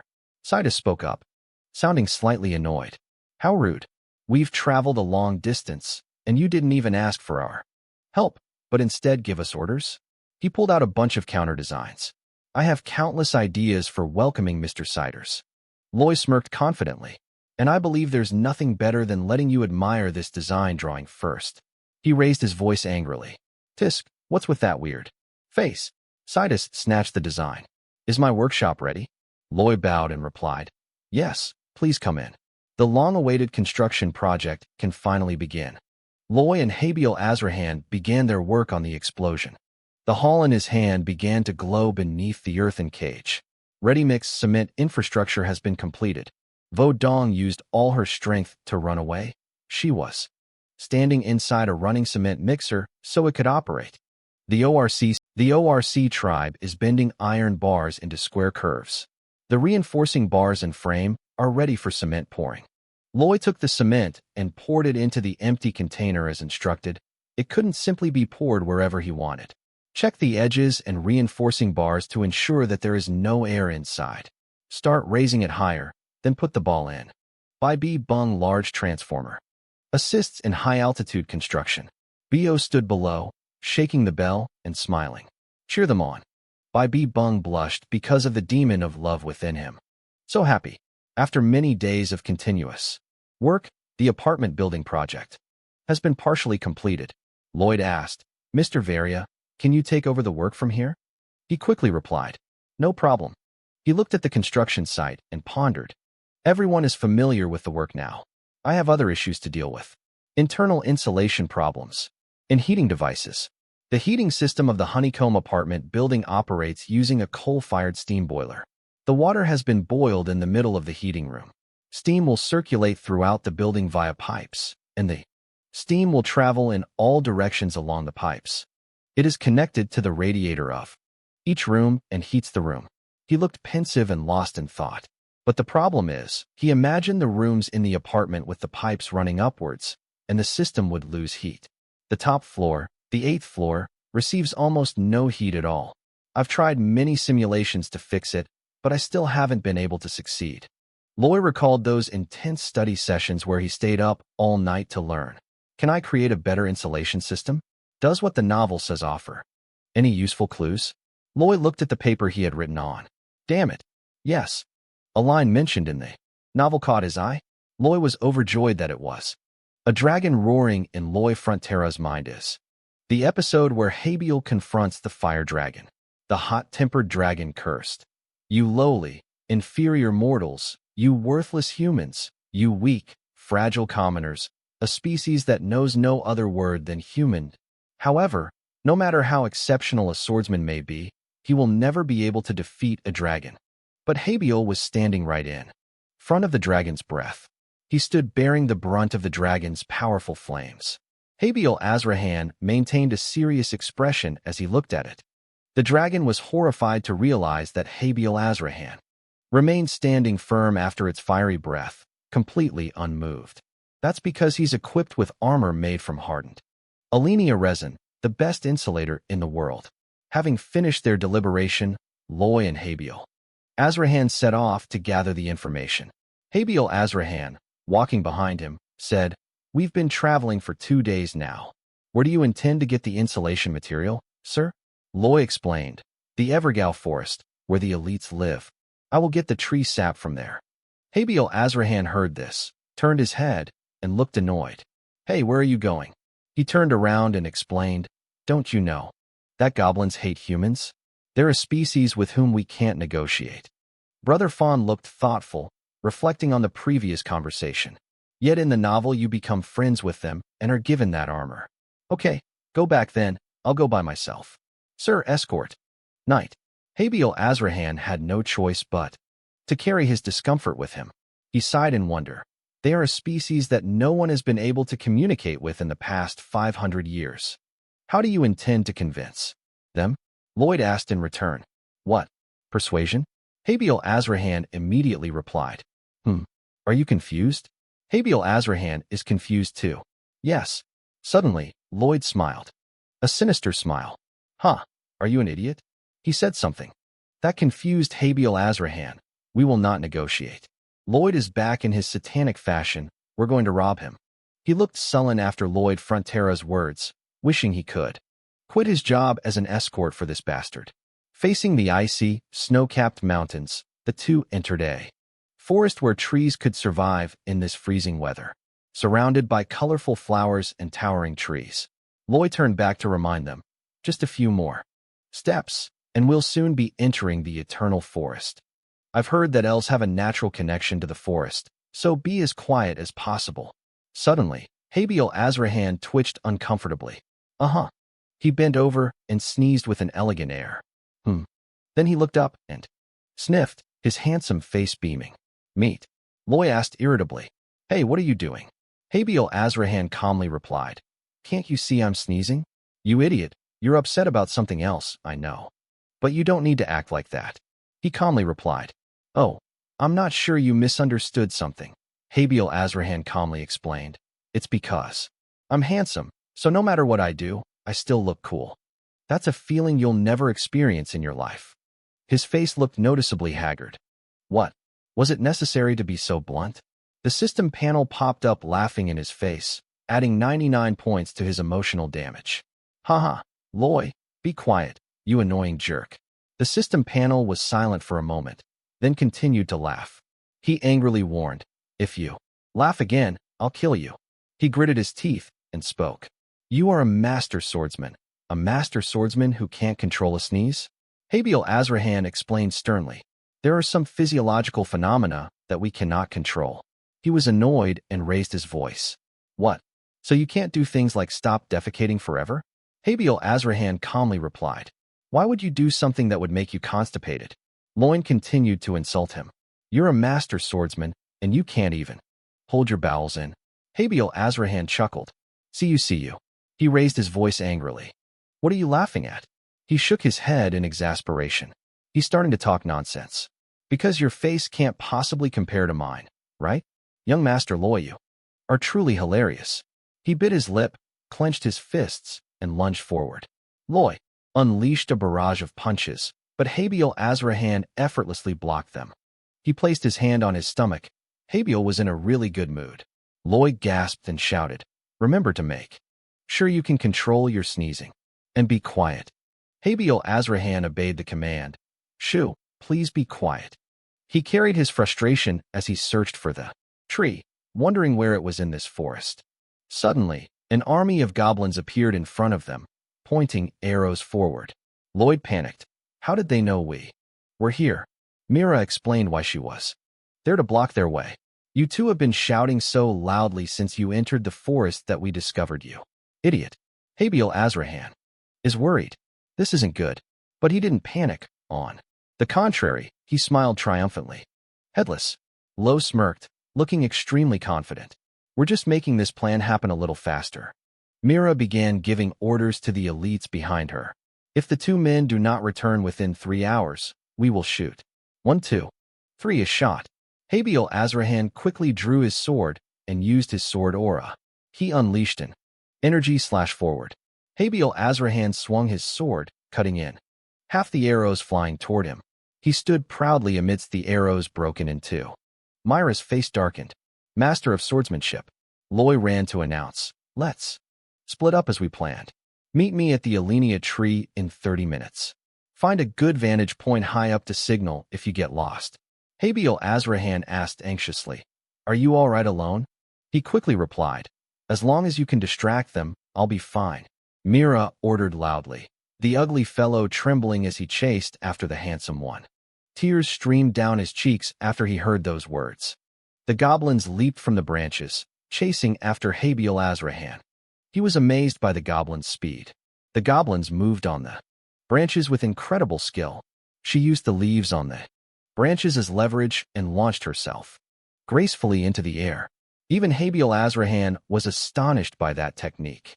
Very few people know about goblins, and once again the young master's prediction has proven correct. Goblins are truly nature lovers. Going back to the time before the two were attacked, Lo seriously warned them that they wouldn't harm the trees, and that would be our trump card. Since we cannot attack innocent goblins, you must run as fast as you can while dodging their attacks. He turned his head, perhaps. To some extent we can. uncover their personalities. Back to the present, a goblin is drawing its bowstring, preparing to strike. Habil Azrahan, sensing danger, sped up and quickly took cover behind a tree. With the elf's love of nature, she couldn't possibly land a blow. Damn it! She cleverly jumped to a wider area to shoot her bow. Habil Azrahan swiftly dodged all the arrows aimed at him. He quickly ran away. Then, TSK. Why did they only shoot in two directions? One arrow was shot forward to the right. Then 3 arrows were shot to the left. Habil Azrahan stared in disbelief at this. He watched the fleeting shadows of the goblins, who seemed to be doing so intentionally. On Loy Frontera's side he found the Xia tree. Loy quickly took out his staff and got to work. The magic circle began to move faster. He used his skills to prepare for digging, increasing his energy level so he wouldn't feel tired for the next 20 minutes. Loy dug down at full speed. Let's go. A tunnel quickly appeared. Then on the other side, a pair of feet continued running. Habil Azrahan sped along, deep in thought. Something felt very strange. He looked around at the goblins behind him. I don't see the captain leading the way. That's impossible. Is she heading towards the young master? Habil Azrahan ran to an open field. He stopped at the tense puddle. The truth is there are no trees here to limit their attack. The goblins seized the opportunity to leap into the air, aiming their bows and arrows at Habil Azrahan. A shower of arrows immediately flew towards him. Suddenly Habil Azrahan plunged his sword into the puddle of water. A water pressure then surged up, sweeping away the incoming arrows. He stood inside the previously risen puddle of water, and then struck a blow that revealed his body. The goblin stood on the treetop, astonished. What kind of power is that? That human? He could easily kill us if he wanted to. A goblin spoke loudly. Everyone, please calm down. If humanity has master swordsmen, then we have Melika. A bloodshot eye appeared within the forest. Melika emerged with her enormous figure. She began to lower her enormous bow and attach a gigantic arrow, aiming straight at Habil Azrahan, the great dragon archer. He didn't panic either, but raised his sword, preparing to block the attack. An arrow carrying immense energy, tearing through the air as it hurtled forward. Habil Azrahan struggled to parry the arrow and was pushed back. He took the difficult blow to endure, but the weight was too heavy. It pushed Habil Azrahan backward without stopping. He tried to hold on to himself, but the weight was simply too overwhelming. Habil Azrahan stopped parrying and pushed the arrow out of his sword. He glided across the water, silently admiring it. So powerful, what immense power. It repelled even its own aura of control. Habil Azrahan considered the consequences of fighting back.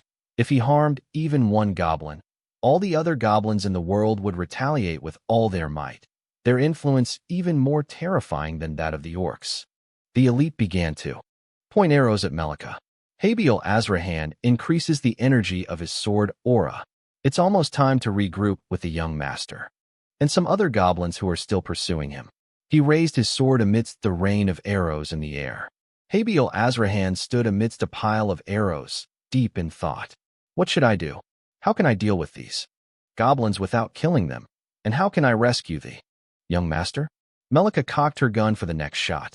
Habil Azrahan used all his energy to envelop his sword and charge forward. He swung his sword, splitting the arrows aimed at him in two. One blow, then 2 blows. All the arrows were completely cut in half. But that wasn't all. Melika fired a giant arrow forward. Habil Azrahan shouted, brandishing his sword. He used the energy surrounding the arrow in front of him and pulled it back towards himself. Habil Azrahan pulled the nose up into the air, then threw it straight forward with all his might. 2 arrows are hurtling towards each other at incredible speed. A powerful collision between 2 arrows stirred up the surrounding air. Meanwhile, Loy was slowly cutting the roots of the xia tree. He filled his backpack with tree roots. Okay, I just need to add 1 more of this size. Suddenly, a warning voice came from behind Lloyd Frontera. Stop immediately. That wicked human being, he turned his face to observe. Behind him, Mira and 2 other goblins are pointing their bows at Lloyd Frontera. How dare you cut the roots of our precious tree? He smiled arrogantly. Oh, I'm sorry, but many lives depend on me. Lo bent down to pick something up, and she saw this and warned him not to move, or she would shoot. He taunted softly, go ahead and shoot me, if you want. However, Mira was bewildered by Lloyd Frontera's words. He grinned wickedly and held out a magic potato. I'll roast this until it's golden brown, the magic potato that Lai picked up on the road. Mira, along with the two goblins behind her, stopped in utter panic. Lloyd gave the order. That's right. Aren't you all disgusted too? See this tree suffer? Now step back, you wailing potato. The three goblins cursed in unison. Are you even human? You're so wicked. A filthy, evil creature. Lloyd maintained a forward-looking attitude. Good, good. Thank you for the compliments, but can you step back now? A goblin standing next to Miura spoke up. You're a cunning devil who's not at all popular with girls. He looked as if he'd been hit where it hurt, his face darkened, and feeling humiliated, he pressed the torch closer to the potato. These three panic people. Stop, he reminded her again. Step back, we say step back. Three people stepped back before the exit above. Mira extended her hand, suggesting, calm down, we've retreated. To the end of this cave, why don't we talk a little? Loy maintained his malevolent expression, staring at her, then suddenly opened his mouth in annoyance. Loy bit into the top part of the wild potato plant. Oh my God, I'd rather get injured than let them get hurt. Look at your saliva. Ah, you've brought the torch, now climb up. Mira was scared. Huh, it's a dead end. Okay, we're going up. The ghost potato was still screaming in panic. Oh my God, this bastard, stop, stop. For people successfully climbed out of the cave. Loy looked thoughtful, his face serious. Well, now that we're outside, it'll be easier for Habel to find us. He should have shown up sooner. But if the other goblins saw him first, he imagined himself being shot an arrow right in the head. This means the game is over. Loy continued to bite into the sweet potato, his head already dripping with saliva, and a weak voice escaped his lips. Uh-huh. Mira looked at the goblin behind her. What's wrong with you? She replied, clutching her stomach. Mr. Mira, I'm very worried and suddenly feel unwell. The goblin next to him also clutched her head. I saw something horrible, and my anemia is terrible. Mira shouted angrily. Will you two stop it? We can't show our weakness in front of this bastard. Suddenly, a gurgling sound echoed in Myra's stomach. She collapsed, clutching her stomach. Ugh, my stomach. Mira, hang in there, you must be hungry, right? Loy thought doubtfully. What? He recalled what he had seen earlier. Weren't goblins supposed to be very powerful and mighty? Loy looked around again. Wait, I've never heard a single bird sing in this forest. There wasn't a single rabbit or moose. I don't think I've even seen one. Loy momentarily realized that the monster dominoes, the animals, had migrated to the far end of the mountain range. That's why the center of the eternal forest looks so deserted. He looked around, deep in thought, because the fairies wouldn't harm the trees, which meant the goblins were purely carnivorous. Loy looked at the frail, powerful stars before him, which had probably been starving for months. Going back to Habiel Azrahan's fight, he's standing there breathless from that last attack. Melik was also out of breath from exhaustion. Abel Azrahan stared thoughtfully, thinking, how strange, given the strength and abilities of the elves, there's no way they'd be tired from this. If so, then we can break through their defenses. He bent down to gain momentum, and the energy circle began to move intensely. Habiel Azrahan gripped his sword tightly and charged forward. Let's go. Melika, showing no mercy, prepared to fire another arrow. The arrow swiftly flew towards Habiel Azrahan. Young master, he let it graze his face and then moved forward. Please keep trying. Habiel Azrahan completely dodged the arrows aimed at him. The goblin on the tree stump announced with tension. Our line of defense has been breached. Everyone charge forward. The weak little goblins in the background slumped on the branches. Commander, I can't hold on any longer. Impossible. I'm so hungry. She shouted loudly. Everyone should forget about that. A huge figure leaped into the air. She grasped the arrow, preparing to launch an attack. Melika, Melika, our kind one. You have shared your piece of meat with others. And now she is fighting to her last breath. A great dragon bow strike was fired from Melika. She targeted the section of road that Habiel Azrahan was traveling on. Yes. He quickly hid behind a tree to avoid the blow. Suddenly, Melika lunged forward with an arrow in her hand. She charged straight into where Habiel Azrahan was standing. He dodged the attack and thought to himself that he was the one who should have been protecting. Melika continued her relentless attacks on Habiel Azrahan, the son of God. The goblin's tiny arrows continued to be fired. Keep trying until your last breath. Just support Melika. A few leaves are falling from the sky.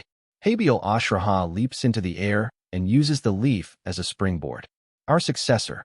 He launched himself using the same technique the goblin had used before. I will protect him at all costs.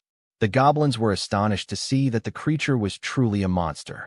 That footwork might take us 100 years to master. Arrows continued to be fired at Habiel Azrahan. He just managed to dodge the goblin's attacks a little more. Habiel Azrahan leaped from tree to tree, continuing his dash in search of an escape route. Just a little more. Unexpectedly, Melika hit the bough with 2 arrows. Habiel Azrahan emerged from the forest above and could see the destination, the Xia tree. He shouted in anxiety, "Young master, over there, a rock is being grilled along with fragrant pieces of meat. Loy and the elves are sitting and enjoying their meal." Humph. Habiel Azrahan, covered in dirt, walked forward.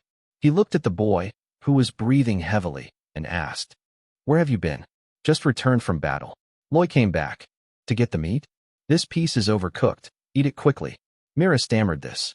He immediately explained, "It must be pork, so it needs to be cooked thoroughly." Loy turned around and called out, "What are you still standing there for? Come here and sit down. Please give a brief introduction about yourself." "This is Habiel, my escort knight." Mira was astonished. "What? Aren't you a servant?" Loy replied bluntly, "No."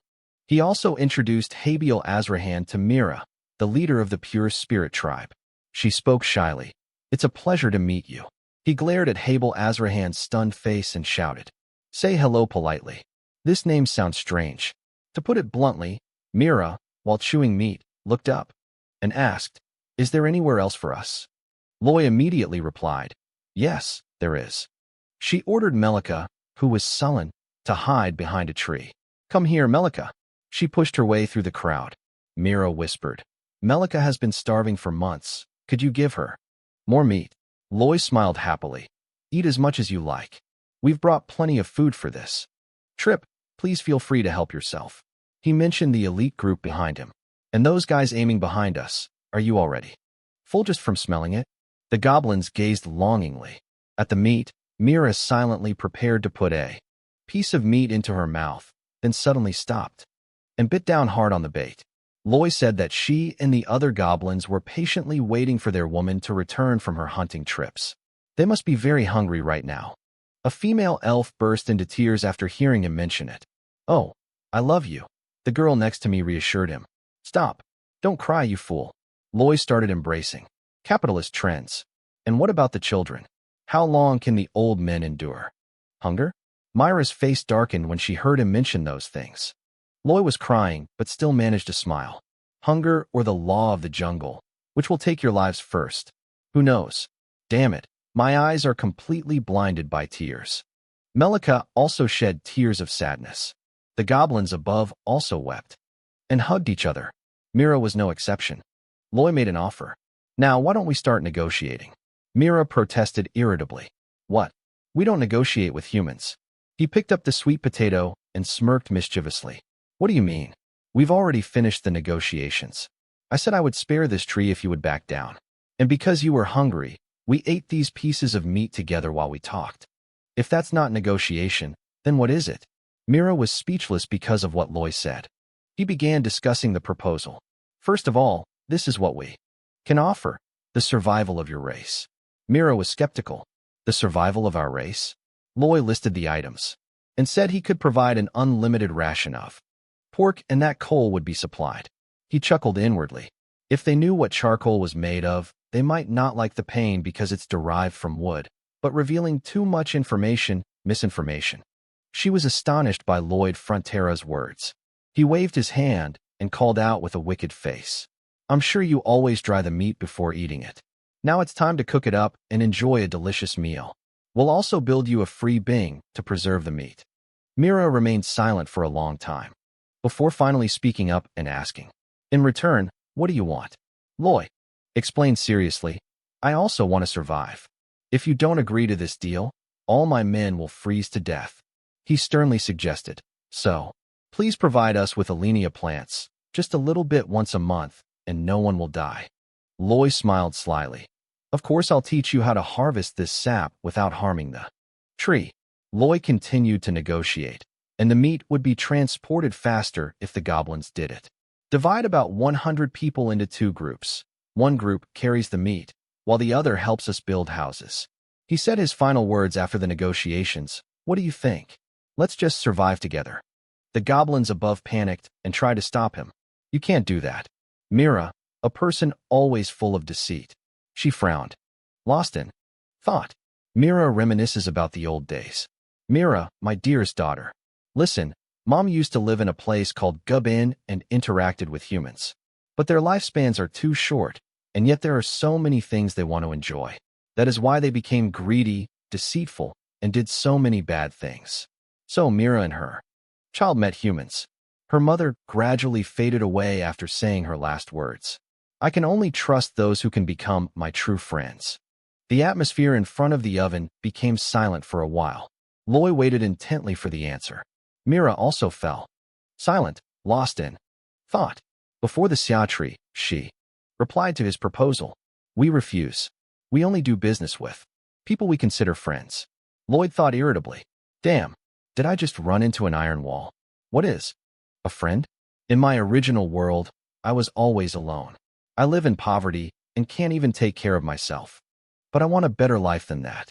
So I took architecture courses and attended seminars. I have to ignore the criticism and ridicule. That guy doesn't even have 3.00. Why is it here? It should get out of here. Its pungent smell completely ruined the mood. Although it hurts a lot, I must keep trying. I realized that the only way out of poverty is to study harder. Then one day, in front of a grill where juicy cuts of beef were being roasted, a man said, Suho, don't listen to those idiots talking. Your grades are improving well, and you're always more hardworking than them. He replied timidly. Really? Thanks. He continued speaking. You know that's the truth. He flipped the piece of meat over. This piece is great. You'll love it, I'm sure. I absolutely love the beef here. Kim X slowly brought the piece of meat to her mouth. Okay, thank you. The man spoke calmly. Feel free to eat as much as you like. Suddenly, he gave a wicked smile. You've never eaten beef before, have you? Kim Suho's face darkened. After hearing him say that, those eyes of his, that malicious smile. I've seen that laugh my whole life. It was as if he were feeding a stray dog and accumulating merit for himself. I burst into tears. Like a wild dog. I've never eaten beef. This delicious. Kim X looked at him as if he were a saint bestowing blessings. You truly are an angel. He cried and pleaded. Can we have 2 more servings, guys? He smiled contentedly. You can have 3 more servings if you like. And so he became my only friend. Back to the present, Lo smirked. So what does friendship mean? All it takes is beef. He took a piece of meat out of the empty bag. Mira looked at the piece of meat, and her mouth watered. What is it? Yes, that radiance. Is that real meat? Loy quickly placed the piece of beef on the fire. Mira cried while enjoying the beef. Melika also had tears in her eyes after taking a bite. The other goblins were no exception. Mira didn't think much further and decided to place the order. A random voice. Mira, what about the elder's approval? She answered immediately. Just give them this beef to eat. Loy returned with his team of goblins. The elves of the Eternal Forest have not had contact with any other tribe for the past 500 years. Now we are signing a business agreement with a human from the Frontera estate. Habiel Azrahan angrily thought to himself, why do I have to fight when a few pieces of beef can be so powerful?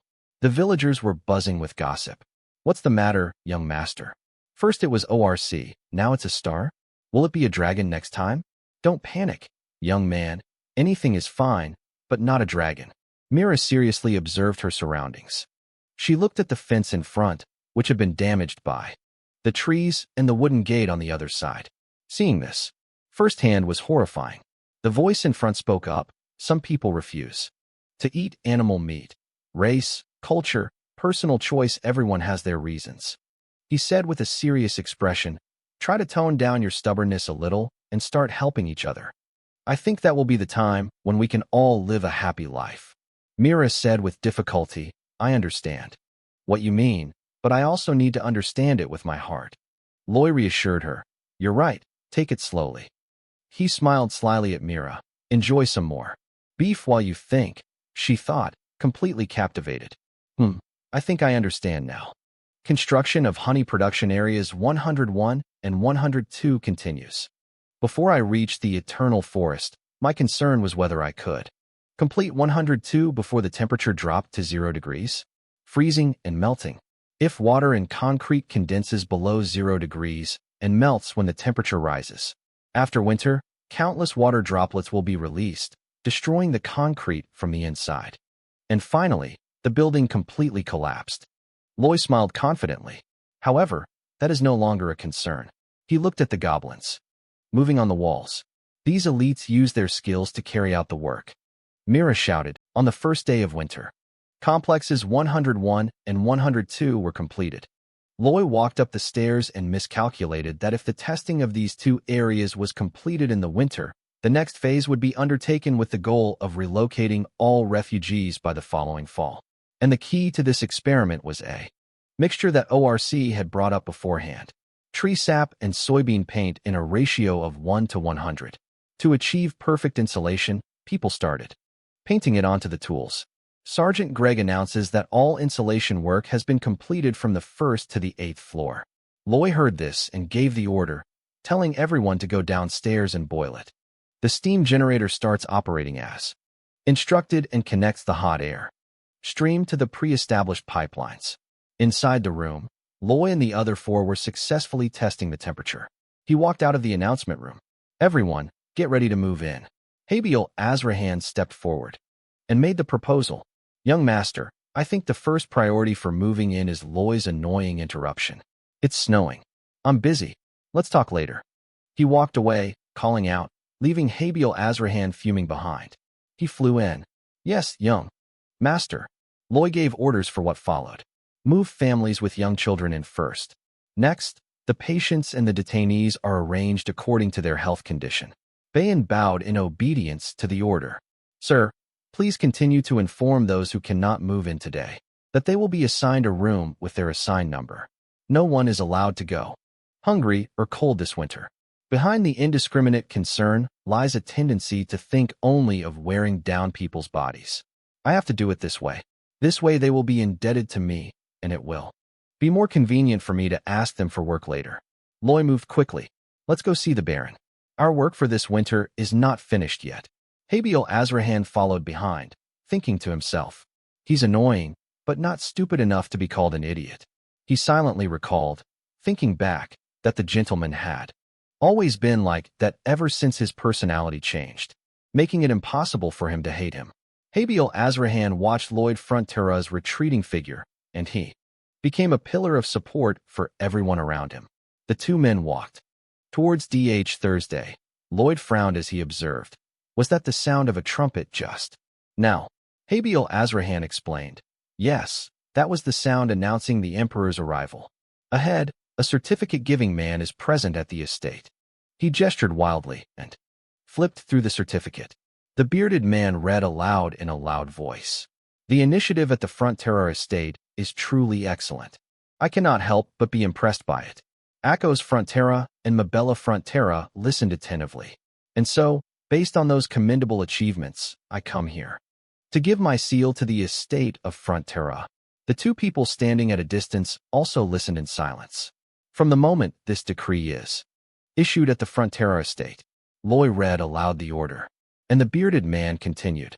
The administrative area at Frontera will be upgraded to a county. Then he knelt down after reading the contents inside. Congratulations to the Count and Countess of Frontera. The two gradually broke down in tears after the announcement. He puffed out his chest and smiled with satisfaction. The bearded man continued reading the next section. The first achievement was successfully stopping the massive wave of monster attacks from the east. The second achievement was receiving refugees who had lost their homes from the eastern part of the kingdom. Aegis Frontera wept with secret joy. His third achievement was the reconstruction of the eastern region and the building of a fortress. He solemnly read the certificate, stating, based on achievements, that the Count's estate of Frontera would be separated from the Count's estate of CRMO, and that he commanded them to become the center of reconstruction in the east. Loy was so happy he jumped up and down behind him.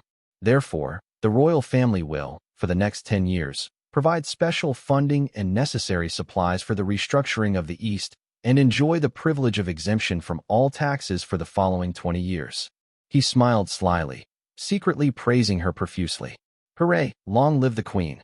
The Queen is truly wise and generous. Building a great city with our own efforts alone is impossible, yet the Queen has placed her bet on us and made it achievable. Loy turned and gave the order. Let's go to the village, Habel. I have some things prepared for this. Akos Frontera turned to look at Lloyd Frontera. The mustachioed man continues his reign, and thus all the territory bordering the eastern frontier, including the ducal estate of Racona, will be placed under the control of the Count of Frontera. He wept tears of joy. Akos Frontera looked at his back as he walked away, thinking to himself, "It's all thanks to you, son. Not only did you miraculously save our estate from debt, but you also helped the southern territory before us become a Count's territory. You are our miracle." A statue of Alicia surrounded by flowers. Queen, long live thee. Queen, Queen, great Queen. The people of Frontera walked around the bronze statue, shouting, long live, world unity. Everyone continued to praise her. Long live, unify the world. Loy ordered in a loud voice, "Speak louder, so the Queen can hear you." The bearded man looked at the scene before him with a somber expression. Long live, unify the world. He returned to his work and recounted everything. They kept shouting the same repetitive phrases. Your Majesty, Alicia shouted, giving the order, stop. Then immediately, a horse neighed, galloping at incredible speed, and Duke Racona, startled, mounted his horse and rode away. He knelt down before Aegis Frontera. Count Frontera, did you summon me? He hesitantly interrupted. No need for such formality, Your Grace. I'm still not used to being called a count. Ha. Duke Racona spoke, sweating profusely. Absolutely not. With your enduring excellence and brilliance, no one is more suited to the title of count than you. He bent his nose in annoyance. Damn it, just thinking about the fact that he's a count. Duke Racona recalled how he had once been with Akos Frontera. I once teased him about his poverty at a banquet. I despised him so many times, but that's all in the past. Now, I just need to treat him better from now on. Duke Racona looked at his face with contempt. Petty people are only good at pretending to be kind. If you take advantage of their personality, you can survive. Aegis Frontera solemnly reiterated, but he knew. The royal decree had been issued, and we had much work to do to rebuild the East. Duke Racona immediately chimed in. I sincerely express my gratitude to you. He timidly suggested, but we are short of manpower, so we would like to make a request of yours. Duke Racona immediately replied, tell me whatever you need. Akos Frontera began to state his request. I was just wondering if you could transfer some engineers to us. He readily agreed. Of course, just tell me how many people you need. Aegis Frontera hesitated. If that's too much, it might be a bit difficult for you. In the cramped space, he revealed his true nature. Just send them to me, as many people as you can. Duke Racona was terrified by that statement. Akos Frontera has been privatized and bears the face of Lloyd Frontera. That's enough to keep our friendship from being shaken. He was so astonished by this that he was speechless. Duke Racona departed, his body seemingly devoid of life. Akos Frontera stood on the balcony and watched him fall from his horse. He looked thoughtful, his face serious. I have never threatened anyone in my life. Although he was alone, the feeling Duke Racona carried made his whole body tremble. As he hobbled onto his horse, Akos Frontera smirked, just like his son. Absolutely. Awesome. At the construction site, Bayan bent down to announce that the Honeycomb Apartment Complex 101 and 102 was completed and residents had moved in. Notification system. Board. Having achieved a new milestone, you have successfully built the apartment and won the trust of the people of the Lower Razor Continent. Loyalty points awarded, 700. Current loyalty points, 4,783. Laughing slyly at the success, the seeds have been sown. It's time to harvest before the little houses are covered in snow.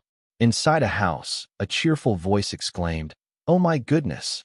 Only a piece of meat and some milk bread. Wow, Mom and Dad, come eat." The wife in the house called out, "Honey, come and eat." He replied wearily, "Just eat. I don't really feel like eating." The bald-headed man pondered thoughtfully.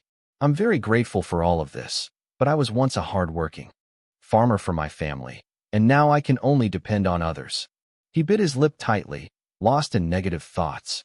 How much longer am I going to have to live like this? Suddenly, a voice from outside caught his attention. Young Master Loin. Everyone from outside the village was excited when they saw him. "Young Master Loin, thank you. What can we do to repay your kindness?" He waved goodbye to everyone. "Haha, don't exaggerate like that. Everything is going well." Those in front shouted, "You have saved our lives." "Thank you, sir. Thank you very much." An old man, sobbing uncontrollably, approached. "Please hold my hand before I die." He smiled brightly. "Please, madam, do not say such things. I pray that my wife will live longer than me." He. Then he walked over with the little boy to paint. "We can do it. We can do it." Loy waved to everyone. "Yee. It's all thanks to everyone. I love you all. I love everyone." He asked cheerfully, "Did everyone enjoy their food?" Haha. Habiel Azrahan stared thoughtfully. "I can feel it." He frowned, suspicious that the Lord was plotting something with these people. A huge table was moved in front of the villagers. Along with that, a stack of documents was placed on top. Loy sat down at the table to make the announcement. "Okay, it's time for everyone to pay me back. I have dozens of contracts piled up here." Everyone in the village was bewildered. He smiled and waited. Loy revealed a terrifying face as a reminder. "You all know that nothing in this world is free, right?" The people were terrified by what he said. Habiel Azrahan scratched his head in annoyance. "Damn it, I don't even know right from wrong anymore." Suddenly, someone approached. "Young master. Lo, will I get a job?" Loy smiled with satisfaction. "Of course we will pay salaries and extra for overtime." He made some threats. "But from the moment you sign this contract and receive your first paycheck, you will have to buy food and supplies with your own money." He remained silent for a moment, then answered seriously, "I have no need to live off others." "Give me the contract," Loy reminded him with a wicked grin. "My contract is quite harsh and capitalist." "Ready?" The man with the mullet asked, puzzled. "Huh, what? Capitalism?" His wife is also coming forward. "Can women sign contracts too?" He quickly added, "We don't discriminate based on gender here." Haha. The people around started lining up. "What kind of job is it? I also want to work for my own life." "Let us sign the contract," Loy said with a smirk, introducing, "We're working on a project that will provide a stable food supply and private land ownership." A large-scale project was proposed by Loy. "We're going to build an advanced ladder-like structure." He secretly imagined the plan. "We'll cut through the eastern mountains to create ladders. It'll be easy to build them with steel reinforcement." The scene shifts to Belle lying tiredly in her room. Loy stood watching her unconscious, but Belle H., exhausted from dealing with the apartment, was furious at Bello's fatigue. I lunged forward and kicked him in the face. I couldn't ask Belle to do any more work. Loy was shedding tears, coughing up snot, and spitting, but he was still plotting his plan. In that case, before the darkness enveloped the entire field, a display panel from the system board appeared, summoning a mythical creature to begin. A spin, 150 friendship points. Loy stood in front of the display panel, deep in thought. "I've been thinking about this for days, but this is the only way I can get the materials." The system panel is ready. Let's fight. The lucky circle summoning mythical creatures begins a spin, 160 friendship points. "It's time. Let's see what you get." "YOLO, let's begin." Loy glared suspiciously. This idiotic notification system, despite always being as pushy as a multi-level marketing scheme, at least always gave him what he needed. He looked down at the two little ones from the Buodong family, Hippo and Belle, thinking, I always get the creatures I need most. Loi looked at the display. He still had plenty of friendship points here, so there was no need to hesitate. Current friendship points are 4,783. Let's move on. Lloyd shouted, full of anticipation. Come out here quickly and give me a creature that can create steel wire for the wall. He quickly clicked on the start button, and the magic circle reappeared. Despite the creaking of the magic, Lloyd continued to pray. Please, I beg you. It's too noisy. The magic circle suddenly enlarged. Lloyd watched in astonished anticipation. What is this? Suddenly, a flame shot straight into his face, obliterating Lloyd Frontera's expectant expression. The system board is smug. They're obsolete now. Haha, he said irritably. To the system, are you no longer on my side?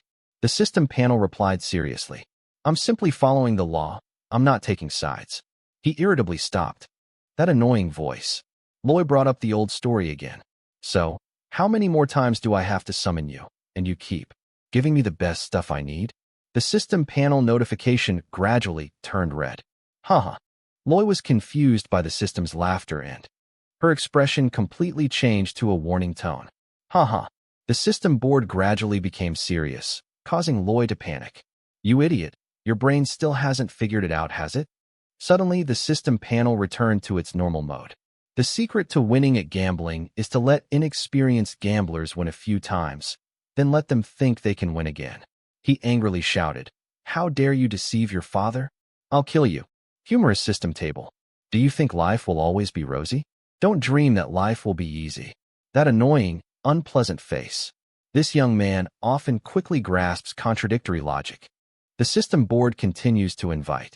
What if next time I get something even better? Summoning the mythical creature wheel, let the process begin. One petition is worth 225 friendship points. I accidentally clicked on the word start. A deafening explosion rang out. Behind the Frontella mansion, he angrily punched the system. Let's talk things over calmly first. The system board continues to tease. Third time's the charm, and you're out of luck. The powerful attack continues, triggering the summoning of mythical creatures. A scroll worth 338 friendship points appeared along with a magic circle. Lloyd, quick-witted, immediately laid down on the ground, thinking, my father will be tricked. 3 times? Does the system always predict the future? He bowed his head and waited. A faint light began to appear above Lloyd Frontera's head. But what appeared was not a flame, but a monster in the shape of a carnivorous plant. It lunged to attack Lai, who was cowering and trying to escape. He panicked and ran into the mansion to wake Habil Azrahan. A sword strike imbued with the aura of swordsmanship was unleashed, severing the gasping monster in two behind the mound of earth. The system panel is showing waste again. He made the decision angrily. Your dad knows, he's never buying it again. Unexpectedly, the system notification panel shows a hidden achievement, and damn it, your body and intimacy points have been severely damaged after 3 consecutive waste item openings.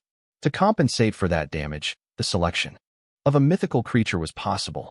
Loy read the message in astonishment. An optional skill? A huge system panel began to appear. He was dumbfounded. Impossible. A series of level 1 skills appeared. Why are all these skills so useless? Loy stood up and examined all the skills. What word? Look at the skill in the corner of the display panel. Wait a minute. A receiving grid? Loy pondered its purpose. If it were as thick as a mesh, it would have 3 times the strength and elasticity of steel. It is moisture resistant and does not lose its durability when exposed to sunlight over time. He smiled after calculating the plan. He knew it all along. There's always something I need. The system panel appears. Do you want to choose a mythical creature to create a spin for 800 friendship points?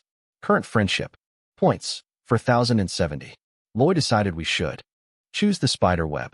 The magic circle began to appear and gradually glowed. After completing the preliminary preparations in a room within the mansion, Habil Azrahan gradually awoke from his sleep. He was thinking about what happened last night. I think I had a strange dream. In front of the Frontera estate, the people working were drawn to something in the sky. What's that? A figure is gradually appearing.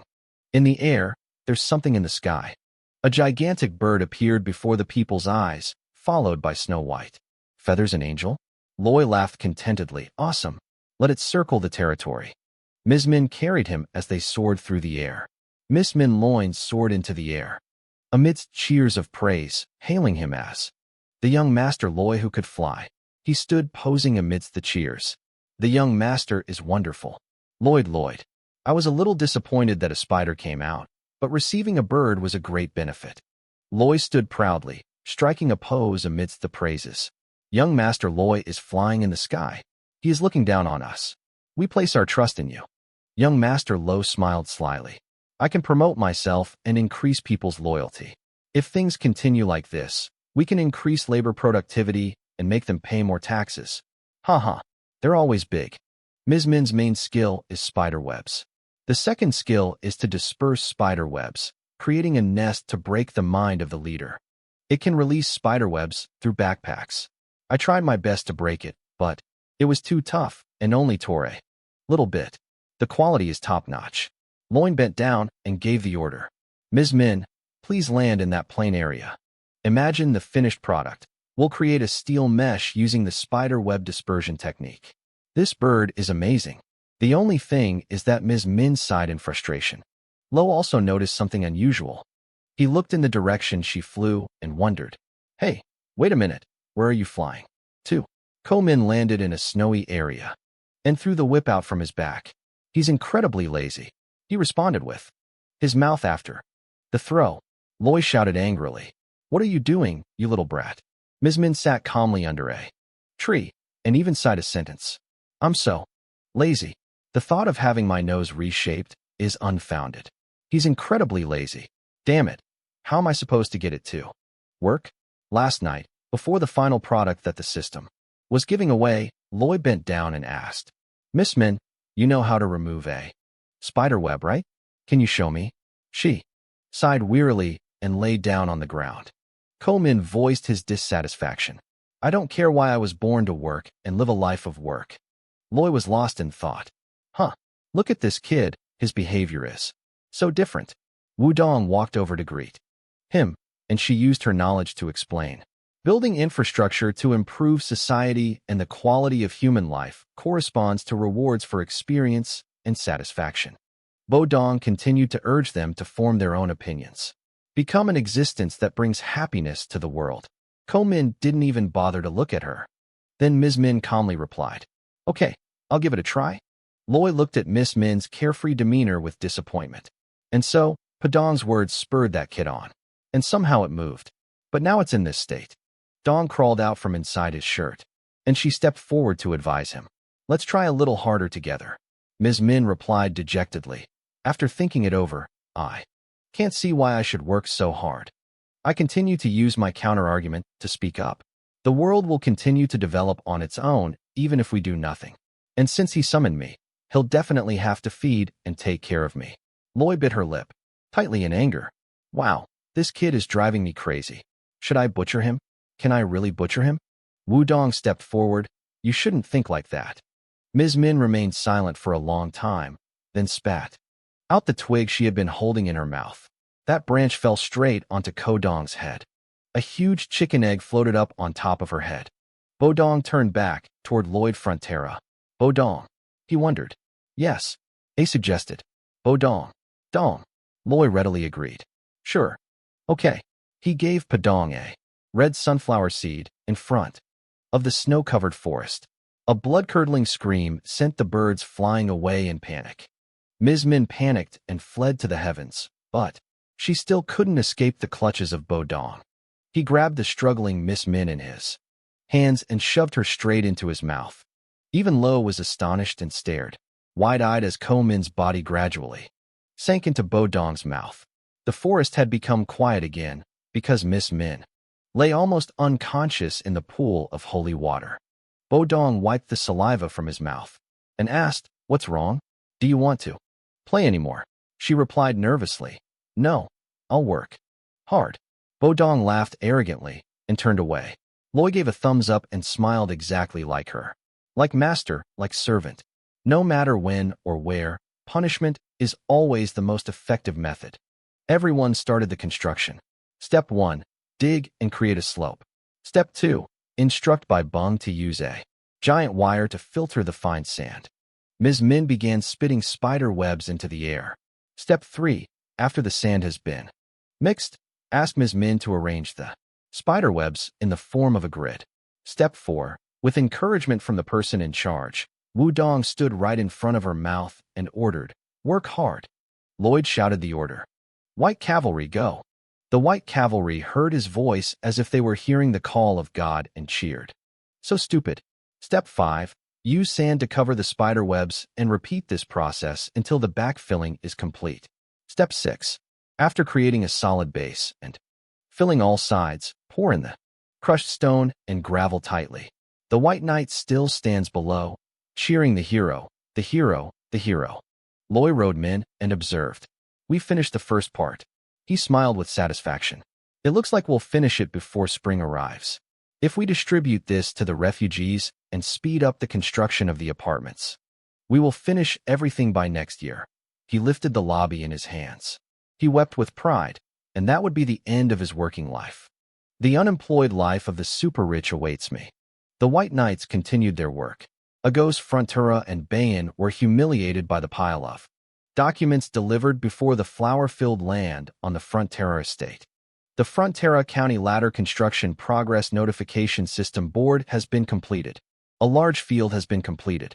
You have become one of the best civil engineers on this continent. Loyalty points increased by 800. Current loyalty points 4,070. Loy is lying down enjoying the bouquets of flowers. The system board continued to announce a new title, The Leader of the Weary, followed by the sand-haired man and his wife happily working. Frontera County Designation System. The title's validity period is 30 years, starting from Title 3. The validity of this title will apply to the designated area for 24 hours and is subject to your action or area. Increasing, extending, decreasing, or reducing the time limit may occur. Along with that is the completed apartment project by Lloyd Frontera. The system board continues to announce the title effect, a major opportunity to harvest terraced land in the north, increasing harvest quantity by 300% and harvest amount by 200%.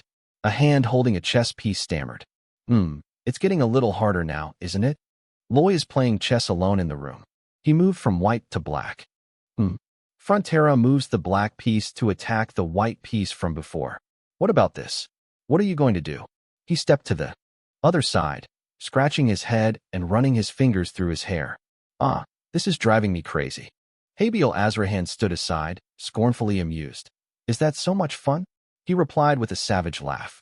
Yeah, absolutely amazing. I love it, it's so thrilling. Anything other than work is the best. Habiel Azrahan recounts. The old story. This is the first time I've seen you play it since. That day, Loy spoke calmly. What else should we do? Mr. Bayan will manage the construction process well himself. He happily continued. Playing chess. After we increased the workers' wages, they are now working hard out of excitement. Everything is going smoothly. Suddenly, Loy was lost in thought. He remembered the advice his father in the old world had given him. Suho, you must remember this. When you think everything is going well, he sternly instructed, you should at least once think about whether it's really okay. Never forget that. Loy recalled those words and felt tense. He stood up from the chessboard and requested, okay, you go to sleep first tonight. I have something I need to do, so I can't sing you a lullaby. He was very puzzled by this. What are you planning to do in this? Stayed at this late hour. Loy explained seriously. Need to check if it's really okay. The system display panel reveals the end. Use your stake to find out the ending scene for this storyline. Shares required for second use. 40.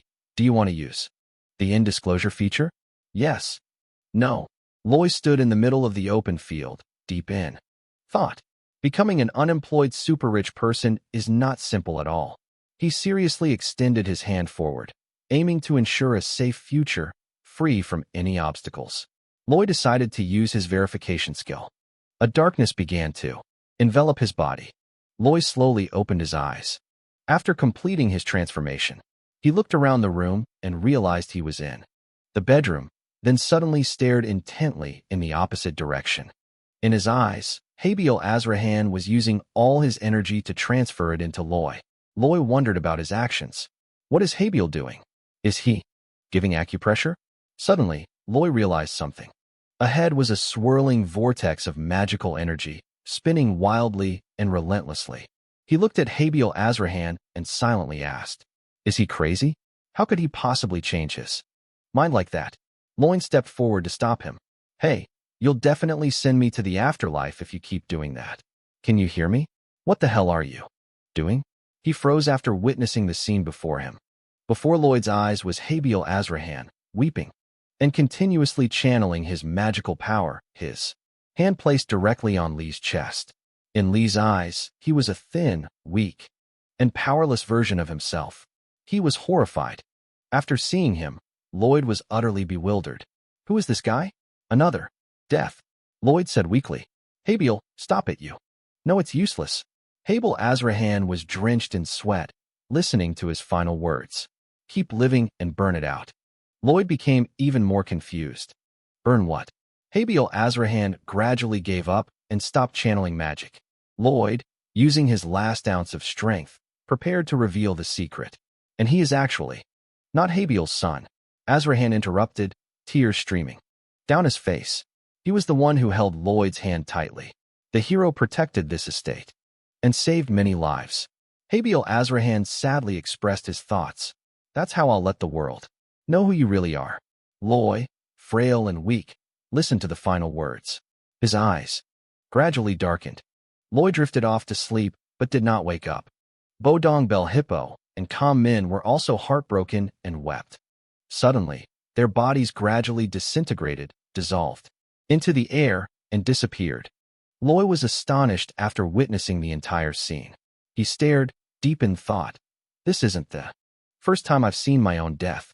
I need to stay calm and find a solution." Loy stood watching Habil's back as he lifted her body. Habil's appearance unchanged, suggesting that all of this was in the near future. He looked at his thin, frail legs and pondered, realizing how incredibly skinny he looked. Is it due to a water shortage? So, what's the problem? Loy followed Habil Azrahan and observed this happening in the spring. He glared at Habil Azrahan. He brought Loy's body to the places where the bodies of the people on the estate were laid out. Akos Frontera and Mabella Frontera are no exception. Apart from Habil, Lloyd examined the bodies one by one. "This is a massacre." Suddenly Habil Azrahan poured a liquid over the bodies that were still there, which was oil. He began to hold the torch, preparing to tend the fire. "I understand now." Habil Azrahan began to pour the torch into Loy's body. "So, it turns out you're talking about cremation." Loy's face darkened. As he pondered, "If that's the case, it means you observed the burning bodies and drew that conclusion. This is an epidemic." Loy wondered about the reason. Is it some kind of disease? What do I know about epidemics? He felt helpless in the current situation. He wasn't even a doctor in his previous life. So what could he do now? Loy paid attention to the voice beside him. "Young Master Loy, no matter who you are, these are your final words, aren't they?" He lowered his head. "When your body is completely cremated, you want me to say these words." Habil Azrahan, with a somber expression, repeated the feeling of emptiness. Loy stared in astonishment. Then his body returned to the real world. Loy frowned in thought. The emptiness was indeed a strange denial coming from his future. Could this be some kind of message? Wait, it's a message to myself. Loin, who had just died, experiencing the end of his time, recalls his burning corpse from the future, so it must be a message for him. Will people from the future arrive? Is this a hint from the future to combat this disease? Loy paced around, deep in thought. Emptiness, emptiness. What is emptiness? Plague, mass casualties. What is that emptiness? Suddenly, his steps halted, as he realized something incredibly important. He recalled the Korean characters. He knew it.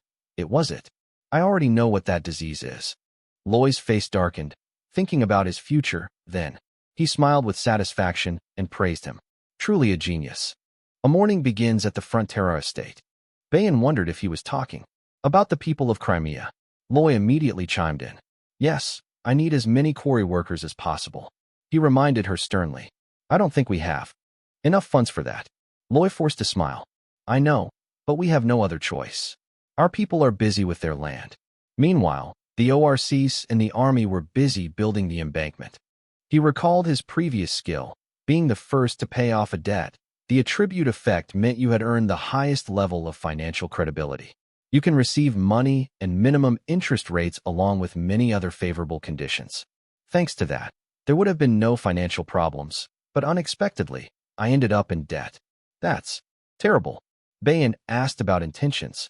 Tell me how big this project you've planned is. Loy replied indifferently. Could it be as big as the Honey apartment project? He seriously stated his plan. This project will cover our entire estate. Loy secretly thought to himself about his true intentions. The enemy we are fighting this time is a disease, namely cholera. He gestured back and forth as he explained. We'll need underground tunnels here and there. I don't know much about medicine, but that doesn't mean there aren't other ways to fight the epidemic. Loy explained seriously. We need to build a waste treatment system. This means that this time we will be building a drainage system. The term empty refers to the plague epidemic in Vietnam. Vietnam's population has skyrocketed since entering the industrial era. However, due to the lack of proper sanitation, measures to support the city, people's waste was dumped directly into the river indiscriminately. These waste materials will flow down the river and be naturally broken down by microorganisms. But disaster struck when the climate temperature dropped suddenly. The river froze, and the people's waste could not decompose naturally. This soon led to the contamination of the groundwater. That's how cholera outbreaks occur. Loy stood on the mountain contemplating how the people's waste should have been disposed of in the Prono River. If the temperature drops and the river freezes over, our dying Trang will surely become a second Vietnam. He scratched his head in annoyance. Ugh, damn it. There's always too much to do even when things are starting to fall into place. Loy said sternly, just wait and see.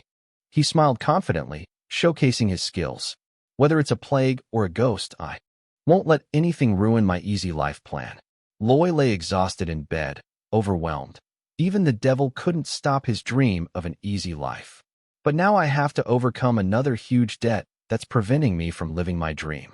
He pondered thoughtfully, thinking that if paying the workers' wages was the only thing he needed to do, that would be great.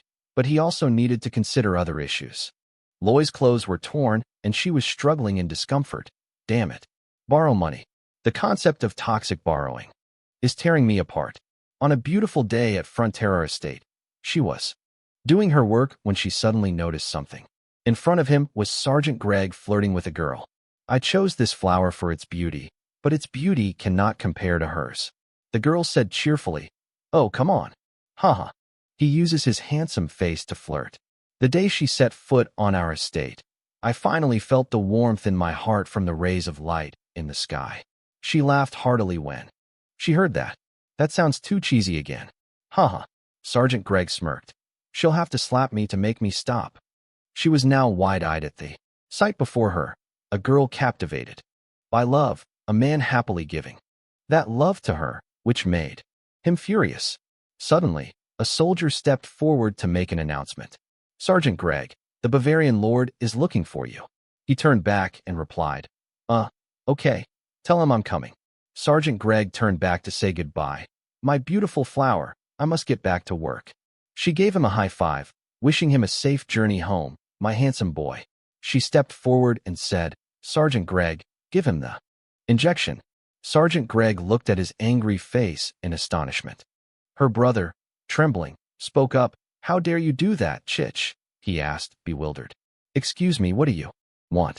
Cuz yelled angrily. How dare you do that when you have Emily? Sergeant Greg frowned in confusion. Emily, what are you talking about? He didn't take her seriously. Why don't we just call this another Emily? Hewer became even more angry, glaring at him. He couldn't hold back any longer and lunged forward. Filthy bastard. However, he was then hit directly in the face by a mana-infused punch from Sergeant Greg. Cuz now clutched his wound in astonishment. He seriously reminded him, Your half-hearted punch isn't enough to hurt me. That's right. All Frontera soldiers can control their mana after hours of labor and training. Each soldier is strong enough to fight 10 armies alone. However, they only used their strength to dig the earth. Kaz now wiped the wound on his face, and he began to gather energy within his body. Sergeant Greg also showed no mercy, concentrating mana into his hands. He stood in a defensive stance. After finishing, seriously preparing to attack. Sergeant Greg, undeterred, waited patiently, and the two quickly lunged at each other. Unexpectedly, Bayan appeared before him too late. He didn't know when he found himself caught in the middle of the battle between the two. Bayan pointed at Sergeant Greg and reprimanded him. "What are you doing here when I asked you to come to me? Do you think you'll get paid just for doing a show?" He bowed his head in apology. "I'm sorry." He turned his back and walked away, giving instructions. "You're being sent on a trip, so pack your bags now. I decided to ask you because I trust you. How could you cause trouble before leaving like that? It's called working hours. You just need to work during the designated time. I don't care what you do after work." Sergeant Greg walked after Bavaria, but didn't forget to glare back at Cuzzer. He touched the wound and glared at Sergeant Greg with a murderous look. The battle between the two men has officially begun. In front of the Frontera mansion, Sergeant Greg, standing among the horses, asked Han. "We came to CRMO just to request reinforcements." Bayan responded immediately. "Yes, young Master Loy said that he is planning a project that will determine our future." He was skeptical of his words. "I think we don't need to go to Cremo." Bay heard this and turned around, looking confused. The system notification panel shows that the achievements you have attained have activated the imprint attribute.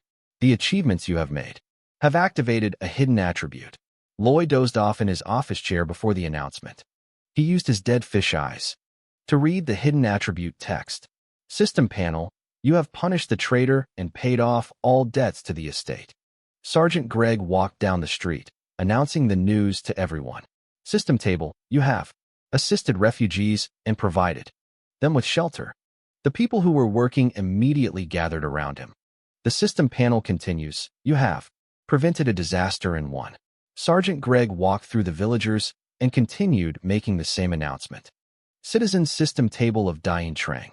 The footsteps grew increasingly filled with doubt before the announcement. The system table will return whatever you have done to it. He was skeptical about the message. Huh, what did I do? How will they repay me? The system panel displays hidden attributes. People will repay you for helping them. Activated. Suddenly Lloyd heard some commotion outside. He walked closer to the window. Lloyd opened the window to observe. Below, the people gathered in front of the mansion shouted, "Master Loy, please give us a job. We will do anything for you. We don't even need a salary. We just want to repay your kindness." "That's right, we'll work for free." The people cheered with joy. "It's all because of young Master Lai. It's all because of young Master Lai. Because of young Master Loy." He was astonished by the cheers. Because of young Master Lyd. Because of young Master Lyd. He was moved by those words. Suddenly Loy shouted loudly, stopping the crowd. The people fell silent after his voice. He frowned and said, "I don't believe there would be someone who does something for free without expecting anything in return. Most people will only do something if they think they will get something in return." The people were astonished by what Loy said. "You're saying you don't ask for a salary? I would never give you any work for free." So, Loy pointed directly at the crowd and said loudly, "Don't even think about working for free. I'll give you all a contract right now." The people rejoiced at his acceptance. Loy returned to the mansion after saying what he wanted to say, wiping away his tears as he walked away. Well, the scene shifts to a pigeon flying toward the city. It flew straight into the royal palace of Asfahan. Samakin took the letter from the messenger bird. "These are the men whom we sent to the west." Contents of the letter reporting to the great emperor of Asfan. "We are reporting back to the west what we found during our reconnaissance mission. A mighty bird that dominates the sky and a colossal beast capable of destroying the earth. A monster that can swallow entire oceans. And a snake that can destroy mountains. A monster has suffered the wrath of the gods. That's what's living here." Samakin was astonished by the contents of the letter. Can the workers of this village defeat an ORC with their bare hands? And the elders can move faster than the wind. Even a valiant cavalryman uses a shovel instead of a spear. Goblins and ORCs used their powers to build a building here. If their civilians are this strong, I can't imagine how strong their army must be. He stood frozen in front of the window. Sama stared in bewilderment. What kind of bizarre place is this? Before a road leading to the territory of Duke Racona. Inside the territory, Diego was giving orders to two people. You slowpokes, you're all so brainless you can't understand what I'm saying. Huh. This guy is giving instructions by gesturing with his arm. Like this, put all your strength into your fist. The two men stood dumbfounded by the request. Why did you stop? Are you out of your minds? Diego glared, warning them. Do you really want to see your wives and children starve to death? The two men clenched their fists in helplessness. The man on the left started punching the man on the other side. Ugh. He didn't hold back either and punched back. Wow. Diego was delighted by their actions. Haha, that's more like it, that's the right way to play. Surprisingly, Loy appeared alongside this name to join in the fun. Absolutely amazing. Diego screamed as if he'd seen a ghost. Kia said dejectedly, Hey, why do you always get so nervous whenever you see me? You're embarrassing me. Loy looked at the two people. Who are they? Diego stammered in reply. They're just my lowly servants. He smiled with satisfaction. Ah, Loy, you're really enjoying yourself with that kind of class system, aren't you? The man trembled and replied, Excuse me. Loy smiled harmoniously. Let me play too, I'd like to try. Diego trembled and refused. No way. How could I let you hit me like that? He calmly pointed directly at the man's face. What nonsense are you barking about, you sick pervert? I told you to fight. Why would I participate? Diego felt like he'd lost all his blood after hearing Lo's words. That's right, you go to the red corner, and as for the blue corner, he pointed to Habiel Azrahan. That's his spot. He sighed helplessly. Habiel Azrahan, enveloped in the aura of swordsmanship, stepped forward. If this is the Count's order, then there is no other choice. Let's fight. Diego frantically tried to stop them. Wait. A minute. You're kidding, stop it. Put your sword away, brother. Loy is depressed. Humph. Why did you tell him to stop? You could have taken a sword yourself if you felt it was unfair. This guy loudly retorted. The sword isn't the issue here. Diego bowed his head and admitted his mistake. Please forgive me. He sat on the platform, hesitating. It seems the title of Master Swordsman is a bit too much for you, huh? Loy laughed maniacally. Then fight me, sweetheart. Diego was even more frightened then. When he saw Habiel Azrahan's sword, Loy didn't choose to wait. He chose to punch this guy straight in the face.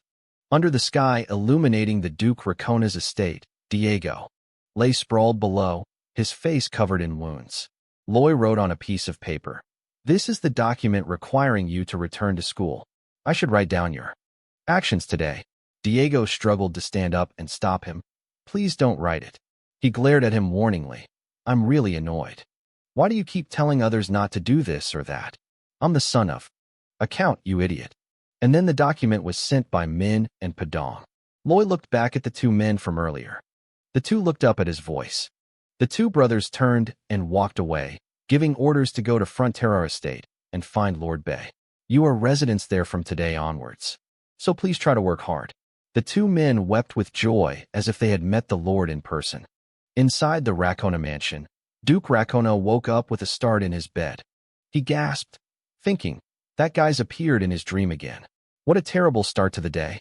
Suddenly, a voice rang out from outside the door.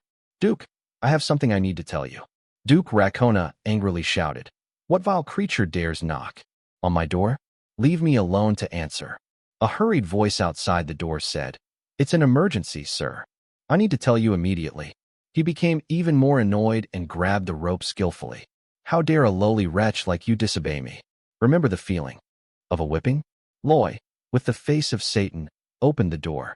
Duke, what are you doing? He fainted on the spot as if he had seen a ghost. Are you bewildered? Lloyd turned to ask Habiel Azrahan. Does my face look that awful? He looked at Lloyd with contempt. Well, that's not something the human I should see. He dragged Duke Racona out onto the terrace. This Duke, your territory begins over there. Lloyd only runs from the houses to the nearby forest. Shall we go here? He smiled as he expressed his intention. I'm planning to flatten everything to build a quarry. Please remember this. Duke Rakona was terrified. Wait, why are you suddenly doing this? Quickly, grab his lip and pull it out. Ugh, why are you behaving like that? He reminded him with a terrifying expression. We really need to tell you everything. Loy envisioned the project and the plan, and it would be better to use granite rather than cement to build the sewer system because it would not crumble or become unstable during future discharge. He informed the villagers behind him. All right, it's time to build the highway, connecting the quarry to our count's estate. It will be a straight line. Everyone looked at the Rakona mansion, muttering, something seems to be blocking the way. Sergeant Greg immediately charged forward and smashed the house. It could only be a straight line. Duke Rakona was horrified by the ruined state of his mansion. Loy stood behind him, reassuring him. Don't worry, we've built another house for you to live in. We will transfer workers from my residence to yours, and we will send someone to handle your errands. Inside a makeshift tent, Melika sat solemnly. Along with them were the two trembling figures of Dracona and his father, sitting in the corner of the tent. She turned and asked, Is there anything I can do to help? Duke Rakona stammered in reply, No need. He thought about the current processes of the Apia Highway, which used to transport granite, and how the supervision of the quarry construction would be undertaken by Ban. He surpassed the veteran rank and reached maestro level. Design comprehension system level 85. Design execution level 90. Task management level 99. Human resource management level 99. On the other side, Bai Bung also diligently uprooted all the trees in the forest. We don't need to worry about leveling the mountain to prepare for the construction of the quarry at all. ORC is responsible for transporting trees. There are tons of monsters in the territory, and they do manual labor very well. The young, mature mastodons also helped Ban. Keep going, be ding bang, bung dong bung dinbu rong. Mira shouted along with the elites behind the beef. Elites are in charge of constructing the apartments. They are continuously repeating the process thanks to their superior perception and outstanding physical strength. Loy sat in his workbench deep in thought. The problem seemed to be dealing with industrial sludge. He was racking his brain wondering whether he should bring the engineers digging them into the lobby. No, they would get gas poisoning. The best solution would probably be to burn them all, together with the same heat intensity as modern techniques. Loy was lost in thought. Perhaps Habiel, or he, or Bell could do it. That's insane. Who knows what's inside? How could anyone do that every day? He racked his brain, wondering where he could find a slave who knew how to use heat and work in the sewers every day. Suddenly, a glimmer of hope appeared in Lloyd Frontera's mind. He snapped his fingers and realized. Lloyd smiled with satisfaction. Wait, I know a slave can do that. In front of the operating forge, Sidus was working on a project. You want me to make a suit of armor from Xia tree resin? He asked skeptically. Why would you need something like that? Are you planning to catch a dragon or something? Loy smiled and replied, Absolutely. Sidus asked doubtfully, Who will do that? He pointed to Habiel Azrahan behind him. He frowned, glaring at Lloyd Frontera. Habiel Azrahan gritted his teeth and accepted reality. Damn. The scene shifts to a mountain range surrounded by mountains in a remote, deep place in the eastern mountains. In a dark cave, a grumpy fellow threw a stone down.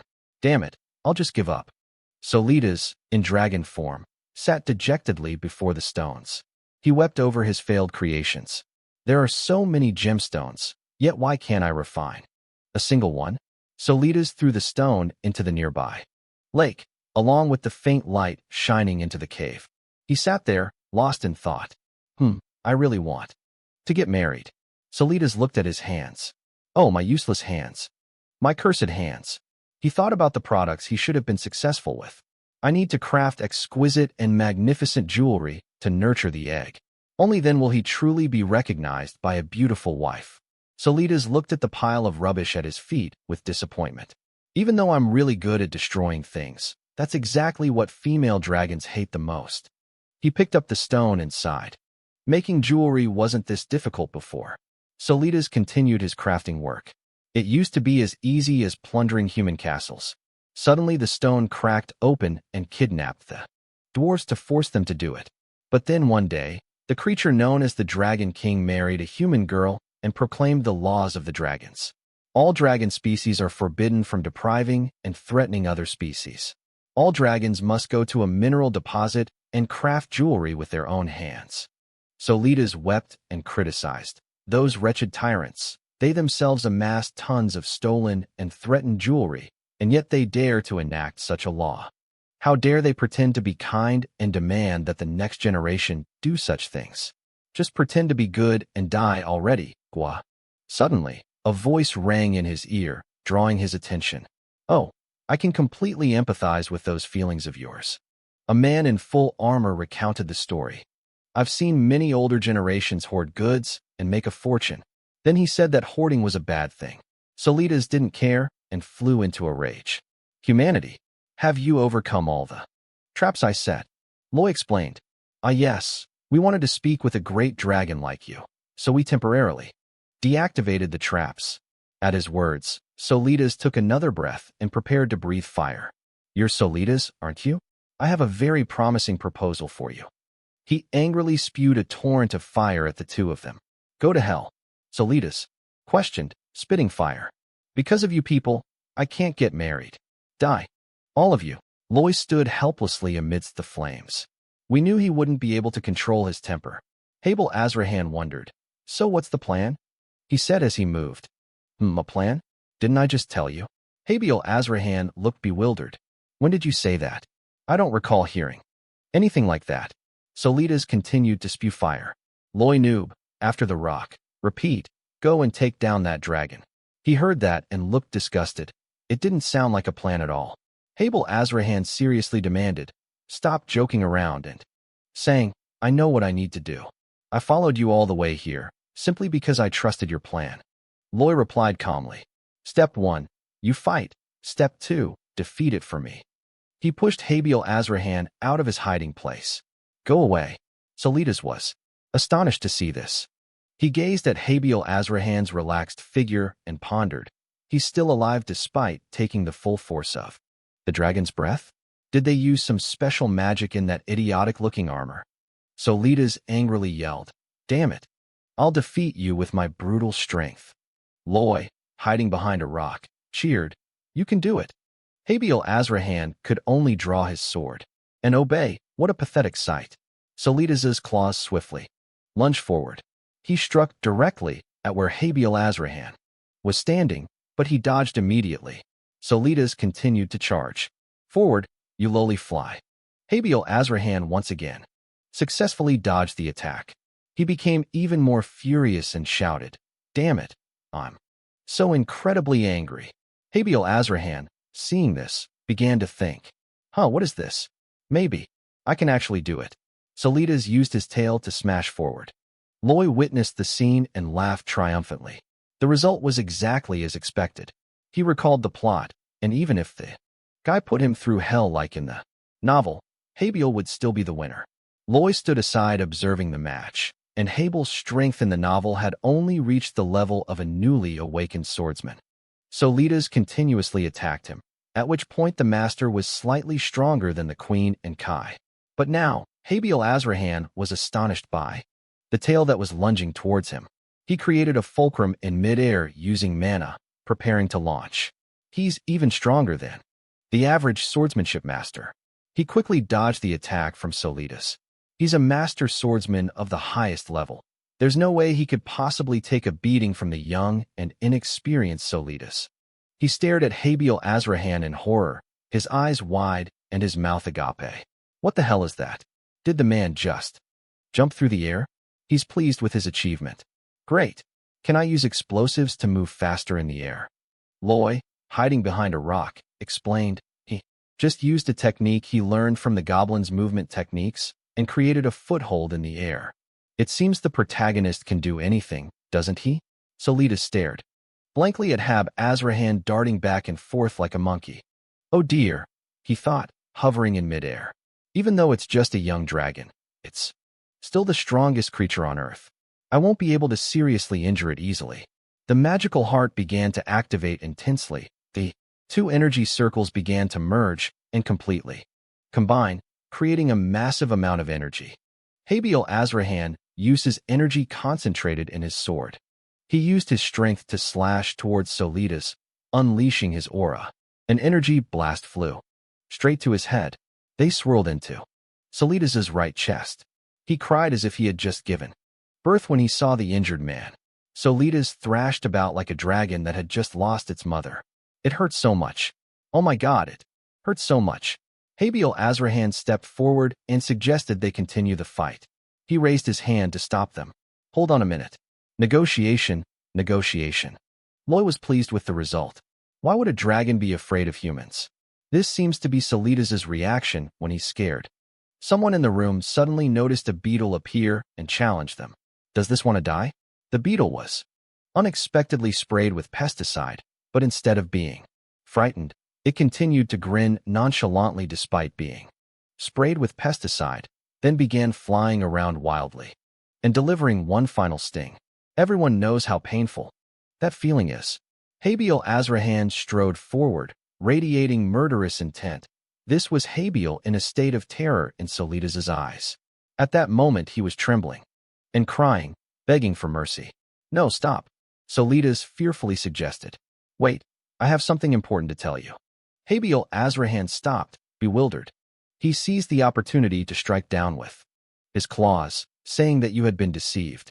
Solitas lifted his foot and, seeing no one, became confused. Habil Azrahan continues to use his aura blast and appears behind him. Another blow landed directly in the middle of Solitas's back. He wept in agony. Damn it. Habil Azrahan continuously uses his skills to attack Solitas. Ah, stop it, it hurts so much, it hurts so much. Loy lay there enjoying himself while crying for him. Sob, sob, sob. He chuckled smugly at the result. Delicious, exactly as planned. Solitas's next move seems pretty clear. Suddenly, he spewed out a cloud of thick black smoke that filled the entire cave, his breath like a mist. Loy imagined the sting of a beetle, and what if, after using up the entire bottle of insect repellent, the terrifying creature still brazenly advanced? Solitas's eyes gleamed in the mist. At that very moment, the enormous dragon's silhouette instantly transformed into a human form within the smoke. Your last hope is undoubtedly to run outside. Just as imagined, Solitas wept and fled in the mist of bones. Oh my God, Azrahan looked behind the rock where he was hiding. That's good, they won't find me. Solitas uses his body-enhancing skill, unexpectedly teleporting a lightning strike directly at him. Solitas lay sprawled on the ground, reflecting on himself. Oh right, I did set up a teleportation-resistant trap, didn't I? I used to be stubborn and stupid, but now I'm even dumber. A pair of feet approached him. Someone removed their hat, bowed, and asked if they could introduce themselves once more. Great Solitas, I am the eldest son of Count Frontera. Lloyd. Frontera. He's pretending to be high on drugs. Huh, aren't I? A dragon? He smiled naturally. Solitas scratched his head and looked around. Hey, where am I? Who am I? Why am I here? Ah, I was trying to get out. Habil Azrahan gently unleashes a loving release of energy. It flew straight into his back. He took the opportunity to tease. And it was exactly as expected. You are a great dragon, and those who endure this bone-chilling attack often cry out in pain. Enough. Solitas cried and criticized. What's wrong with you? Why have you put me in this state? Answer. Me. He smiled and explained. I told you from the beginning that I came here to make a very promising offer. Solitas sobbed loudly. Then you should have said that from the beginning instead of quoting me. Loy rubbed his hands together and repeated, because you intended to kill us, my servant was so ticklish that he couldn't stop himself from playfully hitting you. Haha, he realized it. Solitas looked at Habil Azrahan behind him and asked timidly, so what's the proposal? Lai smiled slyly, deep in thought. Delicious. When cutting down a tree, cut it at the roots. Easy to eat. When Solitas attacked the elves in the novel, he was clearly letting his rage take over. It was impossible to have a normal conversation with a dragon like that in the first place. So we'll have to resort to force. A large, angry man carrying a lot of food walked away. I've already prepared the black bean noodles. Why is it even darker than my life? Call your boss out here. Everything can be solved like that. The chef, with his muscular physique, walked out. Oh, I'm the owner of the shop. What's wrong? Doesn't this dish suit your taste? Do you need me to remake it? The man from earlier immediately feigned ignorance and devoured the noodles, which were darker than his life. No, I'm eating. Absolutely delicious. Just maintain composure amidst the might of a powerful person. Loy looked at Solidus's terrified face and calculated. Although I managed to restrain him, a dragon is still a dragon. Because his pride has been wounded by being subjugated by humankind, it will be difficult to begin negotiations here. Suddenly he turned to Habil Azrahan and said loudly, "Look at this despicable scoundrel. You bastard." Loy angrily cursed. Why would you, a lowly, vile human, dare to do this? To the great dragon clan? You even dared to use a sword? Huh? Who told you to do that? You lowlife. Habil Azrahan's face was instantly contorted. He continued to hurl insults. Don't you know this is the great dragon clan? Luckily, he has a big heart. Otherwise we wouldn't be alive and well like this. Loy pointed to a corner and ordered, "You stupid bastard, hurry up and go over there. Kneel down and bow to me right now." This brat. Habil Azrahan stared, still not understanding what was happening. He frowned and continued cursing. Oh dear, you've lived at the bottom of society for so long that your brain has been muddled and you don't understand what I'm saying. You can't even hear properly? He had no choice but to kneel down with a bewildered expression on his face. After giving the order, Loy also knelt down and requested, "Please stay here, Lord Solidus." He scratched his nose and complied.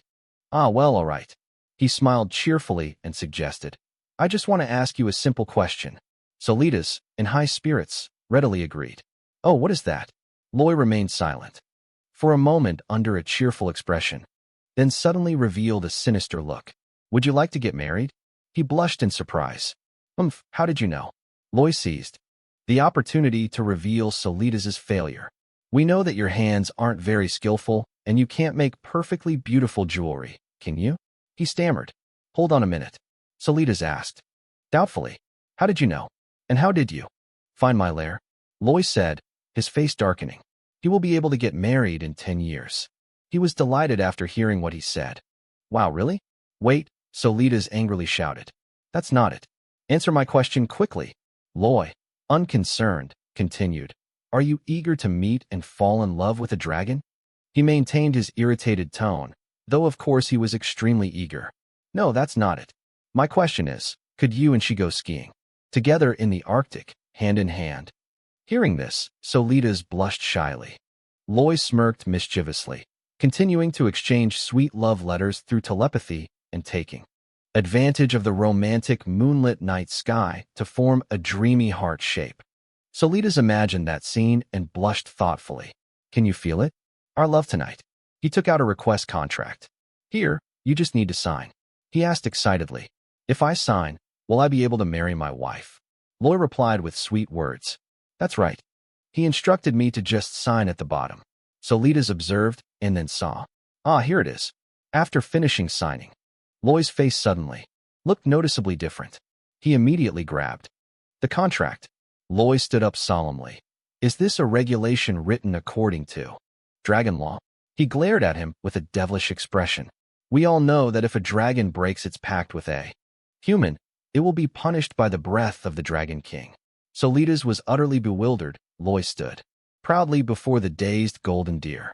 He smirked mischievously at Solidus's gaze. Now he has been psychologically manipulated by this cruel demon. On the way back to the Frontera estate, the people working there suddenly realized, oh, there are the villagers looking at the 3 people in front. The young master earned this much from his business trip. Everyone looked at Solidus and judged him. Almost every time he returned, he brought back something wonderful. Is it a dragon this time? So he's just a guy after all. Well, whether he's a dragon or not doesn't really matter. I guess so anyway. Haha. Loy smiled triumphantly. Rice-powered incinerator. I mean, you confidently walked down the street with your thoughts in mind.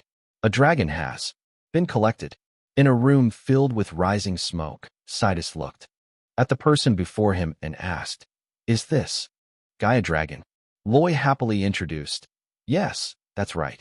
As you can see, his whole body is smoking." Solidus exclaimed angrily, I've just been struck by lightning, you damned swindler. He observed him from head to toe and said, Isn't a dragon like you rather clumsy? Solitas frowned and stammered. Huh. Well, you can get the previous contract out. Master Coxus, according to the contract, please slowly teach Solitas how to make jewelry, and also teach Solitas herself. Loy introduced him to the job. Once a day he will have to go to the wastewater treatment and waste incineration facility. Solitas thought angrily to himself. After all, I'm a dragon, and yet I have to clean up human messes. Loy smiled happily. He's just cleaning up human mess. I know it's hard for you to accept that. He was astonished. Wow, this guy can read minds. He happily repeated the earlier coercion. That's why I had to force you to sign the contract. Otherwise, he would never have signed it. I'm sure you haven't had many opportunities to master the art of jewelry making. Aloy is using that capitalist smile again. You're having trouble getting married, aren't you? Haha. He asked with a sly, proud smile. It's very important, but what if it hinders your marriage? Which do you think is more important? Solitas pondered for a moment, then turned and spoke. Hey, dwarf, he said, bowing respectfully. Master, please kindly guide me. He stroked his beard hesitantly. Look at you, this always humble fellow actually has a dragon as a student, Solitas said seriously. In a world of power, authority naturally rests with the dragons. But Sidus listened intently to every word he said. When it comes to the world of crafts, he is a man of power. Please clean these dirty hands of mine. Loy stood behind, admiringly. No matter how stupid he is, he's still a dragon. He is very practical. Sidus reluctantly accepted. If the dragon has said so, then there's no way I can refuse. That's very hard work. Will you be all right? Solitas replied solemnly. I was prepared for that. Suddenly, he dramatically changed his attitude and shouted. Then don't just stand there. Go get the ingredients. He was terrified and burst into tears. Me? You mean me? Sidus shouted angrily. So you want this master to prepare it for you? Get your butt up. With his shout, Solitas immediately ran off. Hurry up. Loy seriously reconsidered. This contract would benefit everyone. Solitas, he received the best education in exchange for his pride. He had now returned to the cave and collected the gemstones. Coitus spat so loudly that saliva splattered all over the place just to instruct him. When you touch it, relax your hand. Solitas wept in anguish. For the first time in history, Master Sidus gets the pleasure of working with a dragon for so long. Loy reflected that he had been through this many times. He recalled his past self, being presented with ridiculous and absurd contracts and having no choice but to sign them. Kim Suho looked at the pot-bellied man in front of him, and this thought crossed his mind. What other choice do I have? Back to